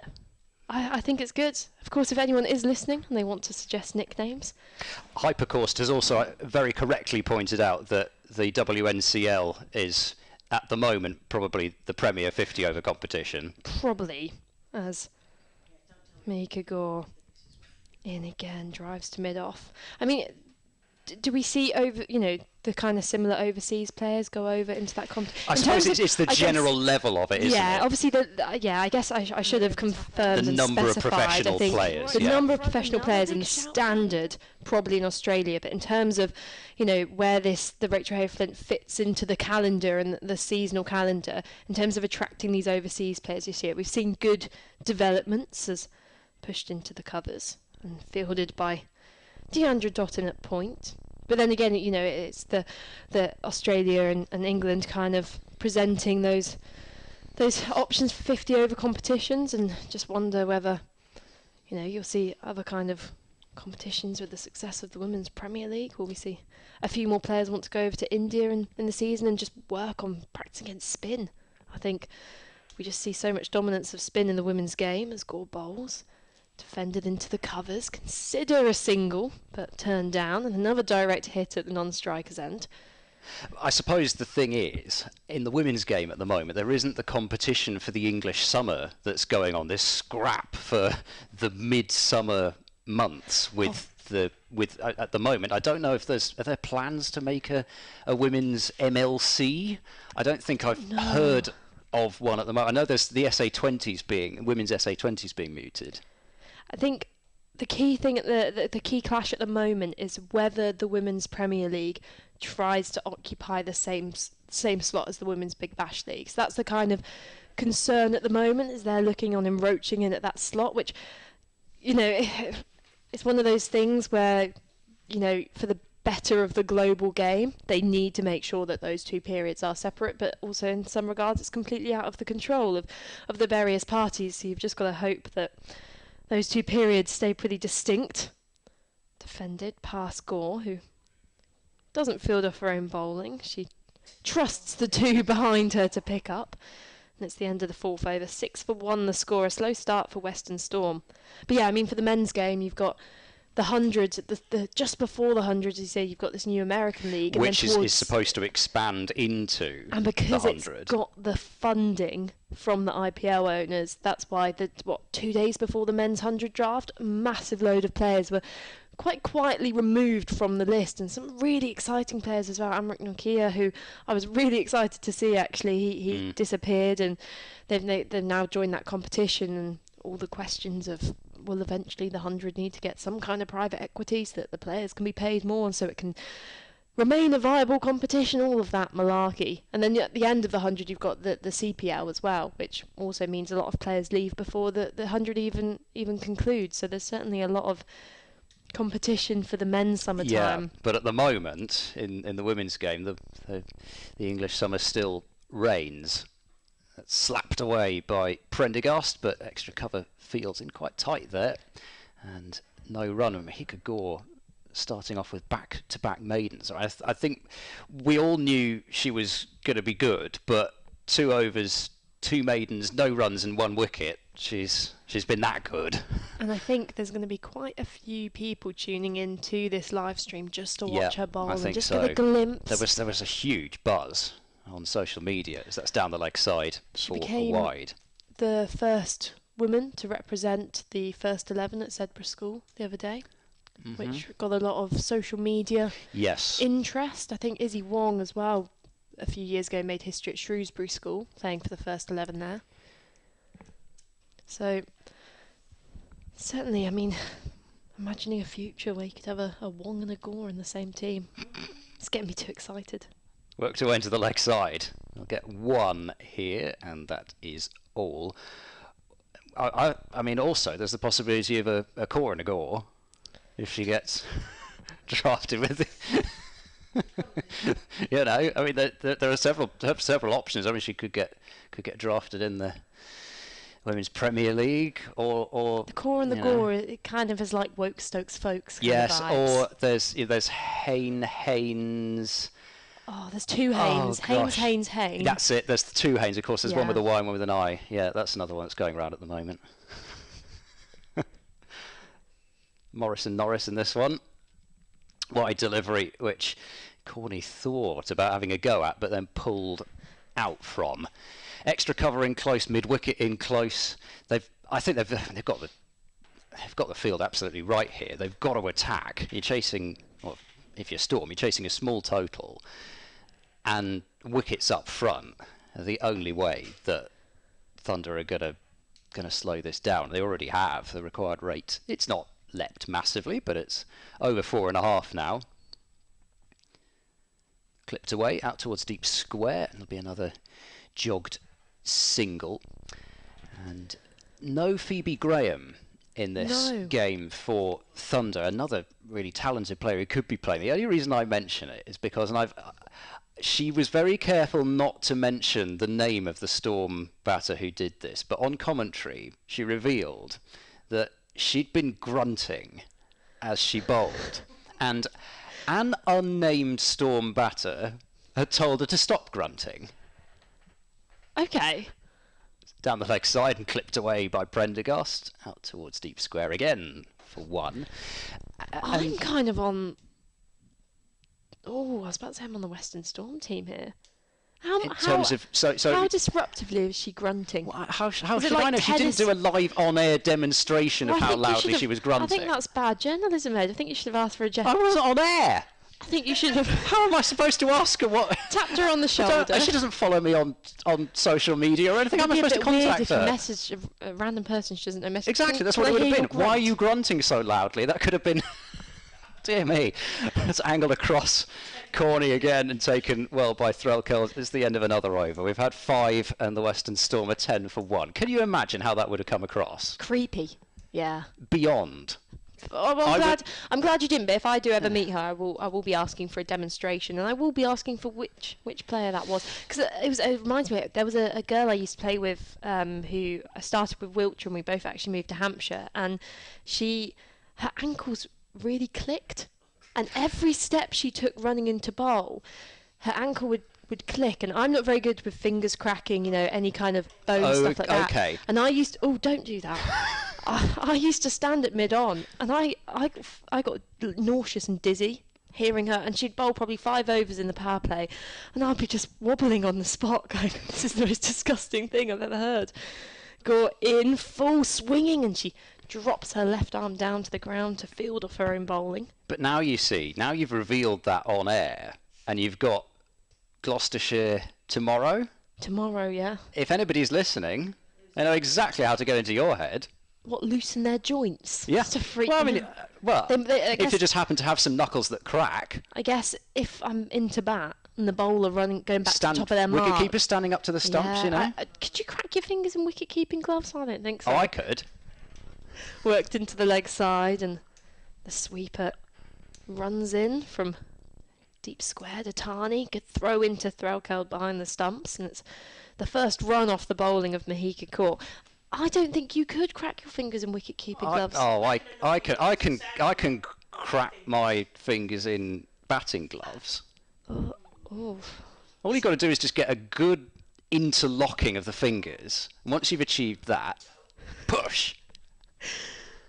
Go in, big swing and edge behind. Corney goes, looking to play an expansive drive, and Gore is absolutely stealing the show here for the Thunder. 2 for 1 her figures off just 2.5 overs, when we've been getting live demonstrations on how to crack the bones in your finger joints. She's been absolutely storming things up on the pitch, and looking at this replay, just see that lovely high release point, pushing the ball through, big swing and faintest of edges behind. She knew she'd nicked it, Corney. She goes off. Well, it was beautifully bowled by Mahika Gort, and we're seeing the tremendous potential that she's got. 2 wickets for 1 run in 2.5 overs. I'll let you crack on, Melissa, and then it will be Claire Jenkins. Go sit in the corner and think about what you've done with that one. 11 for 2 the score. Even more pressure. And probably these two out there in the middle, Claire, you'd say, without the captaincy and the experience of Sophie Luff, if you've got the talent of Orla Prendergast and then the international experience of Fran Wilson, this is the partnership, really. Yes, indeed. There's a lot of pressure on these two now. They need to become that engine room that we would normally have with Sophie Luff and Fran Wilson, as you say, at the crease together. I'm with you on the knuckle crack thing. Oh, God, drives me mad. Oh, I don't like the knuckle crack. Oof. I think the neck's the worst one. Oh, When okay. people do that and they kind of crack their neck, they look a bit like Voldemort when he's accidentally. reborn. Gore, halfway through this over, will have the opportunity to bowl that Fran Wilson. One slip still in. I don't know, I might be pushing in two at this point. She's into Wilson, cramping her up, and she plays back to her cautiously. And, you know, when we started this game, we were saying it's just a required run rate of, it was around 4.2, and it's already just creeping up there, as you can see on your screen. But the Western Storm operating at below 2 and over currently, and you may be going, yeah, we're chasing a lower score. We've got, for now, wickets in hand. But if you let yourself get too far behind the rate and actually dig in without any intent to score runs, it's very easy to get bogged down. A striking Fran Wilson in front. A big shout for LBW. All the Thunder fielders have surrounded the wicket, hands on heads. Even soon turn round though, because Anna Harris was not interested in that at all, was she? Let's look at this replay. Oh, I think it was jagging that way, wasn't it? Jagging that way. I mean, again, it was one of those ones which did pitch in line, but Fran Wilson's not the tallest player as well, and it struck her quite high up on that pad. So maybe just going down the leg side. Gore in again, and defending, dropping into the offside as Wilson. Another over of Gore goes. 2 for 1 her figures from her 3 overs. They'll be hoping that Fran Wilson does what she did last week and run a ball. Well, she got 43 last week against the Diamonds, but they're going to need her to draw on all of her experience at international level and regional level here in this 50 over Rachael Heyhoe Flint trophy competition, coming to you from Sophia Gardens. But the sun's coming out here. It's burning the mist off, Melissa. It is. I mean, I got a message from Guy who got in touch earlier today, who said that I can confirm it is cold here. I've had to put my woolly hat and my fleece on, but maybe it's a blankets. Kind of woolly hat, fleece and sunglasses now. It could be all of those things. Me and Ed brought ours along. We were feeling optimistic.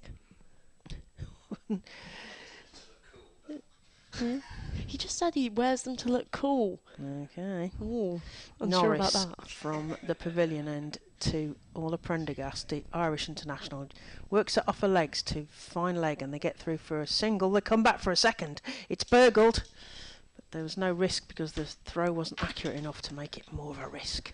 So 2 runs to total, 13 for 2. I think even if there was a run out in this innings, this second innings, no one would probably feel quite as unlucky as Alex Hartley being absolutely she was stranded, barbecued by her teammate. The last wicket of their innings. Norris, left arm over. Prendergast plays that lustily but straight to Naomi Jatani at mid-off, and there is no run. This Thunder side certainly bringing in the reinforcements over the winter. They've made a few very good signings with Fee Morris, Tara Norris and Norris and Datani. And Gore coming in, and I think Gore had done some training with them in a previous season, hadn't she? She'd But not been played in the squad, and as well as having the services of Dot in this season. It's one of those ones where I was asked my predictions on both the Rachael Heyhoe Flint Trophy and the Charlotte Edwards Cup, and I'll say my answers after this. Norris bangs it into the... Oh, and Orla Prendergast just lifts that over fine leg. That was an easy shot for her. Right over her shoulder. Never in doubt. 4 runs the total. That might have been a kaplunk there. Do you think that was a kaplunk? I think it was a bit pressure off because it was no risk. She just swipes it back over her shoulder, over the fine leg fielder. The ever-entertaining Alex Hartley, and 17 for 2. Certainly. Halfway through the 7th over. I mean, it was a good length. It got the height up on it, but complete misdirection there. And as soon as it wasn't in the body line of Prendergast, and it just meant it wasn't threatening to her at all. So she had the freedom to just throw her hands through it. Yeah. Norris to Prendergast. Comes forward and tries to prod that, but misses the ball and goes straight through to the wicketkeeper. I saw all of Prendergast play. They did 3-match T20 series, Ireland, up in Edinburgh in Scotland last autumn time. Unfortunately, the rain got well in the way, but she is I think probably going to be potentially one of those once in a generation Irish players of, very good all rounder. I think she's going to be a great addition to this Western Storm side. Tries to tickle that down the leg, and there's an attempted stumping, but Anna Harris at square leg is not interested. Do you think Orla will be the kind of signing women's Premier League teams will be looking at next year? I think so. I think I would be surprised if the 100 people are not various 100 people. Got to be in the 100 on the phone this to year. her. And as you say, maybe attracting some attention to our live stream potentially for people looking at Prendergast and Gore. Big swipes gone down to fine from Prendergast, but there's a fielder there, so they just get through for an easy single. Score moves on to 19 for 2. A word on Norris here is that she's into her fourth over, about to complete it, but I think she's put on a bit more pace. And Okay. I've watched her play for quite a few seasons now with the Vipers, and I've seen her in the nets, and something about her follow-through seeming a lot more natural. I think we did see the drag down earlier in the over, which Prendergast hit away nicely for 4, but previously she would be prone to bowl a few more drag downs, and I think she's really going through her action cleanly, and because of that it's coming out faster and it's coming out a fuller length. That's why she's getting these edges. Wilson tickles a leg side, but there's no run. Looks accusingly at the square leg umpire for a stumping. Yeah, the two wides which have been bowled in this over are more like what I've seen previously on Norris, or maybe at a worse day. I think I saw a rather unfortunate game between the Vipers and the Stars at Beckenham on a very good batting wicket, where quite early on her bowling was torn apart. But when she's able to use the angle from the left arm to her advantage, she's so effective. Wilson comes forward and just ineffective. I wasn't sure if it was pad or bat, but it's very messy. But there is no run there. Yeah, I mean, I think your point about Norris is that you imagine that she must have had lots of coaching and attention for playing in the women's Premier League in India, playing at fair break, and all the things that she'll have picked up there. It sort of seasoned her, and maybe, like you say, maybe when she's on target, maybe given her that variations, probably as much as anything else. No, I'm maybe a bit more oomph. Wondering, and this might was it an oomph? A bit of oomph. Yeah, I like any use of the word oomph in any context. So. I like noodles of noodles. That's Mega Gore continues from the River Taff end, and I've realised we've got two left arm seamers opening the bowling. Unusual. When was the last time this would have happened? This is a question. Hypercourse for that one. I'm requesting them as tackled off the hip. I think the kind of bat symbol in Batman. I need a hypercourse logo which I can just slam on a big red button next to me, and it projects it into the sky, and wherever they are, they'll see it and bring up their fantastic statistics. This one might be a bit of a harder one to know. I guess are we asking domestic cricket and international cricket? But left armers, they're a precious cargo. Gore pounds in, push back past her. Could be a Katie George in a Tash Western Storm Katie George. days, Did maybe? they ever Did they? open for England? No. It's the only left armers I can really. But the Aussies. Every single left armer has now completely erased themselves from my head. Sue Redfern was a left arm seamer for England. That's probably going back too far now, though. Oh, that's reminded me, Claire. Here we go. Yeah. Has got in, driven back to her. She's bowling such a consistent line and length here. It really is remarkable from 2 metre. 2 metre Mahika. 2 metre Mahika. Because it's just, you only really need her, the keeper, and mid on and mid off, and it would just be dot ball after dot ball. You mentioned earlier playing for Somerset. Oh yes. I want to hear more about your playing career, Claire. Oh right. Well, I'm still basking in the what did you call me? I called you a badass. Badass. Full and wide, signalled wide by the umpire. I'm still basking in the badass. Yes. So it was then when I first started playing the next level up from club. It was then regional stuff, ironically, and it was called the Western Counties, which is basically Western Storm. I got agreement from Lisa Paget. I could say that I was an ex-Western Stormer because I was playing at that level. That's so cool. Let's go in again, looking to just fish at that one was Prendergast, and she looks frustrated in that just lapse of control there in her batting. She's usually so patient outside the off stump, and you saw the angle of the bat as the ball passed through suggested she was just trying to open up the face and guide it down to deep third. But it's a risky shot when you've got V. Morris in slip. So you're technically part of the Western Storm alumni. Western Storm, yes. But known as the West in those days, because it was easy to say them Western counties. Gore bowls full, driven straight to extra cover. Another dot ball. And then when the move came, when there was more clubs and more cricket going on as it started to develop, there was then a move towards more county stuff. So Somerset adopted us as their county side because, for want of somebody adopting us. So I did. At the end, it became playing for Somerset. Final ball, of course. Fourth over is cut away. Races for 4. And the first boundary off her bowling. And suddenly, her figure's 2 for 6. Well, rubbish. What was all that about? What's that? You bowl consecutive dots. But I mean, it was just that little bit wider. And Prendergast playing the ball on the up, finds that gap through the covers. There's no one out there. Good end to the over for the Storm. Their run rate has just picked up to 3.13, still below their required rate, which is sitting comfortably around that 4.5 mark. So who are some of the players you used to play with? Because let's see if I know any names. With Jan Goodman? Jan Godman, yeah, I played with Jan Godman. She was my coach at Bath. Oh, there you are then. Actually, I played with her still for a few years. She was still playing. And she outran all of us still. So quick between the wickets. Yeah, Jan Godman. I'm trying to think who was on there, because then I finished my career in Derbyshire. As Dottin comes in from our end, going away from us, Fran Wilson tries to play it on the leg side, but it's a wide delivery.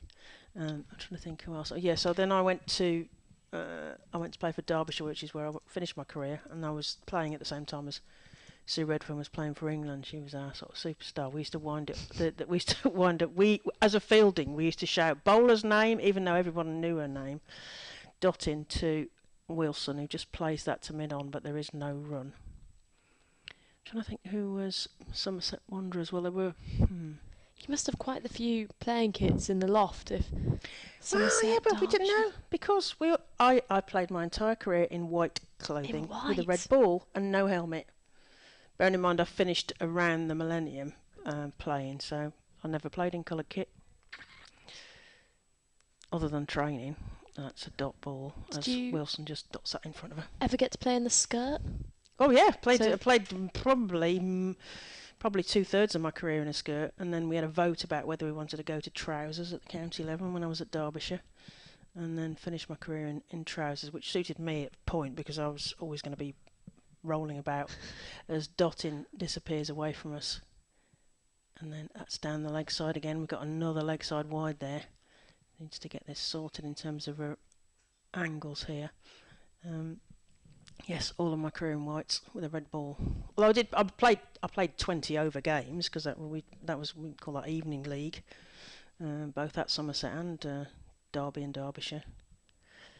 It's Dottin running away from us. Wilson plays that into the leg side. There's a pocket there, and they might get through for 2 if they're really quick. There's a cap coming off as the fielder comes running in, and and then the score moves on to 28 for 2. Liberty Heap there on the boundary, racing in. Blonde hair flying in the sunshine. Because, I think I wore whites probably until I was maybe 16, 17 is when the coloured kits started being introduced for counties. Prendergast defends that straight to the field, and there is no run. And I still remember we had the pink ball introduced at a county level, almost as one of the first trials. It was in Div 3 of the women's county game, and they just wanted to see what it would do. And it's when we discovered that if the pink ball gets a bit wet, the seam grows. Oh, no. And then it starts to absolutely hoop. Oh. Prendergast waggles a bat, plays that past the point fielder. It's racing towards the boundary, but they may well get this. They're going to have to run these. Oh no, it's gone over the rope. That's 4 runs. 32 for 2. Yeah, it was when so county champs have started with what was the West, let's say Western Storm, and it was 60 over games. Let me tell you, that's a very long time in the heat, and then it moved to 50 over games. This is when we played over 5 days, a long weekend over on the university pitches at Cambridge. Yes, 50 over is much better than 60 over, let me tell you. Dotting in to Prendergast, who plays that through the covers, and it's racing down towards the boundary. We're going for another 4. That's 4 runs to all of Prendergast, the Irish international recent acquisition from Western Storm. You've got to think that Prendergast as an Irish international and Wilson, former England international, have got to really take their game by the scruff of the neck here. They're facing a strong bowling attack, and they really have got to put some runs on here. Prendergast with that last shot, just Beautiful. lent on it. You know, it was pure timing. And Dottin struggled a bit there with her line in that over, because we saw a few go down the leg side, and probably the captain, Ellie Rachael, now is going, come on guys, there's been a few wides from Tara Norris, and with a lowish total they can't be affording to give away those extras when actually they've got Western Storm 2 down so early, particularly to these two, because then when Dottin went and readjusted her line outside the off stump, bam, 2 boundaries, and Prendergast just won't let any of the bowlers get away with any width as Gore continues driven to extra cover. I mean, the issue here with Gore is how many more overs will she probably be able to bowl? Maybe just 1 more in this spell, and then she'll be back later. If you're a Western Storm, they talk about workload, batter, don't they? They don't want to give them too long. I mean, they want a bit of a break. If I was one of these two right now, I'd not to be swamped in a negative mindset for the whole game, but this over, survival. I think, you know, making sure these two are there at the end. As Gore bowls, pushed off the back foot this time by Wilson, who has to get up on her tiptoes to play that one. That last over from Deandra Dottin just reminds me every time I see her bowl of that remarkable game in the World Cup where she defended 6 runs in the final over against New Zealand, having not bowled a single over in the whole game. There was a sense of her taking the ball as well, wasn't there? Yeah, she said, I'm doing it. Score in and just dropping this into the onside. Wilson certainly looks like she's in for a long haul here. She's 1 off 10. And it certainly looks like survival is the key for this over. Yeah, she walked up, almost took the ball from whoever had been handed it at the time, and she only went for 2 runs and 5 balls, picked up 2 wickets and got a run out. I mean, she's an important bowler to have in your team at the death. Back of a length, tickled down past the fine leg fielder, who's got a long chase to go, should haul it in, and does. Good work down there on the boundary from, who have we got down there? Danny Collins. Danny Collins down there, yeah. Moves the score into 38 for 2. That red kit is really zipping now. The sun's come out, and the white numbers on the back, they look like the red arrows running around when they come in for the ball. Just got a message for her about Mahika Gore. She's in again, and this time clipped into the leg side, looking to just find that gap a bit squarer where Datani's out on the boundary, which would have enabled them to get through for a single, but it's a dot ball. Someone's messaging to say she's really got that Shaheen Afridi Mitchell Stark thing going on. And that is kind of the, you know, the trebuchet slingy left armour. Good comparisons made there by Shah as Fault driven finds the cover fielder, and that gap's just been plugged there for the final ball of that over, which is something you so often see from captains, whether it's early on in the game, leave that gap open for the first maybe 4 balls of the over, then when there's not been a boundary conceded, just plug it up. And same with trying to just get certain batters on strike, you just tempt them in with that single. That's the end of the power play. That's the first 10 overs, so that's the end of the fielding restriction. So in the women's game, the circle that you can see made of dots is 25 yards. In the men's game, it's 30 yards. But in the women's game, the 25-yard circle has only 2 allowed outside fielders in that first 10 overs. So they're now allowed a maximum of 4 outside of that inner ring, as it were. As Dottin prepares to come in, the sun shining on the bright white colours on the back of their zingy red kit. here at Sophia Gardens, as Ed is just coming back to join me. He's just getting himself canned up. He's got his shades on. Would so like it emphasised that we're talking about headphones here and not cans of anything else. No, but he's got his dark shades on. So He hasn't. I just noticed I've had a picture taken of me from behind, so I think I'm about to have that plastered all over places. Dottin's Prendergast. He doesn't quite know what she got on that, but looks down disgustedly at the pitch for a moment. There was no run. 38 for 2. The bit about being cool was said ironically. Oh, okay. I'm sure Claire Jenkins' world badass definitely was. Yeah, I'm a badass. I'm really world badass. I think I like that. Or universe badass. We could go with. I did the world. Yes. Oh, that's played beautifully out to the square leg fielder. Really nice. No risk apart from if Anna Harris took the catch there at square leg, and they get through for a single. 39 for 2. Have you done much umpiring in your career? Right. Well, only it's like cricket week at Malvern, and when you've got to. Right, but seriously. But so I mean, some though. Do you have to stop yourself from catching it? I'll come back to that in a second. So that's worked square by Fran Wilson. It's going towards the rope, and I think, it's made the rope. So that's 4 more runs to the total, 43 for 2, and we are approaching the end of the 11th over. I think I did hear a story from actually Sue Redfern. She did say when she first started that she was, I think it was a Yorkshire game, because I think Catherine Brunt was involved, but she did have to resist catching the ball at one point in that transition phase from being a player into an umpire. As Dottin runs away from us, Wilson plays that forwards, but definitely a defence straight to the fielder here at mid-off, and there is no run. So the thing is, I'm such a wimp that any excuse not to get in the way of the ball. I mean, my school rugby coach said that if I were as good at finding the ball as I was running away from it, I would have been a professional player.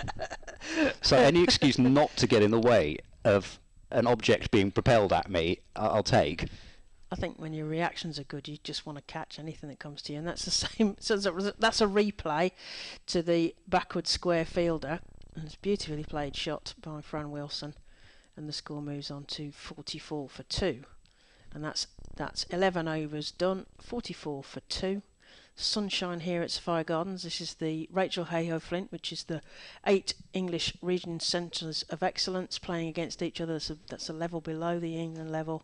And you're listening to Claire Jenkins, former Somerset player, but we've established also probably former Western Stormer before Western Storm was Western Storm, and Ed Seaborn. And also we're joined, although she's just had a little break, is off mic for the moment, is Melissa Story, who joins us from Test Match Special. We're in exalted company, yes. Ah, yes. Yep. Craven with the bat, recreant in the field. That was me.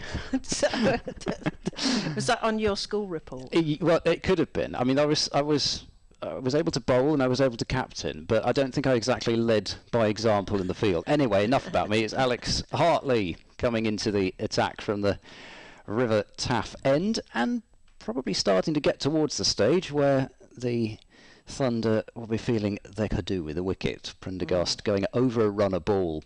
Strike rate was impressive in the T20 World Cup, and it is here too. Bowling to Wilson, short and pulled away through square leg. There's going to have to be a dive there, but it's in vain. It was just hit too hard by Fran Wilson. She's strong on that pull shot, always has been, and just a little bit short to start with from Hartley, and hammered away for 4. I neglected to tell. I was forgetting that Melissa won't hear this now, but I was captain of Cardiff. There's going to have to be a dive there, but it's in vain. In my days living here in Cardiff. Although I have to say, I know a captain in many senses, but I could not set a field for toffee. But in terms of sorry, I thought that was a person for a moment. No.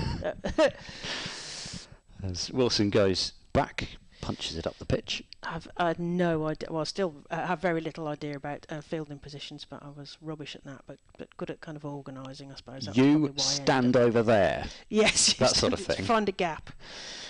Reverse lap coming out. It was an appeal from Threlkeld, but I think she did get bat on it. Not much, and it will be a single to short third. Dottin having to go off in pursuit. It's certainly not the Deandra Dottin racing in for the No, West it's a Indies of shorter- yesteryear. She's yeah, it's a just shorter dialed down the run-up. pace, keep her up to the stumps. Not quite with the accuracy that she would have been after, with 2 overs for 17 so far, as Prendergast picks out mid-wicket. It's still a big partnership, this, though, for Western Storm. Fran Wilson's been in good form to start the season. She top scored in the opening game and also got runs against Sparks in the major warm-up that they had. As that goes They beat straight to short Sparks in the mid-wicket warm, again. didn't They they, as well did, as- yep. Yep, and I think they did so with Sparks having used about 13 players in their batting innings, and Storm only used about 8. So Yeah, yes. I saw one of those warm-up. It wasn't that game, but I did see a warm-up game. Everyone got a go, I think, didn't they? Punched back to the bowler by Prendergast. I don't know whether Hartley. I think Hartley did deliberately try to tip that think she back did. towards the stumps, but alert at the non-striker's end was Fran Wilson. Who's not falling for that one. 84 retired. It was for Fran Wilson in that. There was a lot of retirements in those Sparks warm-up game. games. I think they were, sort of fielding however many and batting 11 or so forth. And actually, one thing I neglected to mention about last week, which is very much worth mentioning, was the debut of Isla Thompson, who became the first Wiltshire player Oh yes, there's thumping of to the air play for the going Western behind Storm, us and this from set the has story. been completed now. We've got the There's whole set. The whole Excellent. set of all Bingo! the Western Storm's many constituent parts have now been officially represented by the Western Storm. Oh, how brilliant is that? I mean, I hesitate to start a phrase in my day, but there weren't many clubs, let alone players in those days, or official clubs, I should say, because in those days the cricket was run by the Women's Cricket Association, the WCA, and clubs had to affiliate. But if you weren't taking part in the National Knockout Cup and you didn't have players who were going to play county cricket effectively, there was little sort of incentive potentially for clubs. So there was very few affiliated clubs. As Morris bowls away from us, bit of spin from this end. The new player imported, playing against her old team. So is there going to be some rivalry in here? Spinning the ball up to Fran Wilson, so there will be players that know each other on their Storm days, as Fran Wilson plays a beautiful shot towards the cover. I thought it was going to be posted between the fielders, but that was cut off by Naomi Ditani, and there was no run. So still tithering on the edge of 50, 49 for 2, as Fee Morris spins the ball in front of her, going away from us towards the taff end. And Wilson plays that square to the square leg fielder, and they just get through for an easy single, and that's the 50 up for Western Storm. The batting side is the home side, Western Storm. The fielding side are Thunder, and they're from the northwest, mostly Lancashire and the other bits of the northwest. Yeah, I mean, a lot of them seem to kind of double up with Cumbria if they can't get into the Lancashire side. There's a fair bit of fluidity in the county. The resources are at Lancashire for that region, aren't they? Oh, it's up in the air from Prendergast, but it's into a big gap. But there's a fielders running around, but I suspect it will plug as it does. And Gore does the fielding, and they get through for a couple of runs there. Yeah, plenty of batting to come for Western Storm. I don't think it's quite reaching, or anywhere near reaching the point yet where the bonus point would be being thought about, but assuming my maths is correct, which is quite a big assumption, I think it's 40 overs is the mark that they would need to chase this total down in if they were to get that bonus point. Okay. Morris to Prendergast, who plays that through the covers. There's a gap there. Ditani is quite deep fielding there, and they get through for an easy single, score to 53 for 2. Bearing in mind this is the man who failed university physics off the basis of his maths, so you know. Okay, it's an achievement in itself potentially. Morris to her compatriot of previous times, and Wilson just plays that respectfully down, and there is no run. That's the end of 13 overs, 53 for 2, and the sun is shining, the batters are having a little chat at the middle. What are we going to do with this? Paula Prendergast saying, hopefully she's enjoying her new role here at Western Storm. I think she'll be a great addition to the regional players list, as it were. Yeah, I think she it'd was be a great experience for her as well. I'm sure Cricket Ireland will be well happy to have her play at this level and then go back to an international. They're going to the Caribbean, I think. In the Yes, summer, aren't they? they are. 26th of June that begins. They've got 3 ODIs and 3 T20s out in the Caribbean as Hartley continues. Flicked away fine, but Mahika Gore will prevent runs.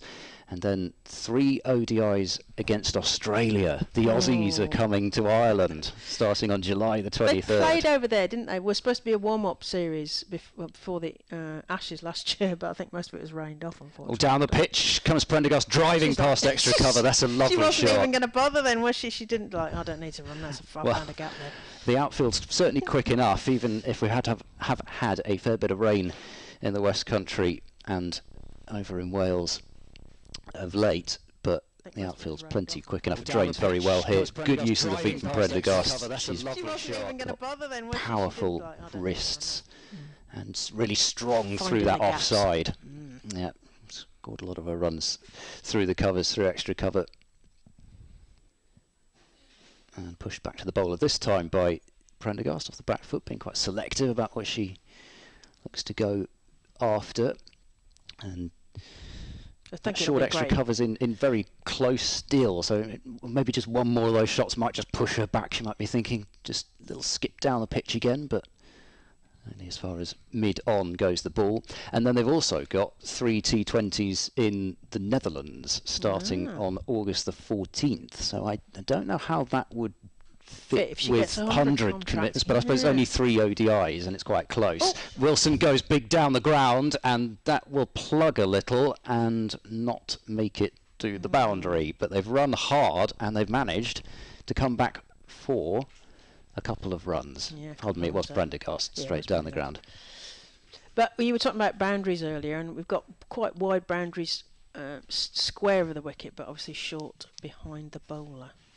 Long on out, and Prendergast plays it straight to short mid-wicket. So 6 from that over from Hartley. The required run rate is pretty much the same as the current run rate. Now, the acceleration of Prendergast in particular, but with some contributions from Wilson as well, have put Western Storm on track 59 for 2.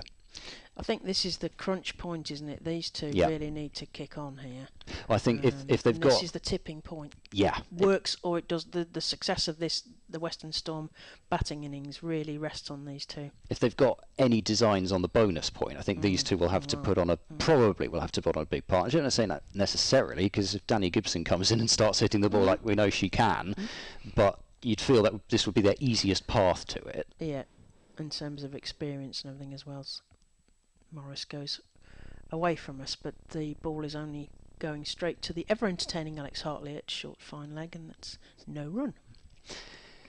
Yeah, well, fielding at short fine, she's been kept quite busy. She has. They've been I think loose trying side stuff. Yeah, I guess trying not to give Prendergast in particular much width. V. Morris takes a... I thought that was going to go past Alex Hartley then, but Wilson takes a big swipe at that, but didn't get enough of it to get any run, so no run there. You have little faith.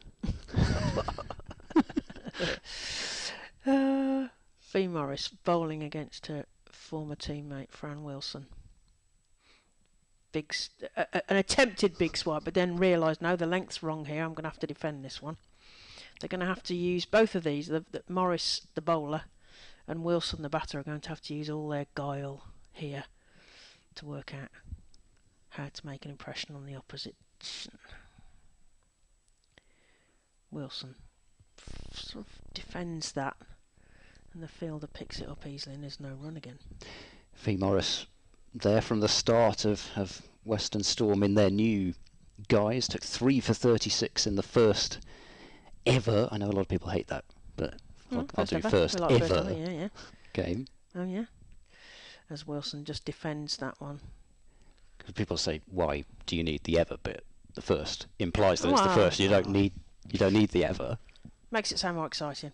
And they're talking about more exciting. They're moving in a short third. So slight field change there as Morris contemplates what she's going to serve up.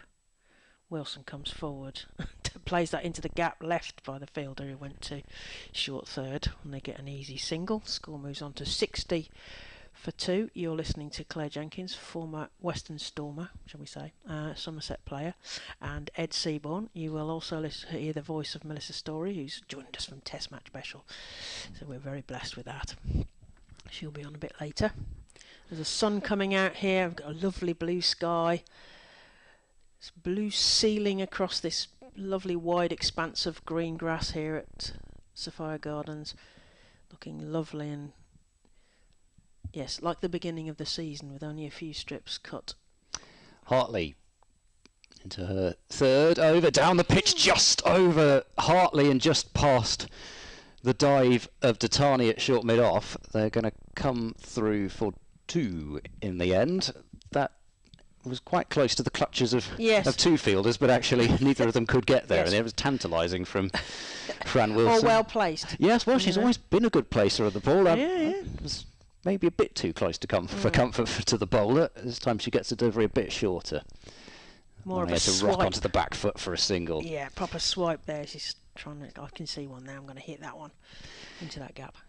No Sophie Luff today, of course, so extra responsibility, I suppose, on Fran Wilson. I mean, she'd probably be the senior batter anyway, but without Sophie Luff, as Prendergast works away to square leg for another single, without the all-time leading scorer in the Rachael Heyhoe Flint Trophy, it's obviously going to leave a big hole in any side. Isn't it? Captain Fantastic. But Sophie Luff. Danny Gibson has done a magnificent job in terms of bowling and fielding. Yes, she's done a great job. And some of her field settings really came off as well. So. Yeah, I don't think there was really basically any point in that first innings where we were saying, why is the field set that way? No. They seem to have really great plans in place, as you would expect from a Trevor Griffin coach side. A bit of cat and mouse there, I think. Saw Wilson shimmy across to the offside and stopped.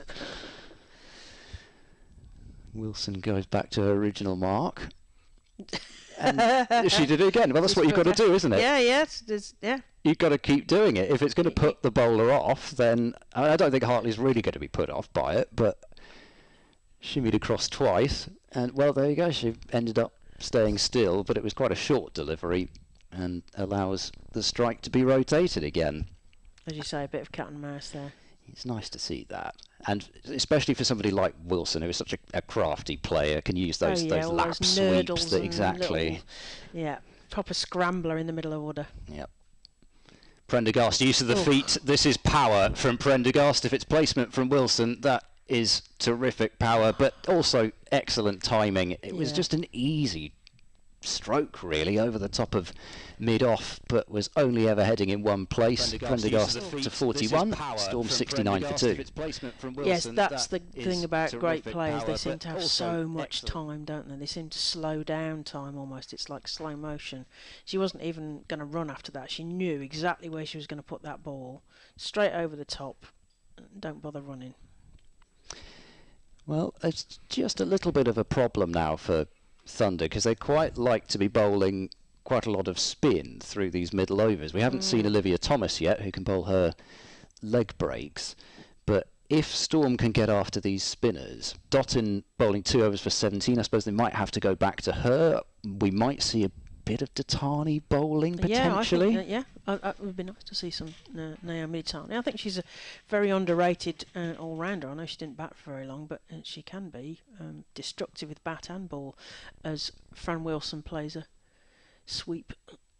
reverse sweep there, and Deandra Dottin has to do the running to catch that ball, and they get through for 2 runs, 69 for 2. And Wilson also, we mention her as a kind of a manipulator of the field. Power is very much in vogue at the moment, but particularly in 50-over cricket, there's still room enough for gaps, this isn't there? That's the thing, isn't sort of batting. Yeah, Morris to Wilson. He gets a bit caught on the crease there, and a little bit tied up with her feet and her bat, and shadow bats what she should have played to the shot. And this is effectively the long form of the game, really, until we start playing multi-day cricket at regional level. we should love that as well. Well, I certainly Morris, would. yeah, I'd love that. And it would be a great coaching opportunity as well. I know that some of the regions have done that as warm-up games. Previous seasons have done multi-day games. Although it's the problem with the beginning of the season, it's obviously freezing cold, so not necessarily inspiring for the players to be playing long format in cold. But it's, I think it's going. We were supposed to have a North versus South, weren't we? But that was rained off.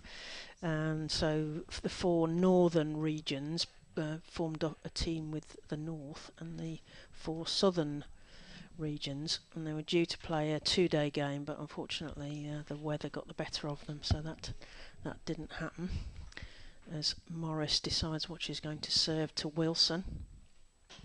Comes forward and plays that up over mid-on, but Mahika Gore is behind that and will field that easily. They get through for 1. 73 for 2. Sorry, Claire, it's such an easy throw from Mahika Gore, isn't it? It's almost like she can reach out and place the ball in the hand of Morris. Yes, her arms extending it Inspector Gadget-like as Rachael passes on some intel to her bowler, and they move the mid-off fielder back towards the boundary. It's Tara Norris backpedaling towards us, and they bring the square leg fielder in. So what's Morris got here for Prendergast, who comes forward and defends that, and there is no run. Yeah, it's turned into a beautiful afternoon. I mean, I'm saying that because I'm not sitting out there in potentially what might be a chilly win for all I know. But I think that, yes, the ice is melting from around the fingers with those cups of coffee. Yeah. Prendergast tries to work that into the offside, but there is no gap and the ball does not allow it. So we got to the end of the 17th over. Score is 72 for 2. And I'm going to leave you in the capable hands of Melissa Story.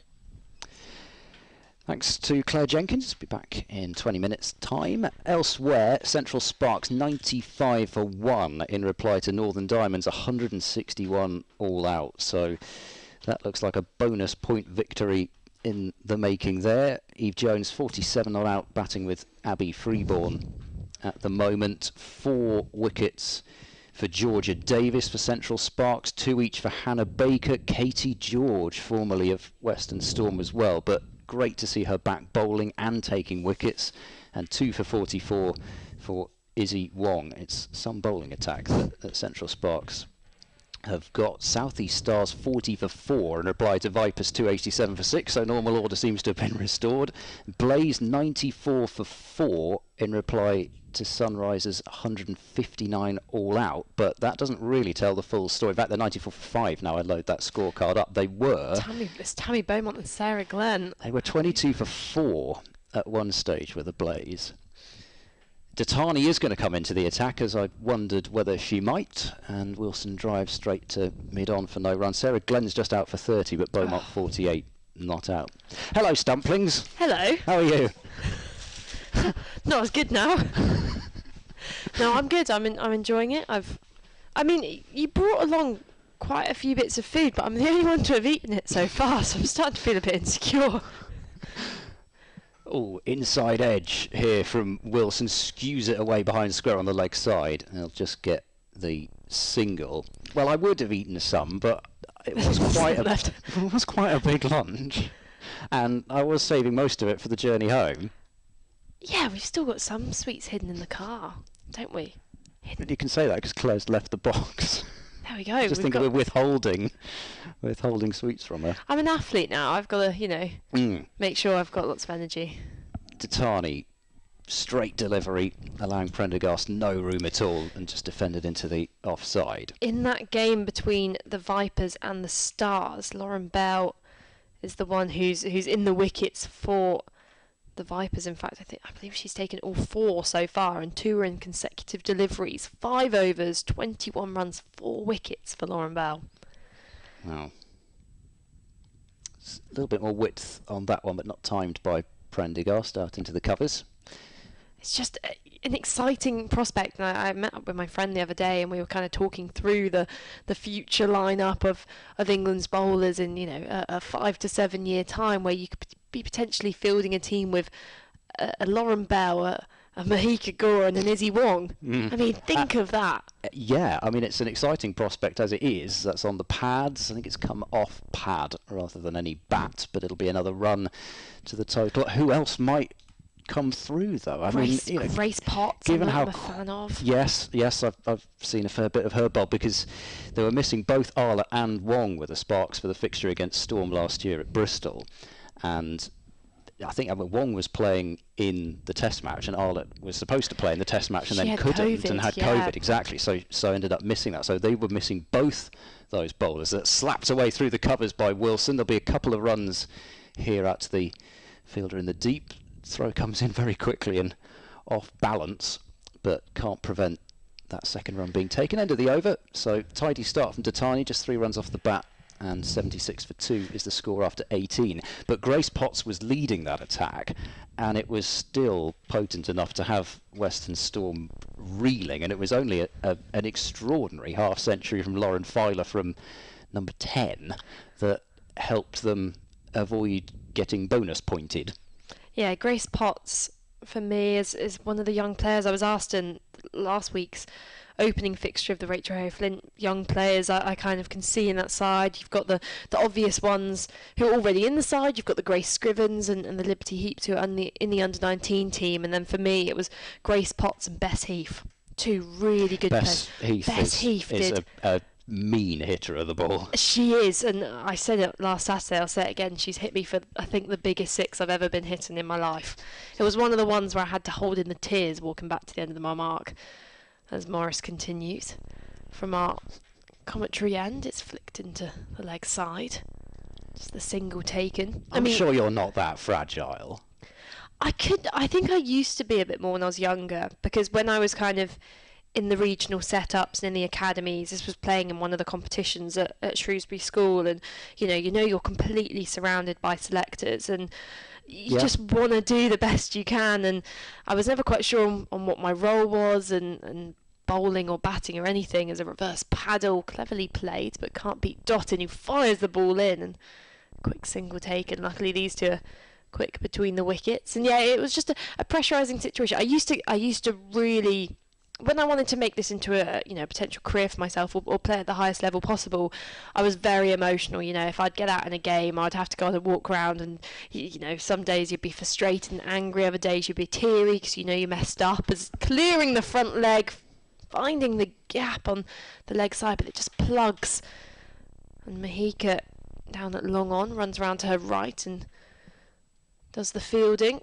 2 runs taken, score moves on to 80. And yeah, it was just, I think definitely felt more emotional. But then when I was actually hobbled off the pitch in one of those games, as Morris bowls a better delivery, finds the fielder, as I had bone stress or stress in both of my front shins, and so we thought it was just shin splints or something, but it was so much worse than that. And I left in August. I took about 6-7 months off rehabbing, learning how to realign my feet, because I always walked with my feet pointed inwards, and that was causing a lot of the stress on the bones, as just hits a bit of pad, maybe a bit of bat involved, but going down the leg side. And then after that I just dropped off the scene, and it was a weird thing to come to terms with at first, of going, actually, maybe I'm not going to make it back into this. But then through that and playing club cricket and kind of just relaxing a bit, low full toss, swung away, fielder out there, but it clears her head into the daffodil seating. What a blow from Orla Prendergast to bring up her half-century. The Irish international causing a storm out there in the middle. And what a partnership it's been so far. That target of 215. Well, I'll tell you what, if Orla Prendergast is there at the end, then it will be a victory for Western Storm. She picked up on the length. Full toss, and that, to bear in mind for anyone who may just have the stream on in the background but not quite looking at the pictures, that is a big boundary. Yeah, the pictures actually won't necessarily always do justice to what we can see up here. That is a mighty hit, and I thought she couldn't have hit that any harder, and still the fielder wasn't that far away from it, but that is just purely because of how big that boundary is. That was an enormous hit. It's a wide delivery from Datani starting the 20th, and 1 run to Wilson out into the covers. I mean, that I don't know. I'm terrible at estimating distances, but that's that. Well, What do you reckon? 60 metres? 65? I mean, I think it looks bigger. It looks big, but I'm terrible at estimating these distances. But I think you're right. I think it could well be bigger than that, because a 65 metre 6 still isn't enormous. It's a full delivery played up to mid-on, and there's no run. Yeah, it could be. I think you could be right. It could well be over 70. Yeah, I'm just having a look at the dimensions of the ground actually, because I'm being scientifical. Yeah, you just really undermined yourself by saying that now. I'm being scientifical, Ed. Oh dear, that's a cut and a miss from Prendergast. A skiddy delivery from Datani, which Prendergast thought she could play off the back foot. The straight boundary to the River Taff end, 60 metres. I believe this is metres. I'm going to hope it is. And 64 yards, towards it's close enough. Exactly. I don't really know what a yard is. Then the two boundaries. I mean, the corner's the biggest point. 79 and 80 metres to the two corners. Right. Well, full delivery driven away to mid-off. And so that's got to be. Well, we're not quite central. So that boundary over there is 74 metres. So I reckon that was maybe a. What did you say? It was 80. It's 74 that way. 70. And it went about 4 rows of seats back. Well, I reckon it probably was about 74 metres then, given how far across we are. Something like that. Down leg and flicked by Prendergast for a single down to long leg. I think that 6 exemplified as well what we're saying about boundary sizes in the first innings, that the internationals are already clearing boundaries this big. Not everyone's going to be a 6 hitter. You don't need to make pitches where every player can hit a 6, because some players are never going to be powerful enough. That's because their game is different. They manipulate the field. They find the gaps to hit 4s. All bottom edge from Wilson. It goes right underneath Threlkeld. It won't go to the boundary, and in fact they're only going to get a single for that one. I think maybe Wilson was a little bit put off by wondering where the ball had actually got to, and was looking around probably in quite relieved fashion that the ball hadn't actually gone back onto the stumps. End of the over, 89 for 2 is the Western Storm total, so rapidly approaching getting that total down below 3 figures, and once that happens with wickets in hand, I'm sure it doesn't necessarily matter so much to the batters out there, but if you're watching, that's always something you kind of think, you're chasing a small total. Once you get it down below 3 figures, it feels as if it's on, and you can really start to risk and go hard and try for that particularly when potential bonus point. Got the likes of Gibson as well to come. I think she's going to want to put in some good performances, particularly with the likes of Heather Knight and John Lewis here watching. I mean, they're spoilt for choice in terms of players to watch today, and it looks as if Danny Collins is coming in for a bowl from our commentary end. The live stream there panned to 2 people in the crowd there who are just wearing t-shirts, so I reckon it must be warm. Well, it's certainly warm enough in here to wear a t-shirt. Yeah, I mean, I had to prop open the door because it was getting a bit too warm, and mixed with the smell of those poppadoms wasn't great.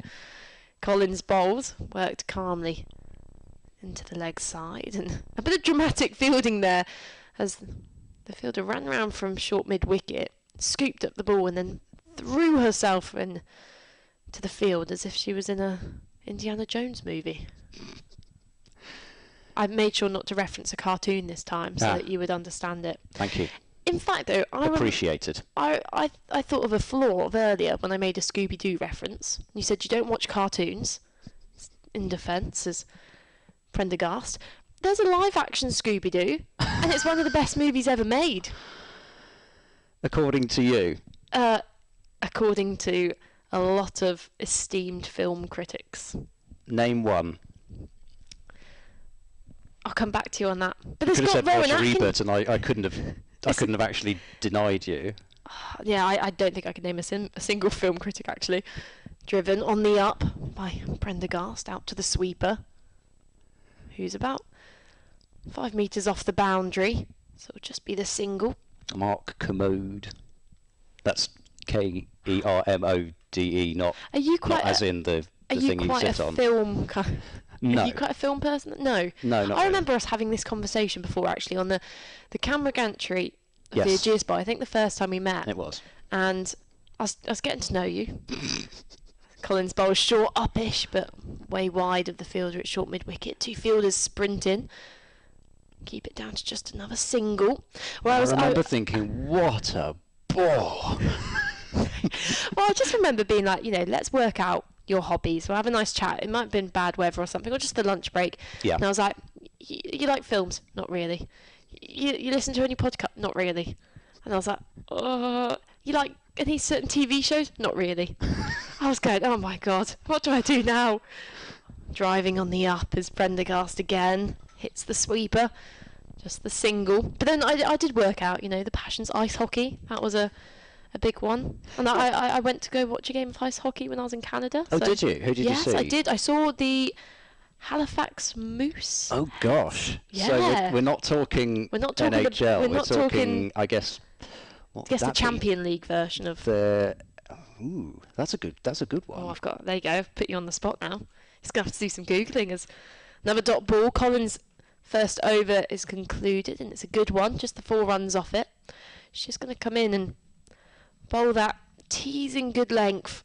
Mix up her variations, and the captain there for the Thunder setting the tone as Threlkeld runs to the other end and gets through these overs nice and quickly. Have you worked out what league the Halifax Moose heads are in? The thing is, I was trying to remember the equivalent of the QMJHL for sides that weren't in Quebec, but apparently they did used to be in the QMJHL, but they're now in the CHL, the Canadian Hockey League. Oh. I just liked it because it was violent. Well, yes. Violent. Tatani resumes battle with Prendergast and dabbed away to backward point, and Prendergast can't get off strike. Yes, well, I mean, they are quite violent, and I think particularly in lower Canadian leagues, I think there's more violence because you haven't quite yet weeded out the players that are strong on their skates, but strong, and then the game is strong, but they haven't quite got the scoring touch, if you see what I mean.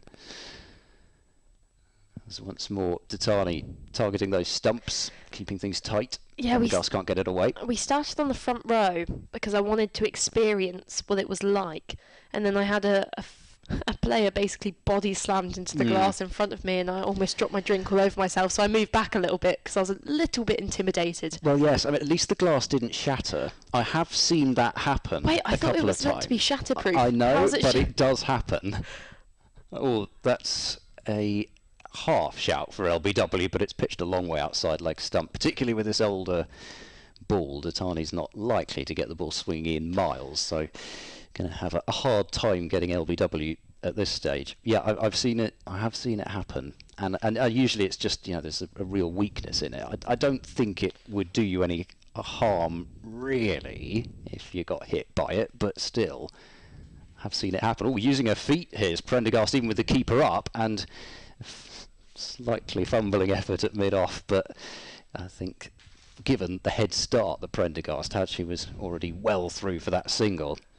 Now, I promised my friends yesterday at Nats that I would tell the story of when I faced Tatani in a T20 knockout game. I think it was last year, and we were batting first. There wasn't too much pressure. It wasn't, we need this many runs of her over, because we would not have got them. Very full ball and driven straight to mid-on. But purely for my own ego, I will say that I have executed the only ramp shot of my career in a game against Naomi Tatani. And how many runs did you get? 4. You got 4 for it. Oh, there was a gap at fine leg head, and I went, perfect. What do I have to lose? My dignity? Potentially. But instead, my street credit just raised and raised. Lost part of the over from Tatani. It's cut away through cover point, and will be a single to end the over. 22 overs gone, 95 for 2. It reminded me a little bit of, and it was here, was it not, Alex Hartley's story of trying to ramp, yes, hitting the helmet, or hoping to hit the helmet for the 5 runs. At least that was what she claimed she was trying to do. I'd forgotten about that until you said that now. I'll make way, by the way, for Claire Jenkins. Yes, it was quite the interesting tactic. I mean, when the helmet is out there on the pitch, if you just feel like you've got the deft touch. I mean, I got to witness an incredible moment in the men's Royal London Cup final last year between, oh gosh, who was it now? Kent and Lancashire, I hope it was. It'd be a bad memory if it wasn't. Where the keeper, Harry Finch, I believe it was, as Collins continues, defending again, as Wilson, who's just playing the slightly less attacking role between these two, but she's playing it well. Where Harry Finch went and caught the ball behind the stumps he threw his keeping glove off. Oh, yes. Or something. Oh, no, sorry, it was Harry Finch was the fielder. The glove was discarded down to the ground. Harry Finch put on the glove, the wicket-keeping glove, then caught the ball. 5 penalty runs. And most of us had never seen that happen before. Swung down the ground, over the head of Mahika. Yes. The ball just trickles to a stop, and you see that classic thing where the two fielders are running in pursuit and the second one has to duck down just to make sure Gore didn't launch the ball into the face there of Tara Norris. But it was 2 runs taken, and quite dramatic really that these shots are going down the ground but not actually going to the boundary rope, as we just saw the dimensions for the ground. It's much shorter, 60-metre boundary straight. Collins on the pads, tickled round the corner. Should just be the single as Liberty Heat runs in from the boundary. Yep, just the one. Just edging up to those 3 figures of Western Storm. Their current run rate, as you can see on your screen, is 4.36, just below that required run rate. And I think these two, even though they're playing cautiously, they're playing well, you know, their boundaries tend to be relatively risk-free. You would probably just want to be above that required run rate, get it down to 4, just below, and an aggressive shot and a misfield as Prendergast advanced down the pitch, hammered the fielder at mid-off. A bit of a fumble meant that the ball almost ricocheted away down to the boundary. It's Tara Norris there with the mistake in the field, but it brings the 100 up for Western Storm. All of Prendergast 56, Fran Wilson 34. And in this kind of situation, the Thunder are just going to have to be thinking what they can do in this situation to get this breakthrough. We mentioned the Storm have plenty of batting going on, but I guess you could say younger players with less international experience than the 2 currently in the middle. 2 balls left in this over from Collins. She's got protection down the ground, so she's bowling nice and full. Just drilled down to long on. And I saw the umpire raise his arm there. Yes, a no ball. So we'll see a free hit. It will be Fran Wilson who's stolen the strike. We've seen that twice today now, and I always say if someone bowls a no ball, I am not running. Well, I would if it was a front foot one, I think. But if I've had the beamer at my face, I think I deserve to face the... Yeah. I think that should be a rule. If your life is threatened... Well, of course, they can't change the field if they haven't changed, but in this case they have changed because they took the single. Oh, I nearly just catapulted the whole of our kit across the room, putting my foot down on it. It's dangerous here in this box, you know. It's dangerous when I'm wriggling this much. Collins' bowl swung away into the leg side. Deep square fielder run rounds, and it was good contact in the end from Wilson, but as you say, they were able to change the field, and it meant that Collins could just push back practically all the fielders on the leg side and just bowl into the pads and say, come on, have a go. If you can clear that big boundary. They sent the long on and long off back. They seem to be giving Prendergast a single, which seems a bit odd because I wouldn't want her on strike, but there must be another tactic involved. Bowling is Collins, driven down the ground. I mean, I understand. To give Prendergast the strike. Yeah, how do you do that? It's a weird one because it's all too well to give her the single now, but you need to be focusing on getting one of these 2 out because they can afford to just trickle along at singles at the moment, especially when they're picking up a boundary now and again. And I asked the question earlier, Claire, of when was the last time 2 left-arm seamers opened? Hypercore saw the bat signal. Yes. Meaning I did tweet them directly. And the last time internationally was, as I guessed, Farrant and George for England versus India in the T20 International Tri-Series in 2018, which I believe I was actually at that game.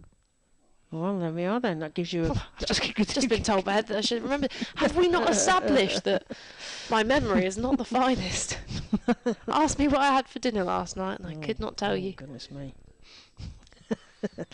As Datani comes in from the tap end to Prendergast, who squeezes that out through the point. There is a fielder there who's going to mop that up, I think, yes. But they get through for the second. And that's 2 runs to the total, 106 for 2. Just starting the 24th over here. Sun out at Sophia Gardens. You're listening to Claire Jenkins, former Somerset player, and Melissa Story, who's joining us from Test Match Special, and you'll have also heard the voice of Ed Seaborn, who starred in the 2022 movie Top Gun Maverick. Oh, yeah, okay. Well, Ed Seaborn. Yes. Excellent. To that story later. That's clacked up in the air, but they got through for an easy single. There's 107 for 2. He didn't. From his sunglasses. Is that why Yes. he's in Top Gun? Oh, I got the reference in the end. He sat behind me, so I didn't have the visual. I would have loved it if he had been in it, but he Top doesn't Gun. like films, so Oh. I don't think he would have gone in it. We'll have that discussion later, Ed. I shall have a severe word with you. So Datani in from the far end, left arm over. Wilson swings and pops that through the mid-wicket gap, and they get through for a single. 108 for 2. You had me thinking he actually was an extra or something in Top Gun Maverick. I was thinking, how could he possibly be in Top Gun? It's just his sunglasses, listeners. Do you remember him from the what is it, the beach volleyball scene? Oh yeah, he was in the beach volleyball. He was in the with his background. ripped muscles. With a bit of One Republic playing in the background. Prendergast dobs that down in front of her, and Datani does a dive and manages to parry that to Laura Jackson, who's on as 12th. Yeah, at so the moment. apparently someone has left the field for the Thunder, and Yeah, Laura Jen Jackson's Cross on as, just ran down to give them a bit of assistance, so hopefully they're okay. sister of Kate Cross, a physio for And they Thunder, of look course. so similar. I know, I had it to do is such a scary. double take. Prendergast takes a swipe at that, and it goes through the gap between the mid-on and the mid-off, and Hartley's going to stop that and field it back to Jackson, and they get the ball back in again, but not before. Prendergast gets a easy 2 in the end. It was a sort of change your mind halfway through the shot, but I'm going to play a tennis shot down the line, down the tram lines between those two fielders, and get that. That's 2 runs. It's almost like that Virat Kohli 6 we saw in the Men's World Cup, where he kind of slapped it down the ground for 6. Prendergast goes down the leg side, but the Anna Harris is not fooled by the appeal there, and it's a wide ball. Really good glove work there from Rachael, who's been pretty good today. I mean, not many mistakes, and Yeah, she's and been served up captaincy as quite well. a few wides down the leg side, and She's quick, isn't she? takes the Gloves bails on off in a herself. flash. Datani to Prendergast. Plays that in front of her, but there is no run. The scores from the other games, and do a quick update. Oh, go for it. So at Chelmsford, the Blaze, chasing 159, have 118 for 5. So the Blaze require 42 of 25 overs. Meanwhile, at Beckenham, South East Stars are batting, and they have 70 for 5, chasing the Vipers 287 for 6 in their allotted 50 overs. So that looks like a tough task for South East Stars.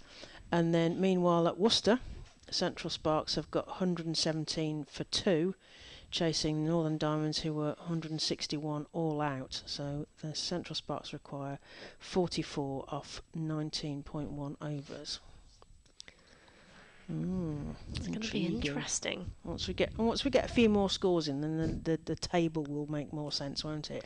Or Well, the ladder, as they call it in Australia. We never got round to our predictions. No. So, starting with the Rachael Heyhoe Flint Trophy, Rachel, name your 2 teams you reckon are going to meet in the final. Diamonds, Vipers. Again, I'm afraid. But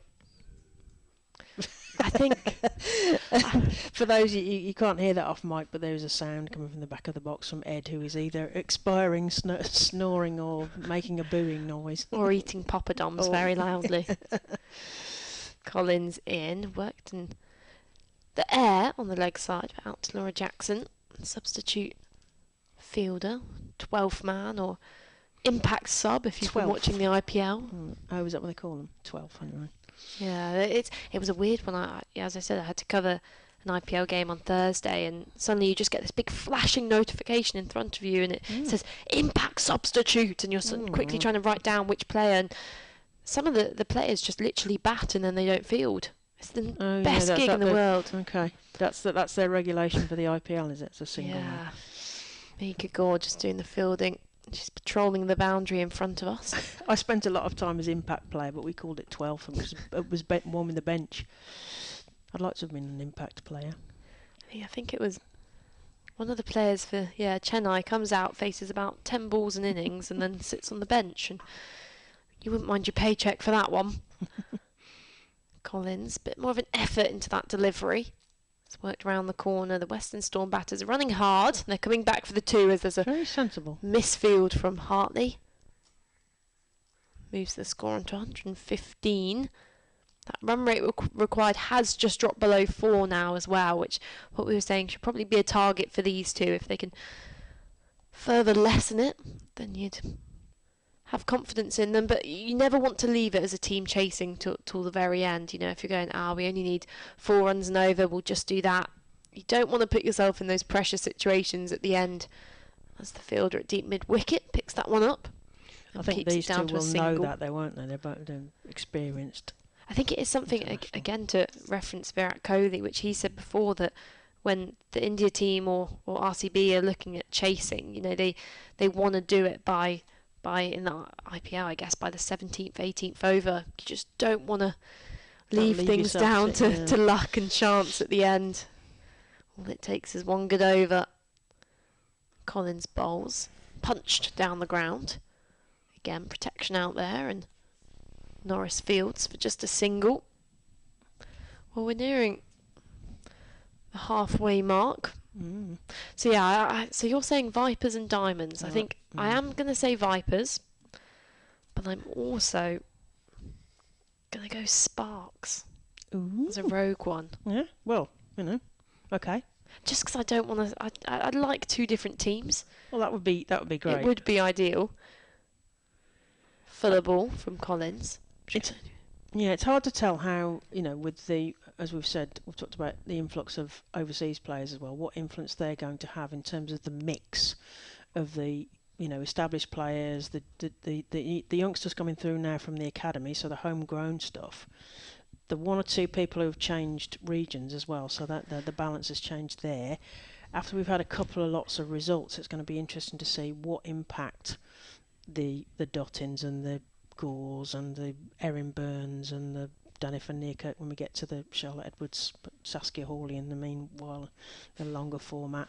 Once we start to see the impact of those players and some of the new players, what the under-19s have learnt from the World Cup, what they bring, you know, what smarts, as Mel Jones would say, cricket smarts, what smarts they're going to bring back from the under-19 World Cup.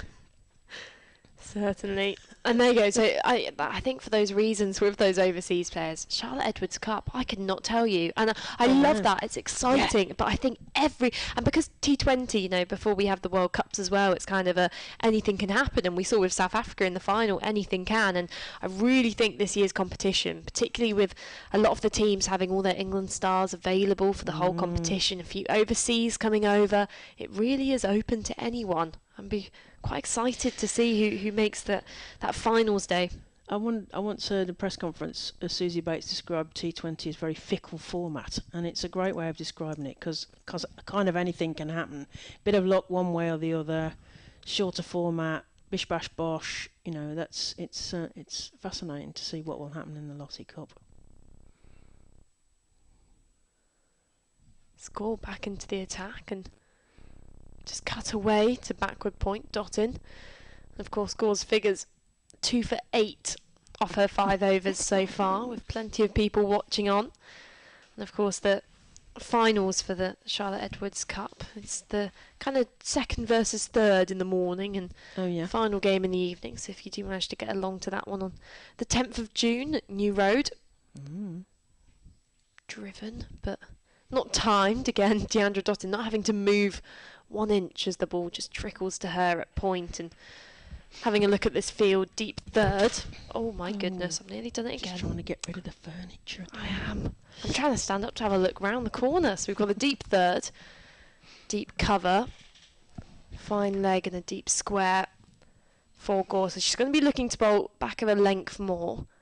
She does, and that's dropped into the offside. Quick single has to be taken as the fielder gets round, and they quickly sneak through. But with mid on, mid off, both up in the ring, and those kind of fielders in the V very much inside the ring as well, you will expect she'll just be using her height. Have we seen a bouncer yet from Mahiga? Because I'd quite like to see one. We saw the one that went up over Dottin's head. That was Lauren Filer. That was Filer, wasn't it? That was the other innings. Gore bowls. But Pushed into the covers. I'm sure she could bowl a butt bouncer. Well, we're speaking about promising kind of young bowlers, and you've got particularly 3 tall bowlers in Bell, Gore and Arlott, and I think Gore and Bell, they're more of the seamers who look to swing it. You see that when the ball comes out of their wrist, it's more just so pushed gently, gets it through the air, whilst Arlott gets something out of the wicket. She bangs it in, she makes the most of that height and more of a seam position. As extra cover comes in. Sparks have got Grace Potts as well, talking of under-19s. Yeah, again, I think quick bowler. Potts is, I guess Potts is a bit in the middle because she does get a bit of that seam movement, but when the swing stops, she does have that ability to bang it in. But I felt hard done by for Arlott last year, getting called up to the test squad, getting COVID, and I'd like to see her in an England shirt at some point soon. She's also improved massively with the bat, has pulled out to the fielder at deep square, just a single again as they're a few metres off the boundary rope on those used practice pitches. End of the over, 121 for 2 of 26, that target of 215. I mean, yeah, she made a few half centuries towards the end of last year, and I guess we've got this a few more with some of the Sparks players who you would have seen more than me, with Izzy Wong opening the batting last week. Yeah. Loved that. Pinch hitter at the top of the order in the 50 over format. I talked with Laura McLeod, actually, the regional director, about that, and she was just saying, well, it's worth taking that risk, because if they get quickly off the mark in the power play, even if it's a wicket lost, they're kind of ahead of the game then in terms of giving them a head start, as it were. So yes, they have been using Izzy Wong, as we saw in the Women's Premier League. She goes and hits a 6 off the one and only ball she faces in one of those games in the Women's Premier League in India. So she definitely can bat. But you want to have a cow corner at Corden when she's batting often. So Emma Lamb, new bowler. Emma Lamb. So they're obviously changing the tactic, and Ellie Threlkell is busy moving her mid on wider, and Fran Wilson works that into the leg side. Naomi Litani swooping from the outfield, and they get through for a single. 122 for 2 into the 27th over. Here at Sophia Gardens, you're watching Western Storm, the host home team, batting in the green, and Thunder, with the Northwest Regional Centre of Excellence, in the red in the field, as Ellie Threlkell moves her mid off, long off fielder wider as well, and Lamb comes into bowl over the wicket. Bit of spin down the leg side. There's bails flying, but it was a wide ball, as is signalled by Paul Baldwin. I really like this from the Thunder and Lamb, because Prendergast is really strong down the ground, but by bringing square leg up, they're just going to have a little go at sweeping it. They want to trap her in front with Lamb, who bowls a bit quicker. Swept, but straight to the ever-entertaining Alex Hartley at fine leg. That one a bit off direction by Lamb, probably a bit too leg-sidey, but if they can... all the Prendergast is a tall batter as well, so if she does go down, then it's a good opportunity for the Thunder just to break this partnership. Lamb into Prendergast, who tries to sweep again and gets it past that short square leg fielder, and it's going away to the boundary. That's another 4 to Prendergast, who moves on to 70, and Wilson is 44, so she's approaching her 50 as well. I don't mind that. It was slightly uppish, and you saw the fielder was lying down on the ground in exasperation afterwards, but in a sploot. They were splooting on the ground. I've got another one for you. There's a bit of Cardiff just up the road, Splot. Splot, yeah, that's actually... You could sploot and splot. I could. My boyfriend actually want lives on to? the outskirts of Yeah. Splot, so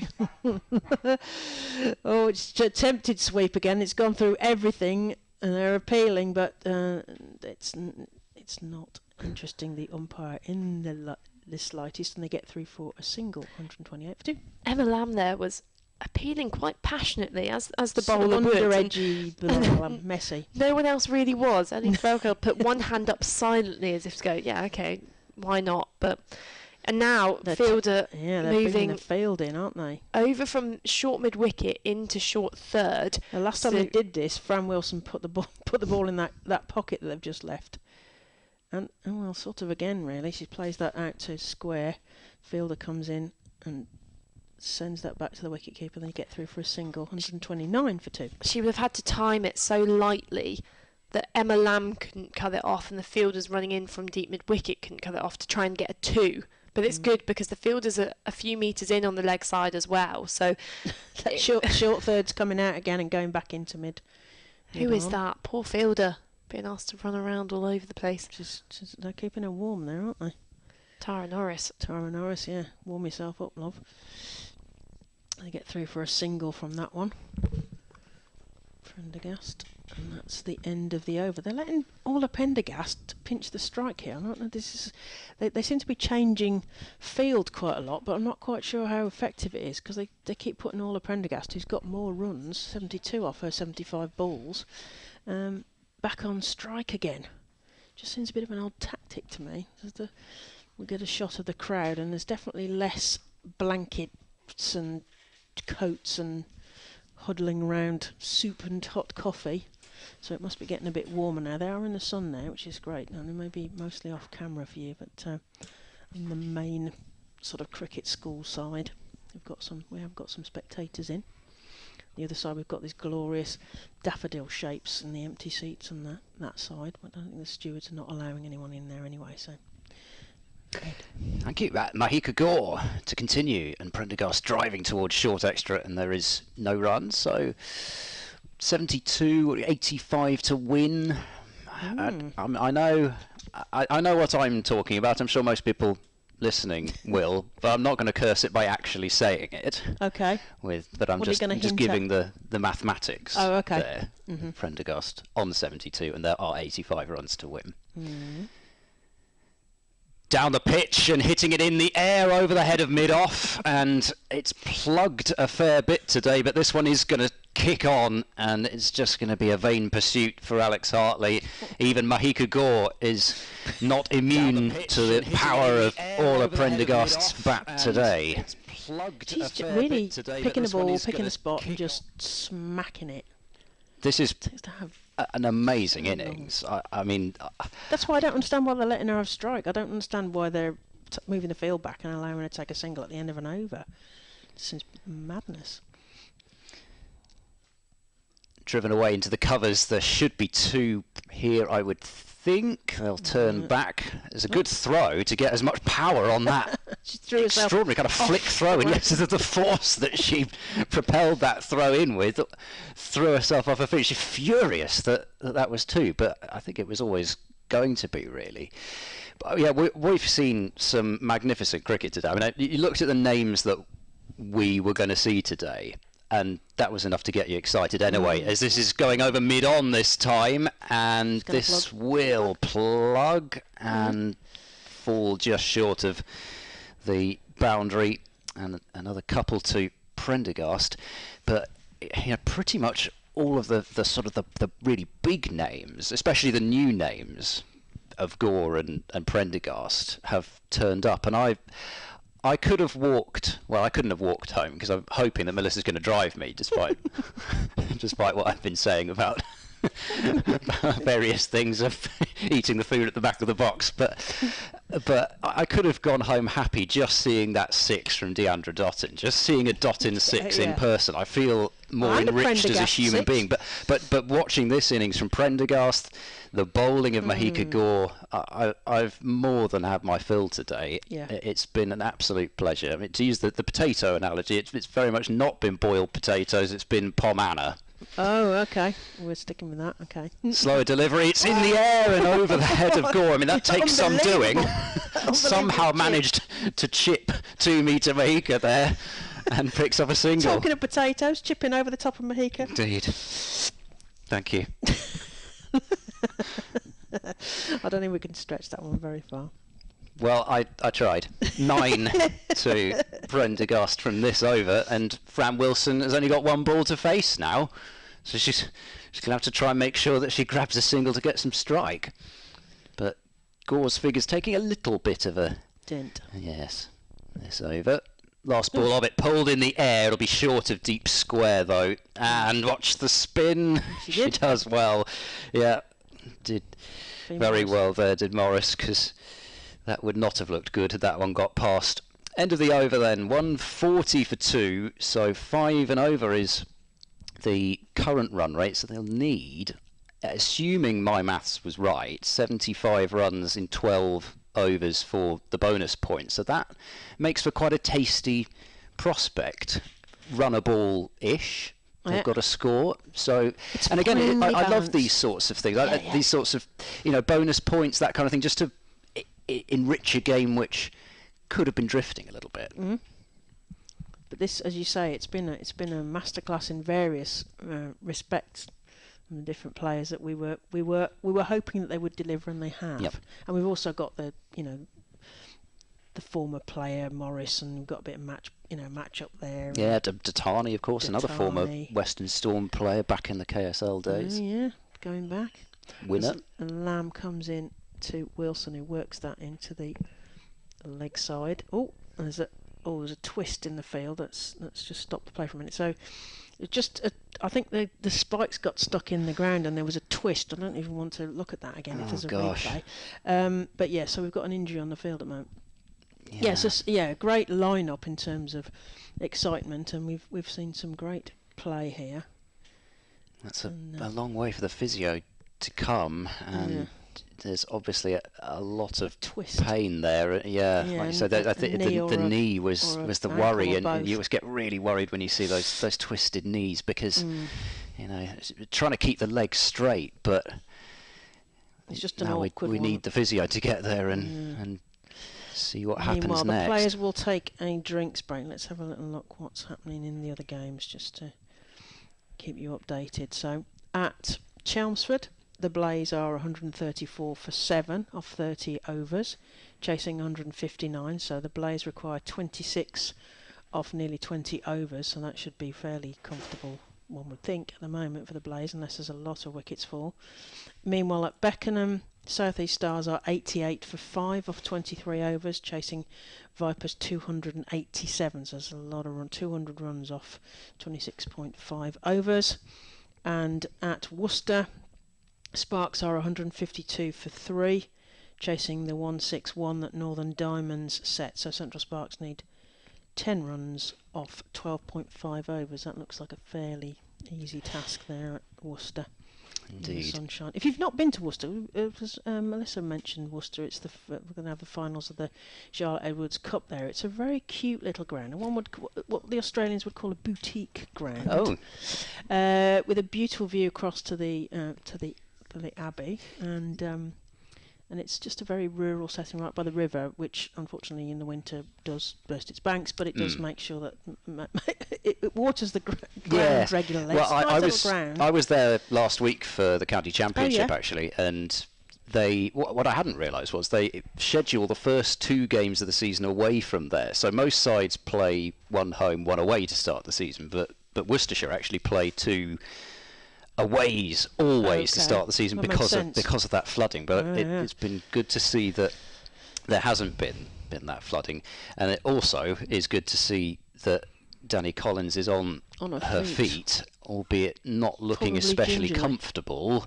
Given they got the 12th on, Laura Jackson is Kate Cross's there. sister starting to get her spikes on, or what do they have to have declared a 13th person? Or do they have to rely on them all? Well, I think there were 13 on that beautiful photo that Melissa Story got for us of the team sheet before the start of play. That is Laura Jackson out there. She's already out there. At the moment, I'm not sure exactly who's going off. Are they going to try and field with 12? Is Seren Smale out there as well? She was listed as 13 Okay, so on they that have list. got- they have Okay, got somebody but else. Laura Jackson is obviously there and dressed as well. So, yeah. We want Danny Anyway. Collins to be well, don't we? She's walking. I mean, a little gingerly, but she's walking, which is good news. That's somebody running along the corridor. Something very exciting. I get worried outside. whenever that sort of thing happens, in case I've done something wrong. I've just said Someone's something caught you. dreadfully wrong. As Lamb comes into Prendergast, who takes a big swipe, but only manages to send it straight to the short square fielder, and there is no run. 141 for 2, and we're into the 29th over here, and it's very sunny Sophia Gardens. Prendergast plays that beautifully in front of square, straight to Ditani, who's just off the rope there, and they get through for a single. Somebody charging along the corridor towards a commentary box is only marginally less alarming than looking at Twitter and seeing about 20 notifications. You just think, what on earth have I What said? now, yeah. What have I got wrong now? Wilson plays that straight to the short fielder, and there is no run. Just those things that set you off. And actually, we were talking earlier about standing up in the commentary box and moving about. Just every time there's that gesture towards somebody behind the bowler's arm, I get worried that it's me. Big wind up from Wilson, who manages to put that into the pocket that Ditani has to cover down there at mid wicket to get through for a single. Yes, it's warm enough here for us to have the door open, which is probably why we heard the scurrying along the corridor. But, Lamb into Prendergast, who's crouching as if to make a huge shot, but only manages to play the ball to the short square fielder, and that's the end of the over. 29 overs gone, and we are 143 for 2 here at Sophia Gardens. We've got Thunder in the field, they are the visiting side, Western Storm in the green batting in the Rachael Heyhoe Flint. This is the 50 over competition between the 8 English regional centres of excellence. You're listening to Claire Jenkins, ex-Somerset player, and Ed Seaborn, who is Christopher Martin Jenkins award-winning commentator, and Melissa Story from Test Match Special. I'm in exalted company. I am. I said I wouldn't mention it, but oh dear. But you did, yes, and I also said that I would throttle anybody who did mention it, so sorry, Claire. Right. You did actually mention the format. I mean, we did. I think I did mention it in Leisha's interview, but we probably didn't make as big a thing of it as we might have done. The fact that sides are now playing each other both home and away, as Gore continues, and that's a beauty. Which I think it might even have been an off-cut or something like that. I'm trying to get my bearings with the left armour, because they always. Yeah, I think it was. I think she rolled her fingers down the side of that, and it's just moved a bit off the pitch and beaten the outside edge. Lovely piece of bowling, but we've got the play-off between second and third in the table on September the 21st. Feels like such a long way away, but it will come around so quickly. Wide delivery and cut away by Wilson to move to 49.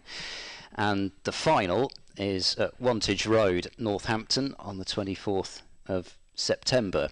I was wondering, given that it's a longer competition this year, do you think we should maybe move to straight semi-finals? Or would you like still just to see it be... Because I just worry, and especially given how competitive this year's version could well be, I just wonder if we'd have fewer potentially dead games at the end of the tournament if we could move to straight semi-finals. I mean, it's just a matter of opinion. It's a good point, actually, because it would make more opportunity, wouldn't it? Prendergast pulls aerially, and it's over the head of long leg, and 2 bounces and 4 runs.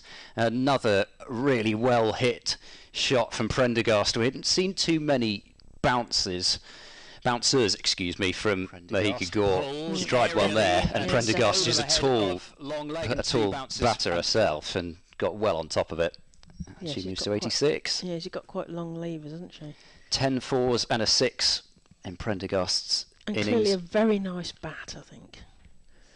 It's certainly making the most of it. Oh, it looks a bit short for the long limbs that she's got. She's certainly using it well. Another short ball. It's miscued. Could be caught. Oh, it's just evaded the dive of mid-wicket. I thought that was the end for Prendergast there as that ball was looping in the air, but the despairing effort couldn't get there. Splotting or whatever it was, it's splot. Splodging. Oh, it's tantalising for the fielder. It was in the air for quite some time, and the second bouncer nearly did the job. This time played very respectfully up the pitch by Prendergast, as if to try and sort of exorcise the demons of the previous shot. Now, I would like, by the way, to set the record straight about my film watching. I do watch them, but if you heard my two favourite films of all time, you'd probably realise why I said, we're going to have to ask you what they are. Yeah, so I'll do that at the end of the over.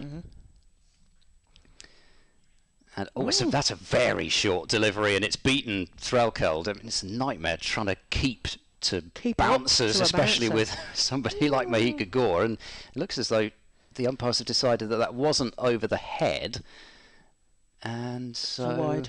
It's given. In fact, no, it was. There we go. It was deemed to be over the head. So the 150's up for Western Storm. It'll be 3 more runs then to their total. Prendergast has got the single teapot out there, waiting for Mahika Gore. This has been a good over for Western Storm. One for the over signalled as well by Gore's moving both a field. umpires. She just sent the long on to the boundary, Laura Jackson, and brought in deep short third has come up. All use of the feet driven in the air. Oh, it's well stopped by Dottin. There's a shot at the stumps which wouldn't have had Prendergast anyway, but what a piece of fielding that was from Dottin to get there. That's the athleticism that she possesses. Staring at her fingertips there.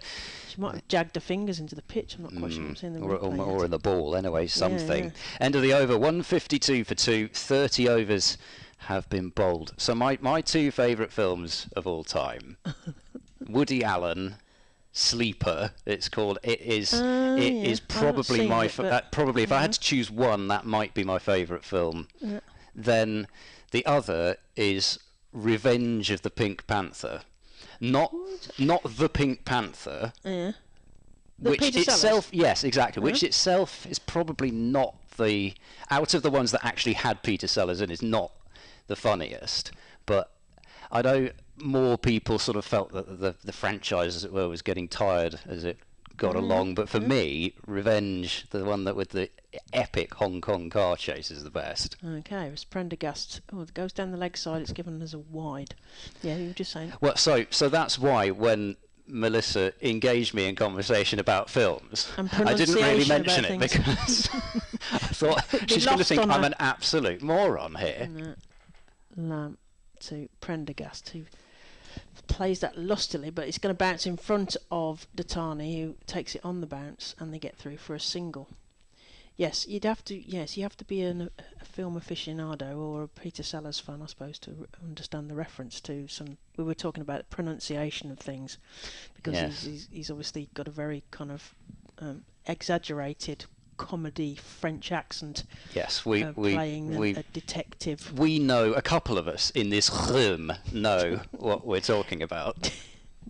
Is this your minky? And he's talking about a monkey. No, but you have to understand the cultural reference, otherwise the people who don't know that, they just think we're talking rubbish. They're changing the field. They brought in a short third and took that mid-on fielder out for Fran Wilson again.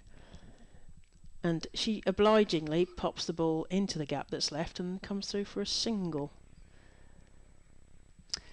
Middle of the over, and that is Fran Wilson's 50. So they allowed her to take her 50 off 71 balls, and of course all of Prendergast is on a runnable 88, heading for potentially, should I say it, 3 figures, but we'll have to wait and see.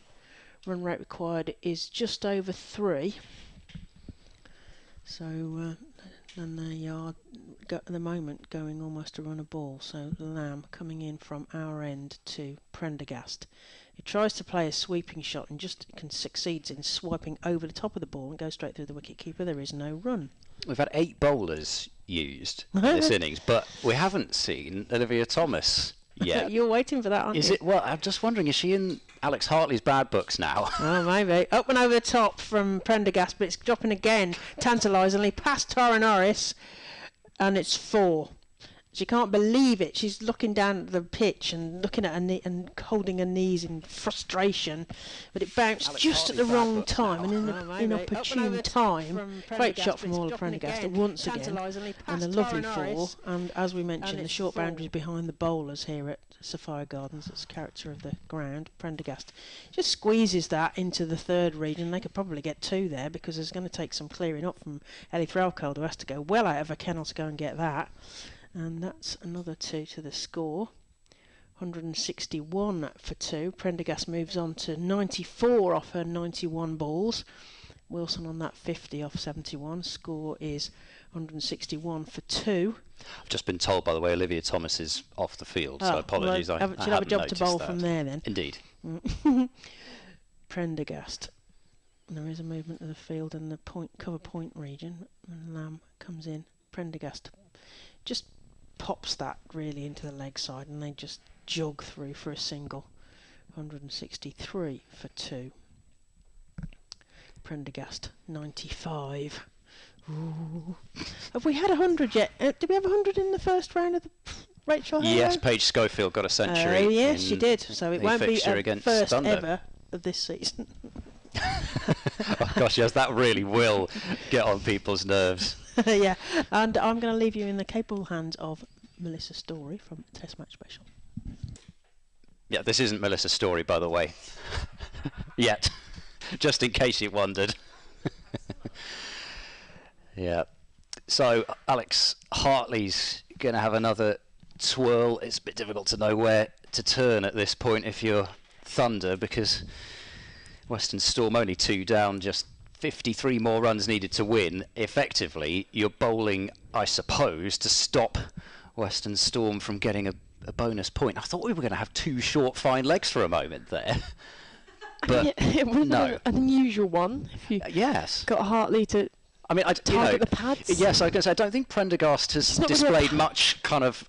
It's not a paddler. Exactly, yes. Not much propensity to paddle. It's more been bashed down the ground, but this time she's content just to take the single that's on offer. Huge gap at extra cover, which Prendergast exploits. Moves 1 closer. Deep square out now for Wilson, and everybody up on that offside apart from long off. So Hartley's got to keep things tight to the stumps as she usually does, and Wilson just blocks it away. The acceleration they've got in the last couple of overs has taken some of the pressure off what they needed to do as far as that extra point goes, and especially having seen so many sides get the bonus point in the first round. Dearly love to get that. Chipped over the top of extra cover. It's a decent shot from Wilson, but it's not quite going to go to the boundary. It's a long old way out there, but they'll just be content with 2 runs. The 150 run partnership has also been brought up between Prendergast and Wilson. It's been remarkable, hasn't it? It's just, we said when these 2 came in that this was the key partnership for Storm if they wanted to chase this down, and they've just been so mature. So we'll go to Gore at short fine, and there's no run. And it's been well paced. They were behind the required run rate for a little bit, but they haven't panicked. They've hit the bad ball away. They've run well. They haven't really given a chance as well, and No. Thunder have been pretty lost for answers. Wilson driving. We'll find the gap past backward point. It'll be another couple of runs to the total, just piercing those gaps as Fran Wilson does, and her good form that I mentioned a little bit earlier on to start this season off has continued in this match, and they have complemented each other so well. The attacking nature of Prendergast, strike rate over a runner ball, and Wilson, not a bad strike rate herself, but she plays that one straight to mid-wicket to complete the over. But she's just been content to play her game, that strike rate around about 70. It's sort of her comfort zone, really, and she's not had to do anything else because of the partnership between the 2 working so well. 167 for 2 is the score. And 2 batters poised on 96 and 54. You're having a laugh at someone on the live stream. Who are you laughing Well, at? somebody was yawning. It was only a little yawn. Is this not good enough for you? Are you not entertained? This is what I'm thinking. I feel so sorry for the people who get caught on camera yawning. And there was only a couple of years back, I think, there was somebody caught on camera during a test match with a newspaper over their head, asleep. Just thought, oh, poor guy. But I suspect he probably brought it upon himself. We'll put it that way. I do always find myself yawning in the worst of times, to be fair. You know, it catches you off guard. Like when I'm in a meeting. Always yawn. You've got to try and hide it. You've got to swallow the yawn. Tara Norris back into the attack. She bowled 4 overs at the start of the innings. She'll be bowling to Prendergast on 96. Norris in, defending. Back to the bowler is Prendergast. Norris, 19 runs off her first 4 overs. Wicketless so far. I think she was almost subject to the Jimmy Anderson effect. The Jimmy Anderson Stuart Broad effect, where, you know, when Jimmy's off getting wickets at the other end and everyone kind of forgets that Stuart Broad's doing a good job as well. Norris to Prendergast, 2 balls full, driven into the covers. She's 1 shot away now. It's an interesting way of looking at it, because I'm not sure I've ever felt Stuart Broad flying under the radar, because he's made sure that he's doing something. But they take it, you know, they take it in turns. I know what you mean. They take it in turns to have a good day. Norris to Prendergast, bowls in defence. Goes to backward point. This is good from Norris because she's coming around the wicket to the right-handed Prendergast, and there's no one out on the offside. So she's trying to lure her into that drive. Say, come on, we know you're 1 shot away here. Yeah, I like this. Later on in the game, the left armour coming round. I think it's really effective. Norris to Prendergast. He's coming down the ground and just clubs it to mid-on. It's a long on, apologies. And just the single taken. Yeah, she's definitely making I'm sure several Irish cricket fans sweat a little bit just waiting for that moment. What a moment it would be. A few changes to the fielders now for Fran Wilson. There's less of that personal pressure on her, so Thunder have pushed back Laura Jackson to deep cover, and Naomi Datani moved into short third. So just giving Norris that bit of protection on the boundary now. She's in. And that's driven past short extra cover. Jackson running in from the boundary. Slight misfield allows the Storm batters to come back for 2. Good game awareness there from the 2 batters in the middle. Yeah, they weren't coming back without that misfield. I think a different situation with Prendergast not on 97 and running to the danger end. I think they would have been going for 2 right from the start. Final ball of this over from Norris. It's short and hits Fran Wilson on the arm or the shoulder. She's given a thumbs up to Tara Norris, and means that the over concludes with a dot ball. 170 on the board. Just a further 45 more runs needed. But the focus yet again on Prendergast, who's still just 1 shot away.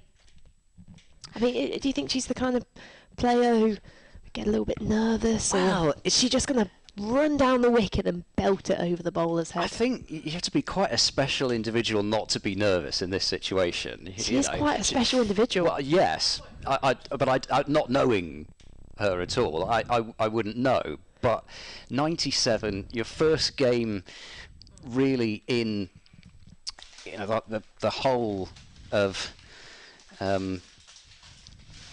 first sort of regional / franchise gig is what I'm trying to get to, and it's a big moment for her, isn't it? I mean, you know, we talked about the 100 and what could come. There'll be, it's sort of overblowing it, so there'll be a lot of eyes on this, but equally she'll grab the headlines, and if you're standing out as one of the best players in this competition, and you look at the attack that she scored these runs against as well. Arguably one of the best ones in the country today. I mean, no Kate Cross, or of course Sophia Eccleston, but even without those 2, it's still so dominant. It's Hartley continuing. It's down the leg side. It's over the top of backward square. Now, are they going to be able to run back for the third run here? They're trying to run as hard as possible. Wilson wants to come, and they will get there. And that is a remarkable century for Orla Prendergast on her Western Storm debut. A magnificent innings off just 98 deliveries, 11 fours and a 6. This has been something to watch. We knew she was special, but we've seen something extra special here. Just 20 years old, the Irish international. What a talent. Already so composed beyond her years. It's been a brilliant, well-paced, mature innings. She's really guiding Western Storm here towards this target. Wilson then driving into the offside for no run, and now she can really open up the taps. She's got to the century, which, you know, clearly she was kind of manipulating her way there. She got the ball from Hartley that she was looking for to lift over the infield, but now this is the time for Western Storm just to think about winning this game as quickly as possible. And Wilson sweeping hard out to deep square, watching the spin carefully that time. Out there in the distance there, Collins managing to keep it down to the single. I mean, she's had all the shots in this innings, really. Has she given away a chance at all? I think the only one was that Q-ended pull shot off Mahika Gore that went quite close to being caught at mid-wicket when she was in the late 80s, I think, at that point. Bit of nerves. That's the only one. That was one of the most entertaining overs of the game. Yes. That matchup with Mahika Gore just bowling those bouncers. Driving away, but only as far as cover, because that was really the first time that we saw Prendergast in full flight and Gore in full flight. Early on, when she came to the crease against Mahika Gore, it was very much defence first. They had to survive that new ball period after losing the openers. That's gone high up into the air. Fielder coming in from deep mid-wicket, dives, and again it's just out of reach, and they'll pick up 2 runs, and Hartley manages to just about knock it down for the fielder backing up. They had to survive that new ball another one losing the openers. Very close to being out. She was reaching for it a bit. She's got a big reach, Prendergast, but she was able to fetch it from a little bit outside off stump. And they've got another injury.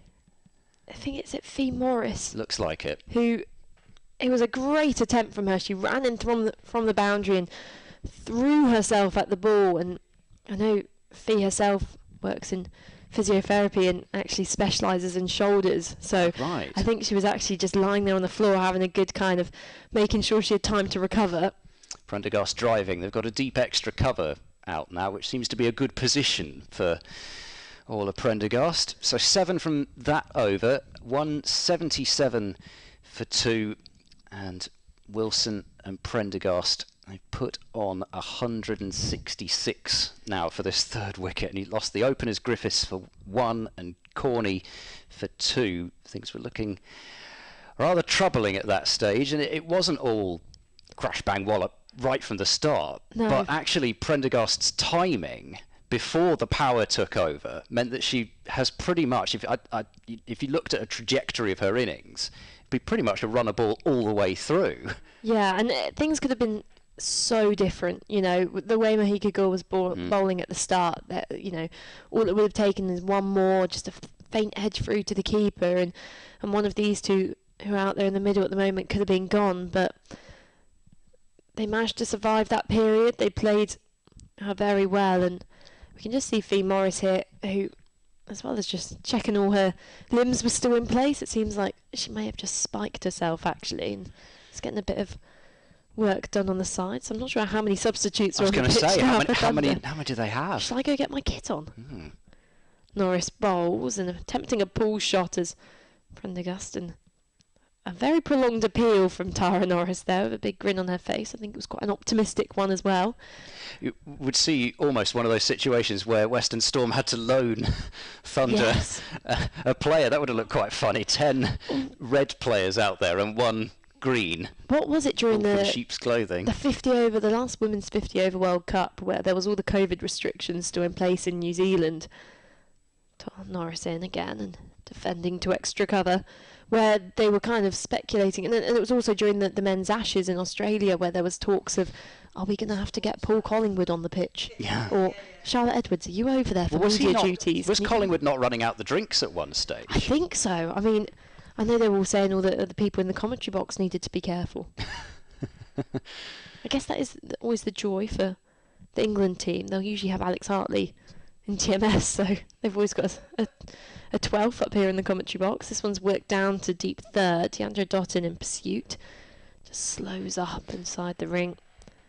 Now, you could have said Georgia Elwes there, couldn't you? So I could have, but is I that, can is, that pretty an, much... is that an insinuation there? No, Georgia Elwes is a much better. Georgia Elwes is a much better fielder. No, it's more Alex Hartley tends to do every game, so you can. I think you could bank pretty much on her being up there. Whilst Georgia is doing more and more games. If I did have the choice, I think I might go for Georgia.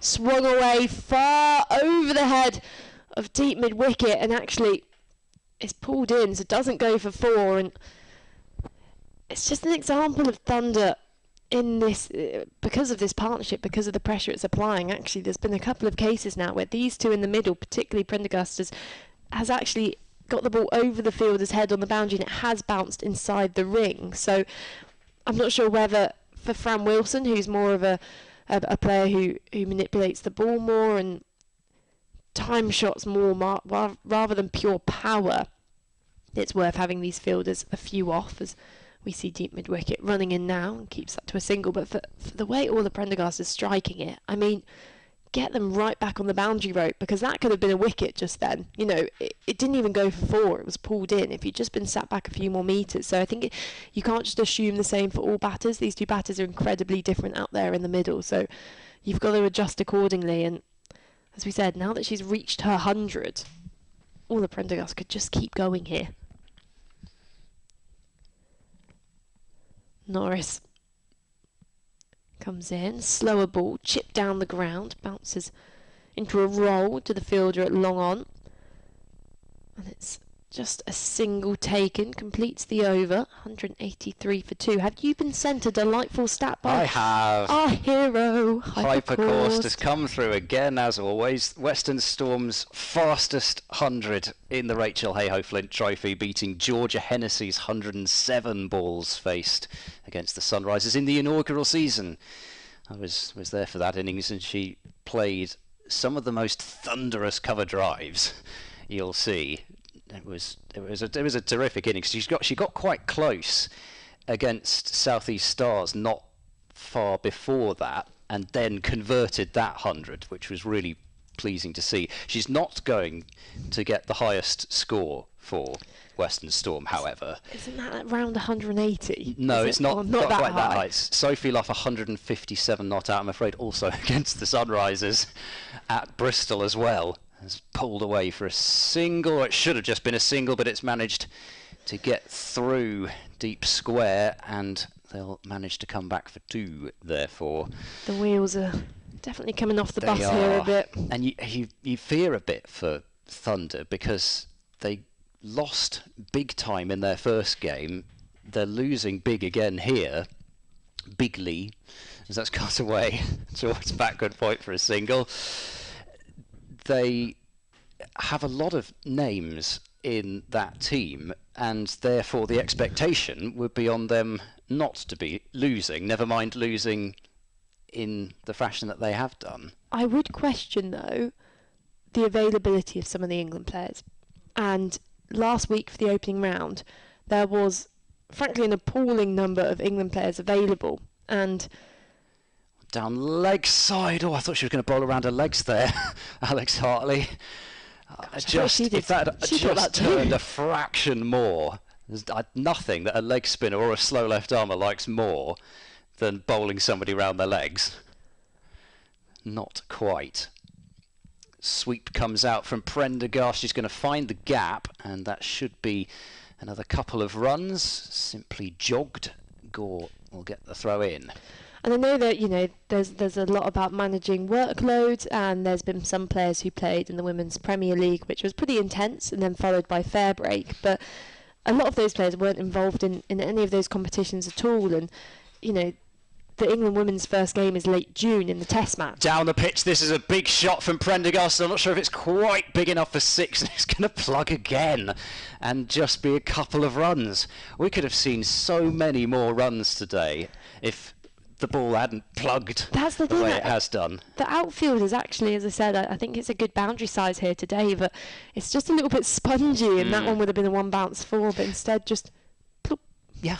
I think that's hard to describe it. Kaplunk. It kaplunked. Use of the feet again from Prendergast, but driving out to deep extra. So, how many is that? 8 runs off that over. 191 for 2. Alex Hartley looking a little despondent after that over, because, I mean, I think she'll rightly feel she defeated Prendergast twice there, could have had a bowled round her legs. Then the ball that was hit very high in the air potentially might have been feeling that another day a fielder might have been there to get underneath it, but she looks and sees that she's still wicketless. The only reason, of course, just going back to the availability of the likes of Kate Cross and Sophia, the only reason I can think Kate Cross isn't with the squad at the moment is she said on the No Balls podcast that she was currently, I think, battling some kind of virus which she'd picked up, which actually made her really quite unwell, and she'd lost quite a lot of weight. She did play the opening game. She did, though, so maybe it wiped her out a bit more than she thought. Managed to get a bit of energy back, or maybe it's just, managing balance. But with the Test match, the next international game scheduled, and with Australia to face this summer, I'd be wanting to get as much practice in as possible. Particularly, there's a lot of questions around the squad at the moment. I think for the bowling as well, with Catherine Sciver-Brunt, who of course didn't play in the Women's Premier League. She put her base price as 50 lakhs. She wasn't picked up, and previously, before the auction, she had announced a retirement from domestic cricket. So, are we going to be expecting, and it's a horrifying thought to think of any kind of retirement announcement as Gore's coming in from our commentary position end now. Bowls a dot ball to begin with. Are we going to see a retirement announcement, or are we going to see justification for choosing Catherine Sciver-Brunt, having not played an international game or any game of cricket from the World Cup to that first Ashes International T20, at Edgbaston on the 1st of July? Yeah, it's a tough one, isn't it? And on both men's and women's side, we've got these sort of retirements hanging over the summer. Drilled down the ground calmly, down to long off. Norris Field, single collected, departing us for now to go munch on a few more poppadoms at the back of the box. Have fun if there's any left, because I don't think there's many. And I'll be rejoined by former Somerset player, Western Storm alumni, Claire Jenkins.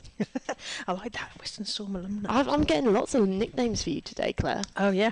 I'll get you a T-shirt with it on the back. Gore in again, slower ball, tickled round the corner.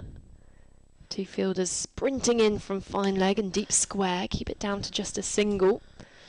And just ticking away towards that target, a Storm. But as I was saying, this question mark around Catherine Sciver-Brunt, you'd consider Wong and Bell are pretty established. There's a big space for potentially another young seamer in there, so there's lots of reason to try and impress early on in the season. But I would have liked to see more England players involved in these early fixtures. Of course, we've got 2 games within 3 days this bank holiday weekend, so they'll probably be carefully monitoring workload for these games. Driven by Prendergast, down to Norris at long off, another single ticked off, and Western Storm really don't have to break a sweat at this point with just 21 more runs to win. As you say, sort of slightly frustrating as a spectator, fan, commentator, whatever we want to call us. The prospect of having all those England players in all of these regional sides would have changed the balance of all of it. Bouncer from Gore. Down the leg side, so it will be called wide. So I'll have to re-bowl that one. But again, another brilliant take from Threlkeld behind the stumps. She's been busy, and she's keeping up to a fast bowler as well, so... Give you a few updates from the other games going on today as well. There's results in 2 of them, as we may have mentioned earlier. Central Sparks beat the Northern Diamonds by 7 wickets in the end. A dynamic run chase for them. Cut off the back foot, straight into the hands of Dottin. Direct hit would have been gone. Prendergast at the non-strikers had come down the pitch quite a fair bit, dotting a one-hand grab at point, effortless from the world boss, and it's a good dot ball in the end. The other result is between the Sunrisers and the Blaze winning by 3 wickets in the end and chasing down that target of 160 in just over 35 overs.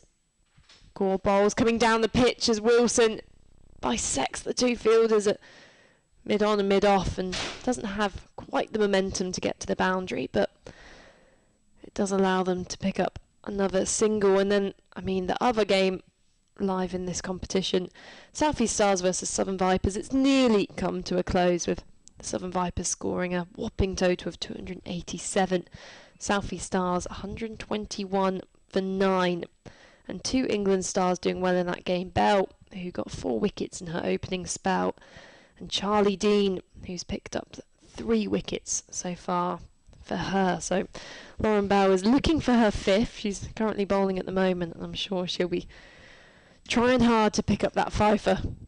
Well, as we said, the Rachael Heyhoe Flint for the first time home and away, so it's going to be interesting to see whether there is any home advantage for some of these teams and the chance that it evens itself out. So one bit of bad luck in one game, hopefully we'll then, we'll get a true sense of which is the best 50 over regional side. Yeah, and I guess the thing about home and away is that unlike men's county teams where they do only have one base and then one out ground, that these regions are, for Western Storm, this is their home, so is Taunton, so is Bristol, and whether you can actually get used to the pitches and the conditions is questionable. It's maybe more for having a home crowd in. Does that make you play a bit better?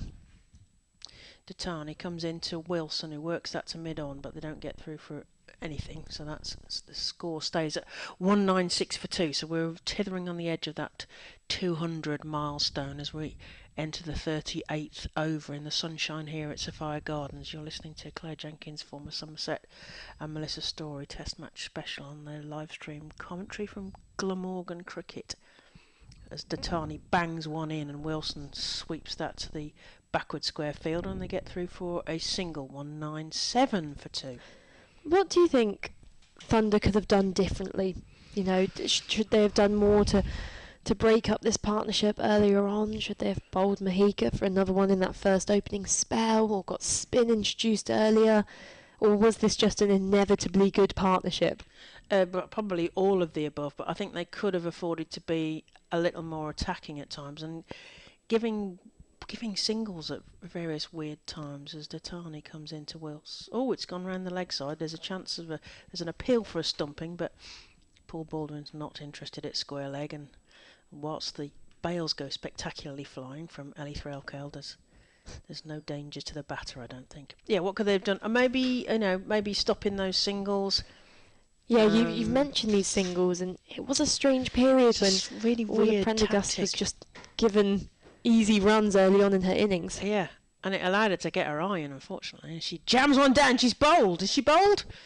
She is bowled as well. Having said all of that, she's worked really hard, and that's been a very, very long and brilliant innings from Orla Prendergast. She's put herself well in the shop window for lots of cricket. She's got to run a ball 115, and it has been thoroughly entertaining. And we see the Thunder players shaking hands with Orla Prendergast as she goes off. It has been a joy to watch, hasn't it, really? Really a fantastic innings, and it took in the end a brilliantly executed Yorker from Datani to dismiss her. The effects of being out there for so long, 115 balls she faced. She raises her bat to the spectators who are sat in front of the changing rooms and round in front of us by the pavilion, and a few people on their feet to applaud what has been a really remarkable innings from the 20-year-old. I think it's safe to say that she's enjoyed the conditions, enjoyed her debut, and the competition and the debut today, and she obviously is feeling at home in the green and the Irish green and now the Western Storm green. I think so. Irish cricket will be well chuffed about this, I think. Another thing we say, giving all the Prendergast the singles. Speaking of how well Ellie Threlkeld has kept today, looking at the extras in this innings. In the Thunder innings, there was, to be honest, it was quite loose from both of the teams. There was 20 wides in the first innings, and there's been 13, so 15 extras in this innings. It's certainly showing those early seasons still. Bit more rust still to be knocked off. Exactly, but you can't be giving away that many wides really with these two in the middle. Bowling the wides, giving away the single too easily. There's been a lot more mistakes in the field from the Thunder players, particularly in their ground fielding. We've seen a few fumbles prove to be quite costly. As Tani comes in from the taff end to Danny Gibson, who waits and managed to squirt one French cut style around the back of her legs, and they get through for a single. Now, last week against the Diamonds, she got a quick fire, what looks like quick fire anyway, 17 off 9 balls. So will she 17 would be handy, because that's 17 they need to win. So if she were to equal that, but we have Fran Wilson now on strike. She's been at the crease for a while now as well. She's on 64 off the 88 balls that she's faced as Datani rounds the top of her run. Comes in left arm round the wicket, and Wilson can only get up over that and defend it down into the ground. That's the end of a 38th over. We are 198 for 3. Gibson new to the crease, but one on to her total, and Wilson on 64. And have we done the maths on bonus points? Oh, I don't do maths. I don't do maths either. And from what Ed said earlier, he doesn't do maths. We'll find out later, no doubt. Somebody will tell us. So by 40, Ed is saying. So oh yeah, 2 overs. 2 more overs to get that. 2 overs, 17 runs. Maybe Captain Danny Gibson's just going to try and give it a whack. I mean, I'd like to see it. And so she must know coming in, mustn't she? You know how long she's got to get this bonus point, this magical bonus point. Quite difficult to do that against Mahika Gore, though, who's bowling her final allotted over. We had a few question marks over whether there'd be any restrictions on her bowling, as we know she's been playing for Sedbergh School recently. She's a youngster. She's a tall bowler, and you need to protect and wrap in bubble wrap tall bowlers, young bowlers. Don't want any stress fractures. Gore bowls full outside the off stump, inside the wide lines. It was one of those ones where it's very easy to look at where the ball ends up. Yes, but then Gibson looking at Paul Baldwin like. But it bounced comfortably inside the blue wide lines, which is guidance lines only. Yeah. Mahika Gore turns at the top of a mark. Slower ball in the air, should be caught at mid-off, comfortable. And Danny Gibson, who clearly was looking to just move things along a bit quicker, see if Storm could get to that bonus point. Norris takes the catch there. It was a nice catch in the end. One of those ones where actually probably do linger in the air a bit too long, and you have to think about it and then just go, oh, what if I drop it just as it's going into your hands? But easy for Tara Norris, and comfortably still in a winning position here, the Western Storm. But there's always that thing at the back of your mind saying, what if? We've got 4 more deliveries from Mahika Gore. That could be 4 wickets for all we know. It'd be quite the occasion if it was, but Nat Rafe, the new batter to the crease, the wicket-keeper for Western Storm, who I also played with quite a few of these players, and Nat Rafe was part of my team in the school games, in the edition I played, where everyone was split into, I think at the time it was a Team Siver, Team Knight and Team Brunt. So 2 of those teams would have been a bit confusing if they stick with those names now. Siver, Brunt, Siver. Well, Nat Wraith got 24 last weekend against the Diamonds, which was off 25 balls, so more or less run a ball. So I'll be wanting that kind of strike rate. Just checking that game between the South East Stars and the Southern Vipers. Southern Vipers yet to get that final wicket. Fred Davies is digging in. Strike rate of 20. Mahika Gore bowls guided to third. As the fielder runs in from the boundary, they sprint the first one hard, settle on just the single, and Rafe gets off the mark. They've kept Laura Jackson busy. She seems to have been wherever the ball's been going out. They must be saying, if you're 12th and you're going to go where bowling, the ball's going. You've got all that energy, which we're going to make the most of. Yeah. A few adjustments as for the in-batter Fran Wilson. Well, they're sending them out, which is a bit odd, it's but, I suppose they're hoping she's going to take a swing. shorter ball guided through the gap between point and short third. Ball just slowing up before the boundary open. Laura Jackson again having to chase the ball down to the boundary. 2 runs taken, moves Western Storm past the 200 mark, and now just 14 more runs required. Could still be done. 14 off 8. That took me a bit too long. This is where you need somebody like Grace Scriven saying this is possible, which is, I think, what she did with the Under-19 World Cup semi. Certainly, Danny Gibson showed her team what she wanted them to do. Was almost kicking that one onto her stumps was Fran Wilson. A bit of bat onto the body, trickled towards the stumps, and she, I think, just pushed it away gently. I've always worried about a situation in cricket where I've had to kick the ball away from the stumps because I know I will just kick my own stumps down. I have such little You probably control. get coded for like equipment violation as well. Gore in again, shorter, slower ball pulled round the corner from Wilson. Fielder out there, so should just be a single. And it is. Finishes 39th over. Just 13 more runs to win. I mean, I went to my university training last night, and we dedicated an hour to nets, an hour to fielding, and in the end that hour fielding turned into a 35-minute football game where it went from 5-a-side to 6-a-side to 8-a-side, and it got increasingly violent. And I learnt that I have It's a dangerous place to play cricket. I have no control of my right foot when I'm trying to kick the ball. So as I said, I would completely flatten my stumps, and on the live stream just Don't see do there. it, that's the thing. Datani into Wilson, who charges her and plays that very purposefully out to mid-wicket, who then gets brought in. So Datani very clear about her plans to each of these batters. Rachael's pointing in all directions.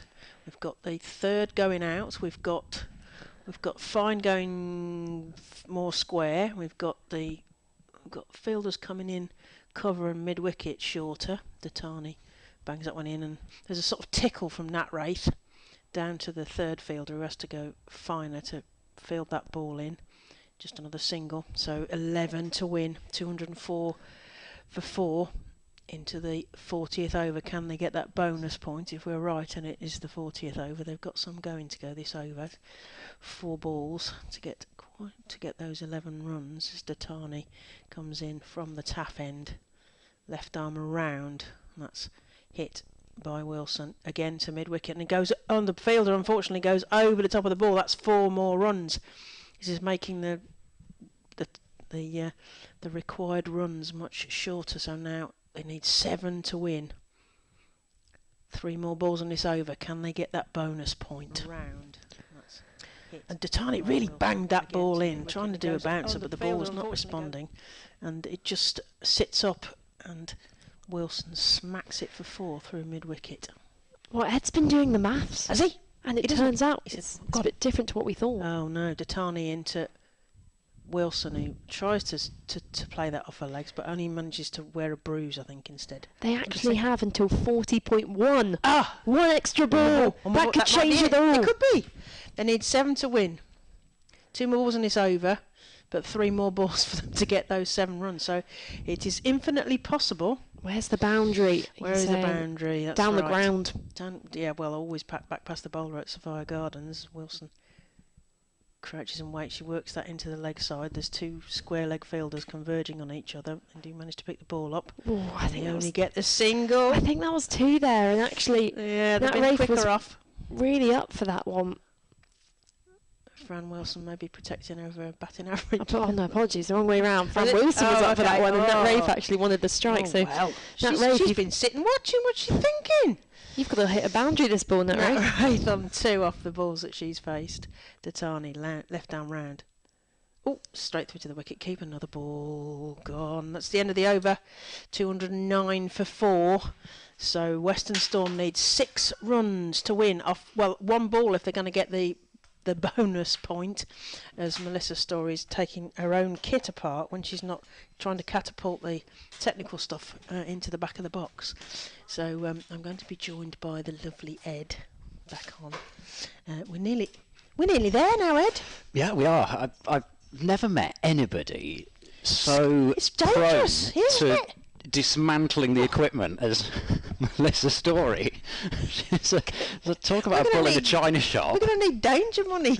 It's just been sat here with her. So I have been trying to do the maths. I think 40.1, but the thing is, if they were to win with a boundary, for example, it changes it, because then the run rate's a bit higher. Do you see what I mean? So if they were to win with a boundary or a 6 especially, then they might have an extra couple of balls. So that's how it works. I'm glad I haven't got to do the maths for that. I mean, this is again the same caveat about my maths, but so it might be 6 off. Perhaps we should off 2. It stop might talking not be about that it this 'cause we has to might go have for it 6. right. But it would be exciting if it did.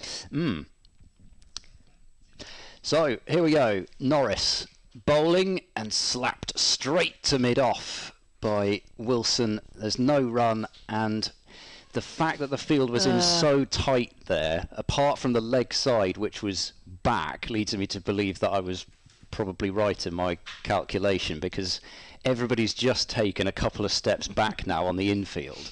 But I think if this goes for 6, they might still have it.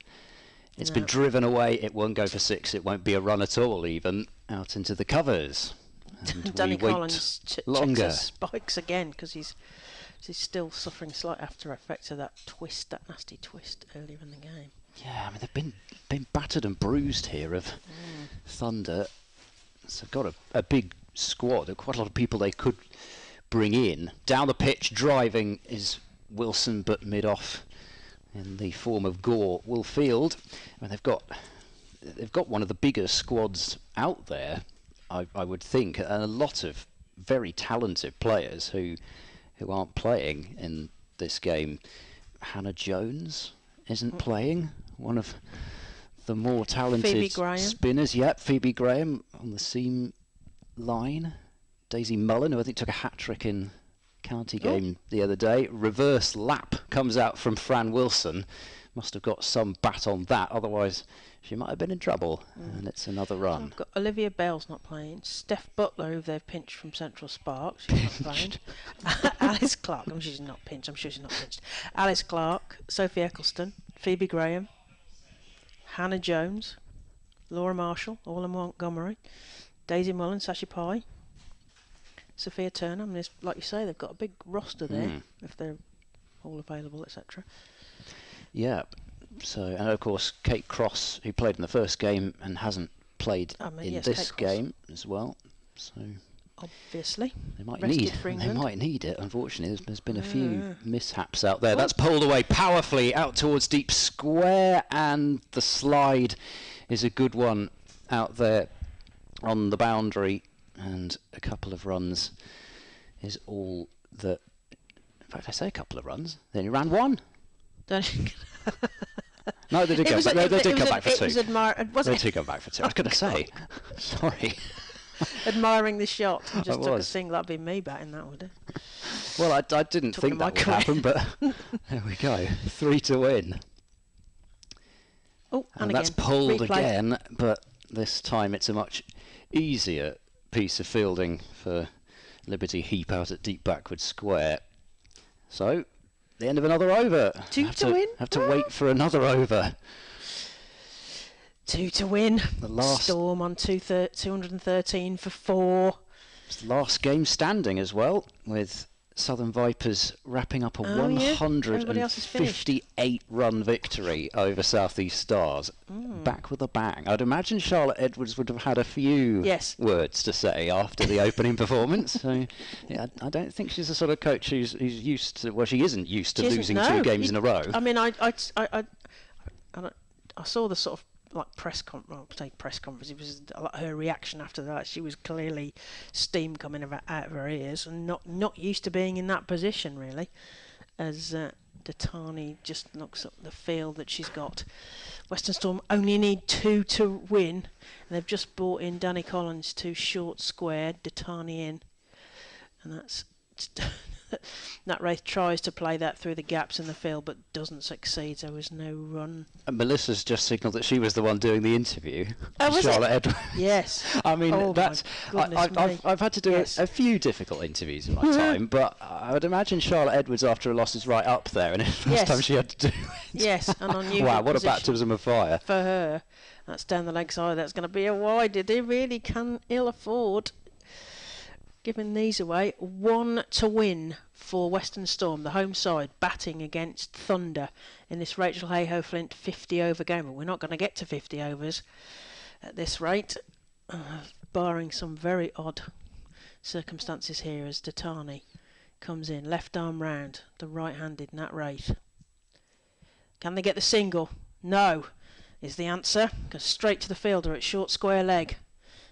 Live to fight another day. Yeah, so they just don't want to go for a huge slog and get out, because it would be, you're sort of batting for your red inker at this stage, aren't you, with the bonus point off the table. Yes, that's true. There's net run rate to think about, but still, you don't want to go for a slog and get out. They're all coming in.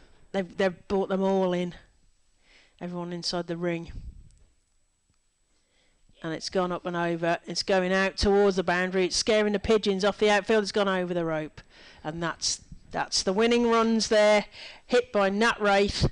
She will move on to 6. It might have been Wilson. 74, who finishes on 74 not out off 100 balls. Nat Wraith finishes 6 off the 8 that she's faced. Datani, having bowled 6.5 overs, went for 26 runs but did pick up a wicket. Ed. Yeah, well, it's a fantastic win for Western Storm, given the number of internationals and players with all sorts of experience on the opposing side. They've done very well to win that game and win it handsomely as well, with 8.5 overs to spare and by 6 wickets. So they've got their Rachael Heyhoe Flint Trophy campaign going after the opening loss, picking up the win in Cardiff over Thunder, as they did in the Charlotte Edwards Cup a couple of years ago. Orla Prendergast will grab the headlines for her 115, 11 fours and a 6 from her runnable innings. Fran Wilson's 74 not out. Huge partnership for the 3rd wicket between those two of 186. And with the ball, 3 wickets for Chloe Skelton, a couple each for Danny Gibson, and Lauren Filer 2 for 13 in 8 overs for Danny Gibson. She was magnificent, as was Chloe Skelton, 3 for 36. So a pleasing performance for Western Storm, and they will move on to take on the South East Stars on Monday at Bristol. So a fixture there which will whet the appetite, given the fact that both sides will be coming in with 1 win and 1 loss. The Thunder will move on to play also on Monday, and they will be visiting the Blaze at Welbeck. So that's their next fixture. Myself, Ed Seaborn, and Melissa Story will be back with Hannah Thompson for that game on Monday at Bristol. Are you off to do I'm Sparks? off to the Wormsley estate to do Sparks versus Vipers. So although it's in Vipers territory, it's actually a Sparks home game. So and we're just hoping that it's a beautiful ground. If you get to go there, try and get there. But it is out of the way, so you've got to be driving. It's a long old drive down to the pitch, but it's a beautiful setting for that game. So then, that's it from Cardiff. Western Storm have won this game by 6 wickets. From Claire Jenkins, from Melissa Story, from myself, Ed Seaborn.